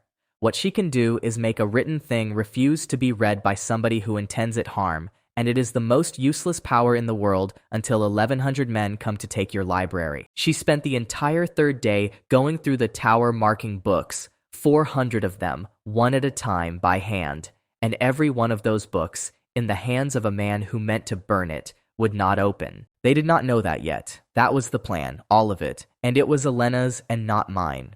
The fourth day was paper, and paper is what actually ended it. The commission Menek carried was diocesan. The men were imperial. Sarn had crossed the border of Varen under a treaty that permits the passage of a religious commission with an escort. Elena of Varen had spent 2 years holding that treaty together and knew every clause in it, including the 11th, which says that the escort of a commission shall not exceed 40 men. 1,100 is not 40. She had written the instrument at Stilford before we left, and she had sealed it, and the seal does what the seal does, which is that a man who has handled the chancery seal of Varen all his life cannot look at a genuine one and pretend he is not. We sent it out under a white cloth to the imperial commander, whose name was Marshal Osric Fell, and who was 60 years old and had a career. He read it in front of his own staff. Then he sent back and asked for the holder to come out and speak, and I went out with Elena and Sabella and nobody else, and we stood in the ash with 1,100 men behind him. Elena did not argue theology. She asked him one question, which was whether he wished to be the marshal who was recorded as having broken the Varen Treaty for a provost with a book cart. Then she gave him the way out, which is what my house had learned to do by then. She offered him the 400 books, not to burn, to carry, under seal, to the Imperial Library at Sarn, catalogued and receipted, with Morwen's own inventory attached, and a copy of every one of them to stay at the tower. 2 copies of everything, one in an Empire's library where nobody would think to burn it, one on the edge of a waste. That is the entire settlement of the Ash Tower, and it took her about 7 minutes to draft it out loud. Alder Menek understood what was happening about 4 sentences in, and he did the thing that finished him, which was to order the marshal's men forward on his own authority in front of the marshal. Osric Fell had him taken off his horse, not violently. 2 soldiers by the arms in front of 1,100 men, and the commission case was taken out from under his arm and handed to a clerk. And then the marshal did the thing that made the whole 4 days worth it, because he was a professional and had been told a lie and had worked out which one. He had the commission read out, all of it, and the commission named the tower, named the books, and named a private buyer at Harrow Gate who was to receive the 400 volumes after examination. The buyer's factor was Bree Halloway. Kalen Vorst had bought a diocesan commission like he had bought a harvest and a ship. He had not sent an empire to burn a library. He had sent an empire to fetch him one, and Menek had believed he was serving the faith from the first day to the last. I watched that man's face while it was read out. I have no sympathy to record, and I am not going to invent any.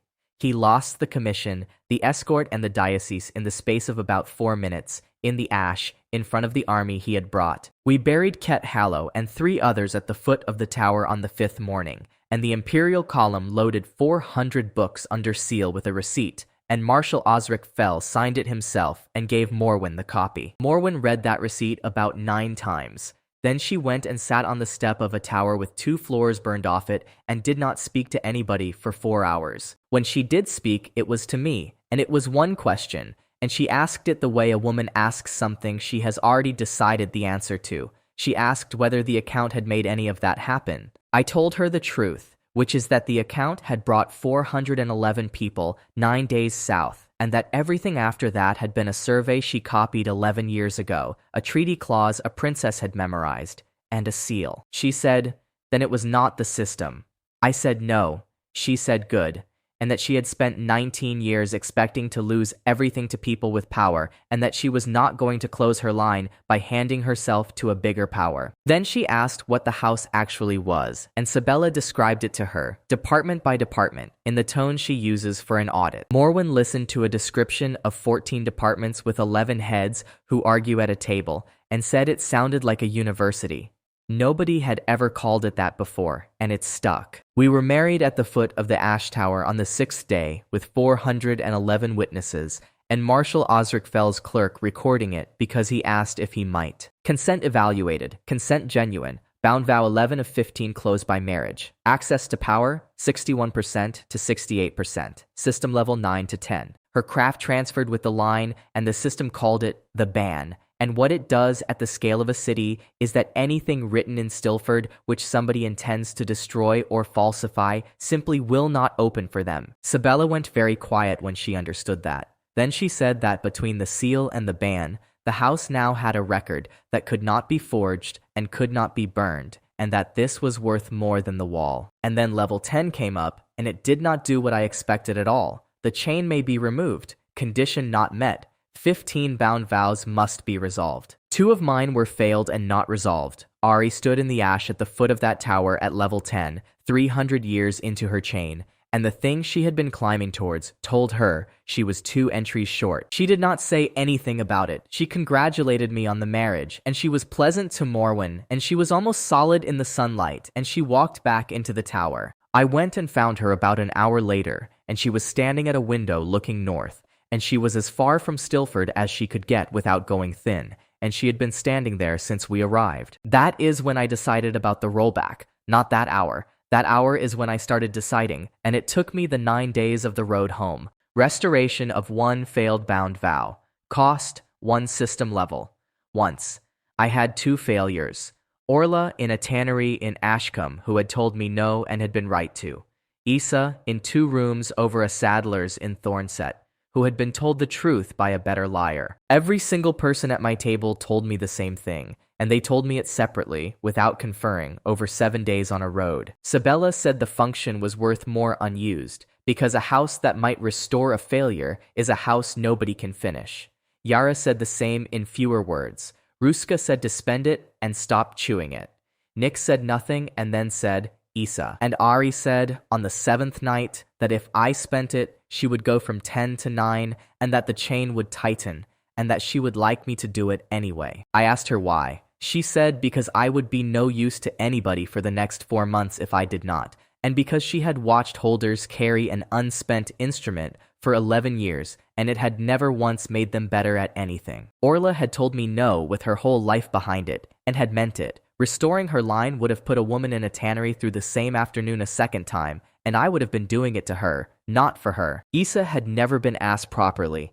Issa had been asked in a square, in front of 400 people, after a man had paid her widows and then handed her the worst true sentence he could find. So I spent it on Issa, and I did it standing in the road 9 miles short of home, and it hurt in a way I was not ready for. Restoration applied, bound vow 12 of 15 reopened. Overdue counter resumed, system level 10 to 9. The functions went out again. The chain removal went dark, and Ari went from almost a person back to almost a person with worse edges, and she said the flat sentence I hated most, which was, this information is not available at this level. We came home, and on the 4th morning, before I had worked out how to write to her, Issa Brand rode into Stilford on her own, with a case across her back, having heard all of it from a carter 9 days earlier. She came into the tap room and put the case on the bar and asked me, in front of everybody, whether it was true that I had spent the only reversal on the ledger on a woman who had refused me in public. I said yes.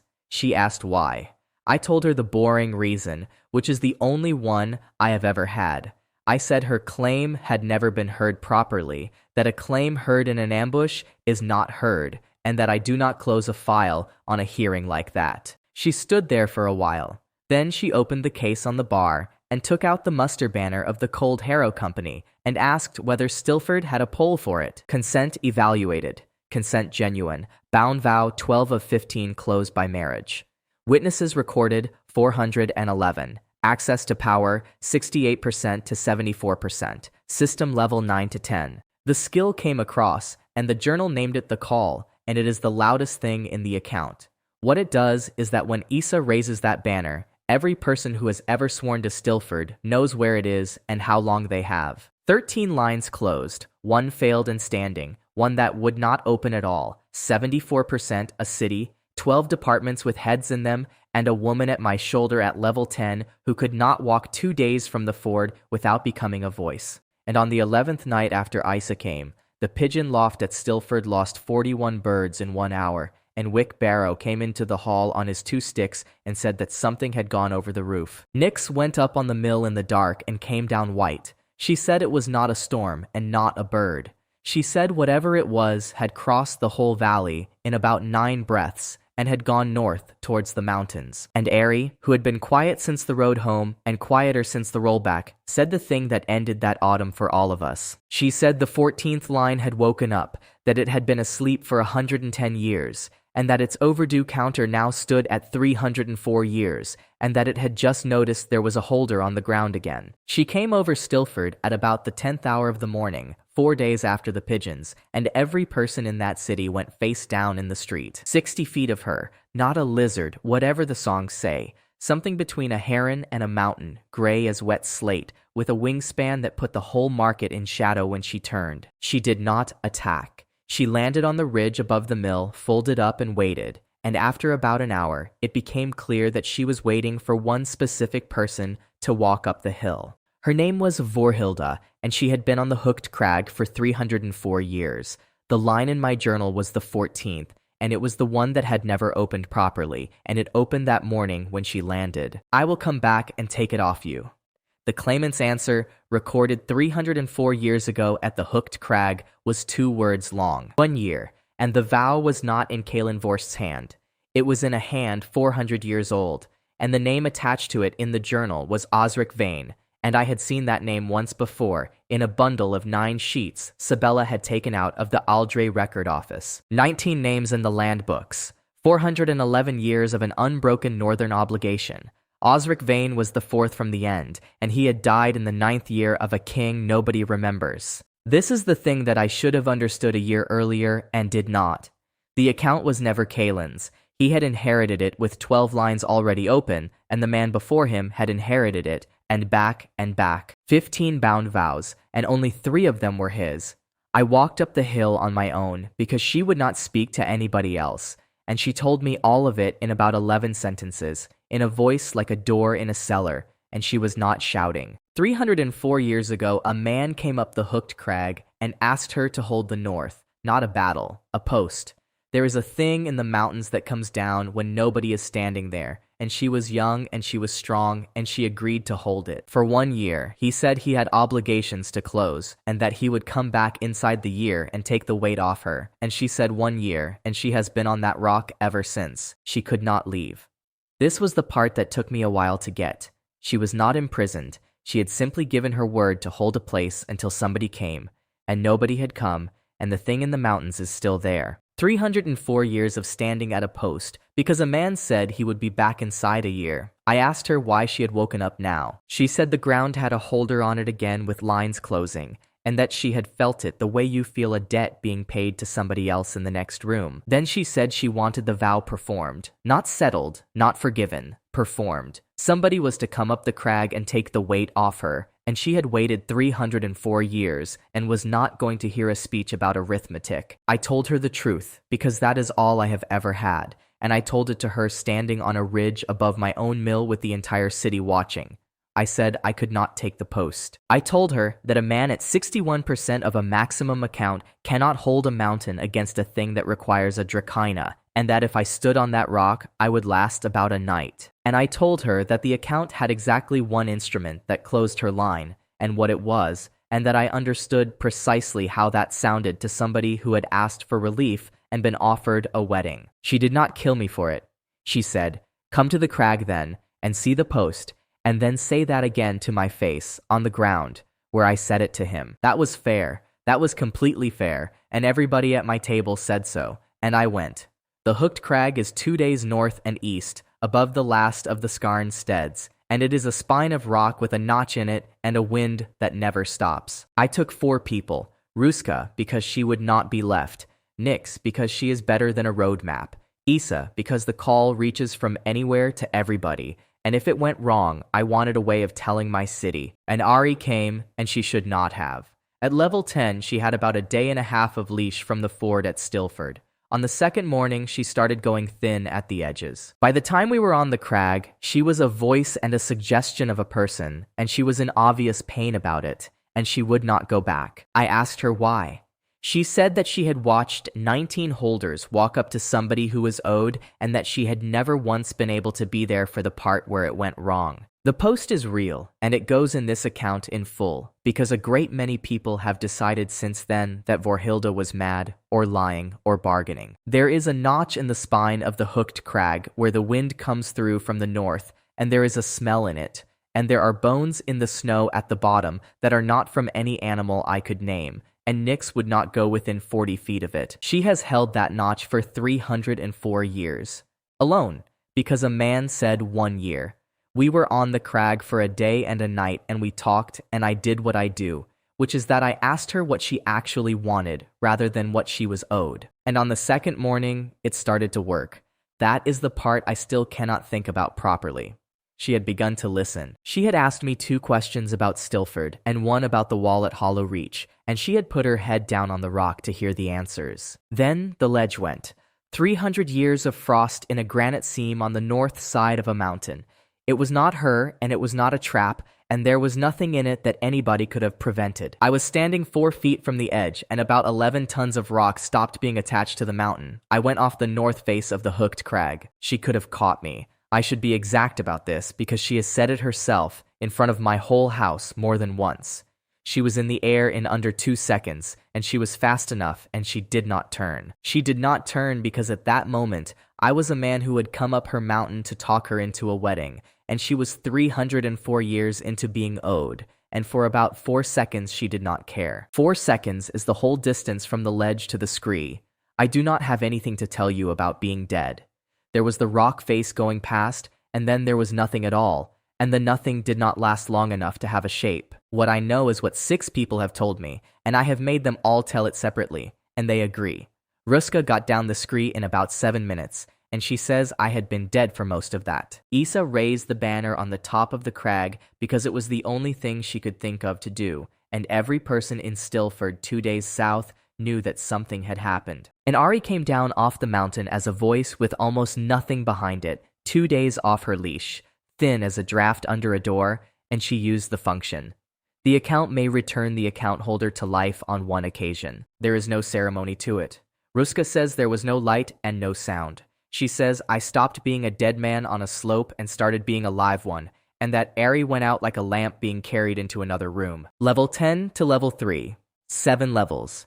That is what a resurrection costs, and she had known the number since the reception at Aldray Court, and she had told me the cost was hers and that I was not to worry about it, and I had let it go. I have never let anything go since. That is not a virtue. That is a scar. What 7 levels means in a city is this, and I want it written out in full, because everybody remembers the mountain and nobody remembers what happened at the ford. At level 3, there is no shared engagement. 11 women lost access to the account's statistics in the same second, 2 days away, without warning, in the middle of an ordinary morning. There is no shop. There is no freeze on overdue, and 13 closed lines do not burn, but the 2 that are not closed do, and the counters started running again. There is no interference in another account. The function Ari had told me would end it.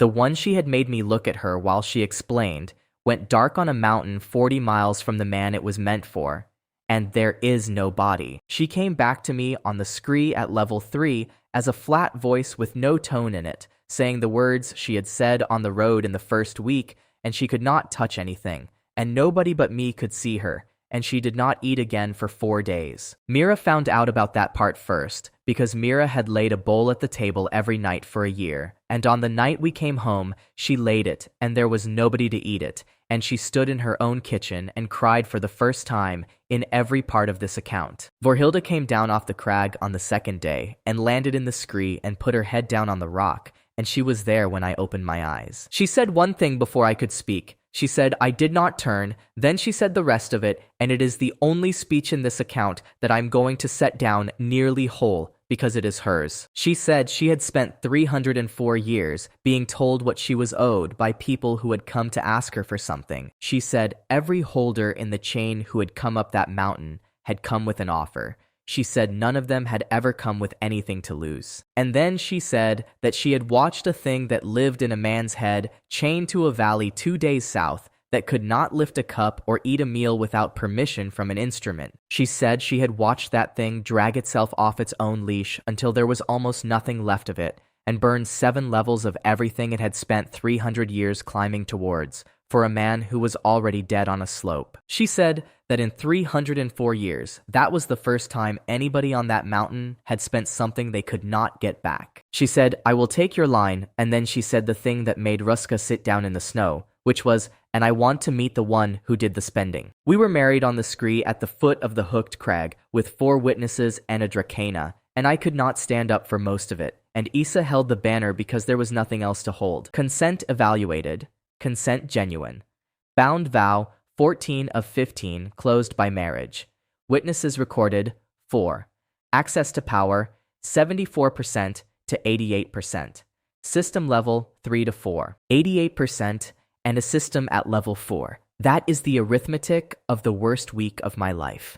The largest number I had ever carried and the smallest system I had run since the first month. Her skill crossed the bond and the interface listed it as the wing. And of all 13, it is the only one that turned out to be exactly what its name suggests. What it does is that anything Vorhilda has looked at from above is on the map, and the map at Stilford went from a valley to a province in one morning. And the post.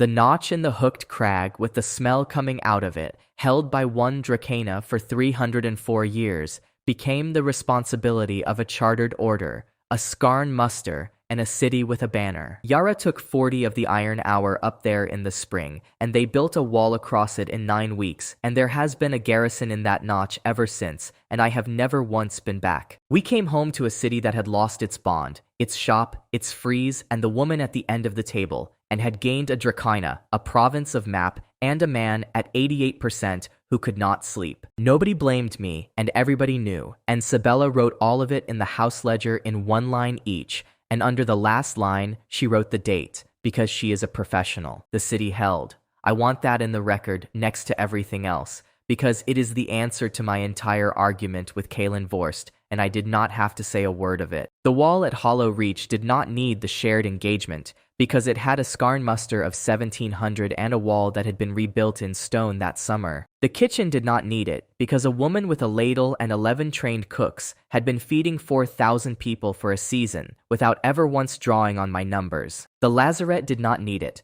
The forge did not need it. The chancery, the port, the treasury, the artifact room, and the scout line did not need it, because every one of them was a department with a head and a ledger and 40 people who knew the work. What went out on that mountain was my contribution.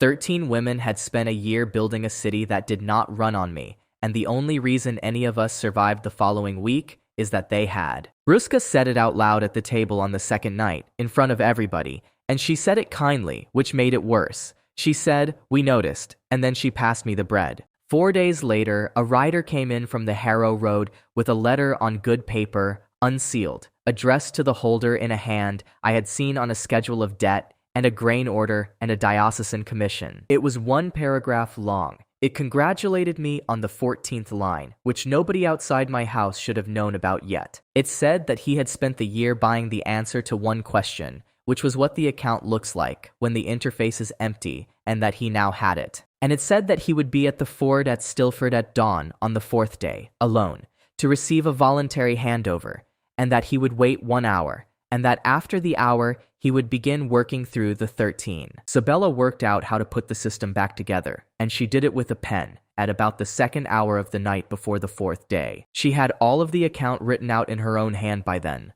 14 months of it, every level, every function, every gain, and every loss, with the date and the cause beside each one. And she found the thing none of us had noticed, because none of us had ever had a reason to look for it. A vow closes once, but the consent that closes it is not a single event. It is a standing state, and the account tests it. Every time the system had lost a level, it had lost it because a claimant had refused. Every time it had gained one, it had gained it because a claimant had consented. The system had never been counting weddings at all. It had been counting how much freely given will was attached to it at that particular moment, and a wedding was only the loudest way of attaching some, which meant, she said, that a wife of the account could give her consent again, out loud, on purpose, in front of witnesses, and the account would have to hear it. She said she could not promise it would work. She said the instrument was badly drafted, and that this was the first useful consequence of that fact. We did it in the hall at the 2nd hour of the morning with the entire city in the road outside, because you cannot do a thing like that quietly in a city of 4,000. Mira went first. She stood up at the end of a table she had laid for a year and said that she had married a man in her own taproom with 9 witnesses, and that she meant it now more than she had then. The account did not answer for about 4 seconds. Then it printed, in the flat letters it uses for everything, that consent had been reaffirmed on a closed line, and the system went from level 4 to level 5. Ari came back 1 step. The shop lit. Nobody cared about the shop. Sabella went second and reaffirmed with the ledger in her hands, and the account went to 6, and shared engagement came back on in a hall with 13 women in it, and every one of them felt it arrive. Nix went third and said 14 words, and the account went to 7, and the rollback lit up and stayed lit and was never used again by anybody. Ruska went fourth, and the account went to 8, and the resurrection line came up and printed the word spent beside it, which it will do until the end of the world. Yara went 5th from her chair, and the account went to 9, and interference in another account came back on 12 hours before I needed it. And at level 9, the 15th line opened. It had been in my journal for 14 months, and it had never had any text on it. No name, no distance, no counter, and Ari had told me in the first week that it was not available at this level, and had refused to discuss it about 40 times. Bound vow, number not, given 411 years ago. Claimant, the interface. I looked at Ari across a hall with 13 women in it, and she looked back at me and she said, "Please finish the reaffirmations first," and I did. Lissa went 6th, and the account went to 10. Eliana, Tala, Elena, Vey, Morwen, Isa, and Verhilda all went afterwards, and not one of them added a level, because there were no levels left to add. They all did it anyway. Every one of them stood up in that hall at 3 in the morning and said it out loud with nothing writing on it at all, and Vorhilda said hers through the doorway because she did not fit in the building. Ari stood in the middle of that hall and got solid 1 step at a time in front of 13 people, and at the end of it she sat down on the floor because her legs had stopped being an idea and had started being legs. He came at dawn, and he did not come alone, and nobody at my table had expected him to. 41 hired blades on the north bank. 9 of what was left of the 9th Hand's northern office, 11 men of the bright office who had followed Alder Mennick out of the church and had nowhere else to be, and Kalen Vorst on a gray horse at the ford in a good coat with no weapon showing, exactly as he had been in my tap room. He had 1 hour, he had said so himself. He sat there for the first 40 minutes of it and talked, and it was the same argument, and it was still good, and it landed on nobody at all this time. Then I asked him the question I had been carrying since the letter, which was how he had known about the 14th line 4 days after it closed, when nobody outside my house had been told. He smiled and did not answer, and Ari answered for him out loud on the open channel so that 4,000 people heard it. She said that a handover leaves a mark. She said the chain records a former holder as a party with a residual interest, and that a party with a residual interest can read the journal. 14 months.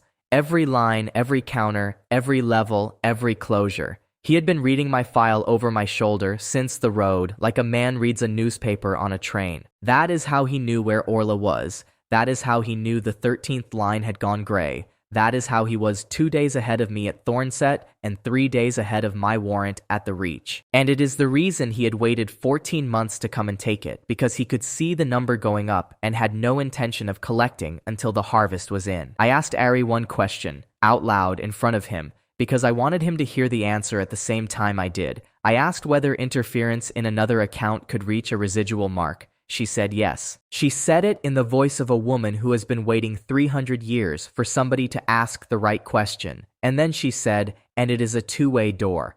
The fight lasted about 20 minutes, and I do not intend to make it longer than it was. Vorhilda came off the ridge above the mill and put herself between the north bank and the ford, and 9 of the 41 hired blades put their weapons in the river without being asked. Issa raised the Cold Harrow banner on the causeway, and every person who had ever sworn to Stilford knew where to be and how long they had, and 400 came out of the houses in under 2 minutes. Yara commanded from a chair at the gate. The line held the causeway with 60 people across a 9-foot front and did not give ground once. Ruska went across the ford with the strike company at 88%, and it was not a fight, it was a demolition, and the Fury did the rest. Nyx took the 9th hand. All 9 of them, in about 4 minutes, at the Withy beds, and she brought back 7 of them alive, because she had decided a year ago that live men are worth more. Tala's tools did not fail, not one of them, anywhere in it. Lissa's lamps burned on the causeway, and told us who was still standing. Eliana had 31 beds ready and used 19 of them, and lost 2 people out of the 19. Mira fed 400 people at 11 in the morning, while the last of it was still going on at the North Bank, because a city that has been fighting since dawn needs to eat. Elena had all of it recorded as it happened by 4 clerks, under seal, so that nothing anybody said afterwards could change it. And I went across the ford on foot and stood in front of a man on a gray horse, and I did the only thing I have ever done. I opened his file. Interference in another account. Residual interest of Kalen Vorst, party to the chain. And the two-way door opened, and I could see his journal. And so, because I made it so, could everybody standing within 100 paces. It printed on the open channel. Every promise that man had made in 11 years, and everyone before that. Back to a boy of 19 in a district nobody in Varen has heard of. 406 entries, 15 bound. The rest small, the way mine had been small. A roof, a debt of 2 coppers, a grave marker. A boy he had promised to teach to ride. Every one of them open, every one of them running. I did not kill him. I have been asked about that at every table I have ever sat at since, usually by somebody who wanted me to have done it, and my answer has always been boring and has never changed. I revoked the residual interest, which the instrument allows a holder to do at level 9, and which took about as long as signing a page. He stopped being party to the chain in front of 4,000 people, and then I left his journal open. That is the whole of my revenge, and I am not sorry about it.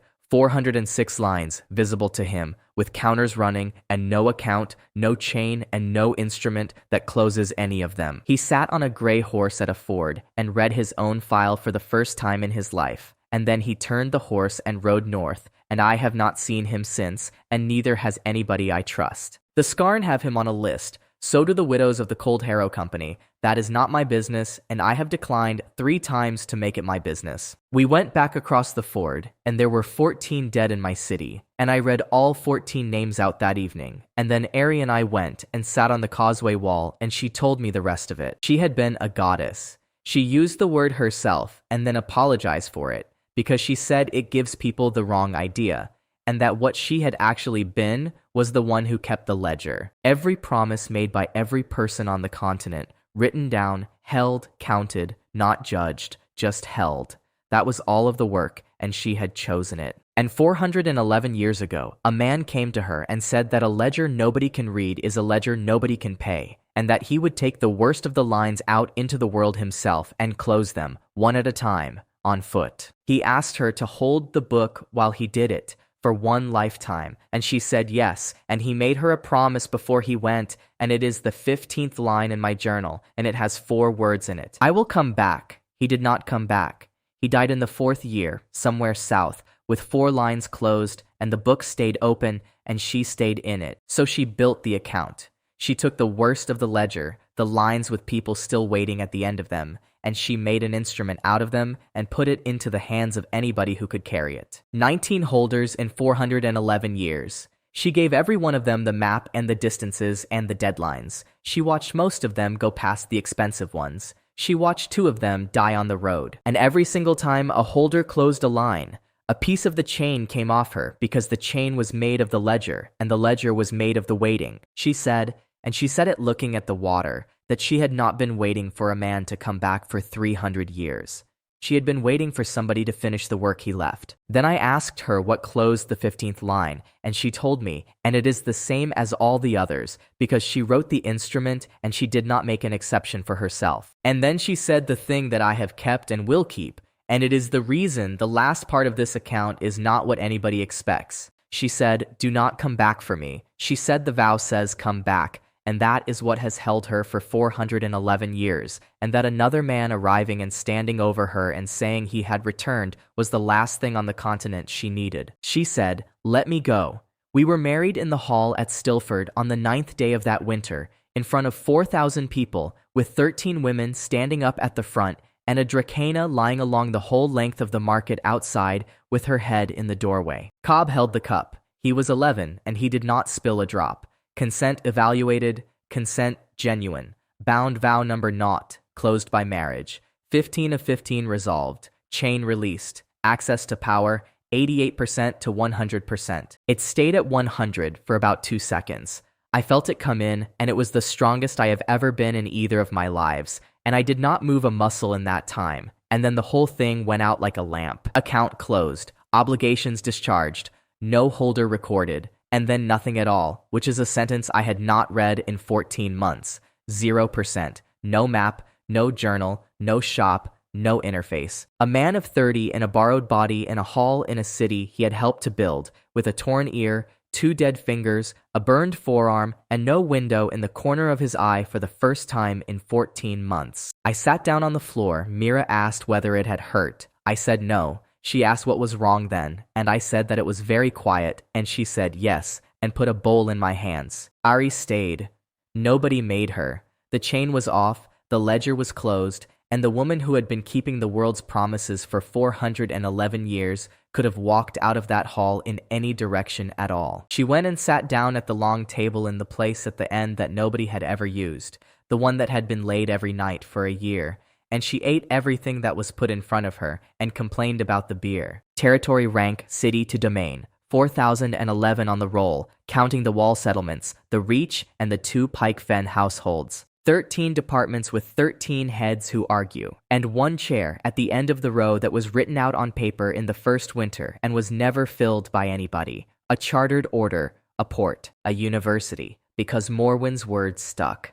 A school with 109 children in it, and a boy of 11 teaching the youngest ones their letters. And the Metaline, the one that had appeared in a journal that no longer existed, the one I had tried to close with a shed. I did not see it close. There was no journal left to print it in, but Sabella wrote it in the house ledger that night, in her own hand, and dated it, because she is a professional and because somebody had to. I will build a place where nobody has to wait. The last thing I have to tell you happened at about the 11th hour of that same night, and it happened to everybody. Every person on the continent of Ordain at the same moment in every language saw a window open in the corner of their eye. Farmers, sailors, kings, children, 4 million people at once. The ledger was not destroyed when the chain came off. It was released. Vow journal open. Your promises are now visible to you. Every unkept word. Every I will come back, and I will pay you, and I will be there. Counters running, distances attached, every part of it, printed in flat letters that do not care whether you are ready. Nobody on that continent slept that night.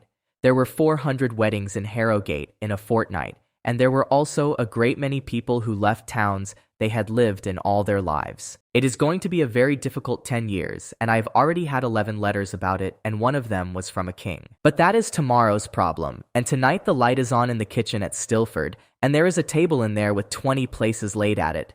And for the first time since I got here, Every single one of them is taken. Dan was handed a maximum level account with 8% of its power and 15 women at the end of it who had each been told by a man in a hurry that he would be back. He never became a fighter. He lost 2 of those lines for good and carried both of them to the end. What he did instead was the thing he had done for 9 years behind a desk in a world that no longer exists. He read the file to the bottom, he went to the expensive entries first, and he told every claimant the truth about what she was worth to him, even when it cost him the answer he wanted. The power was never the reward. The reward was that the waiting stopped.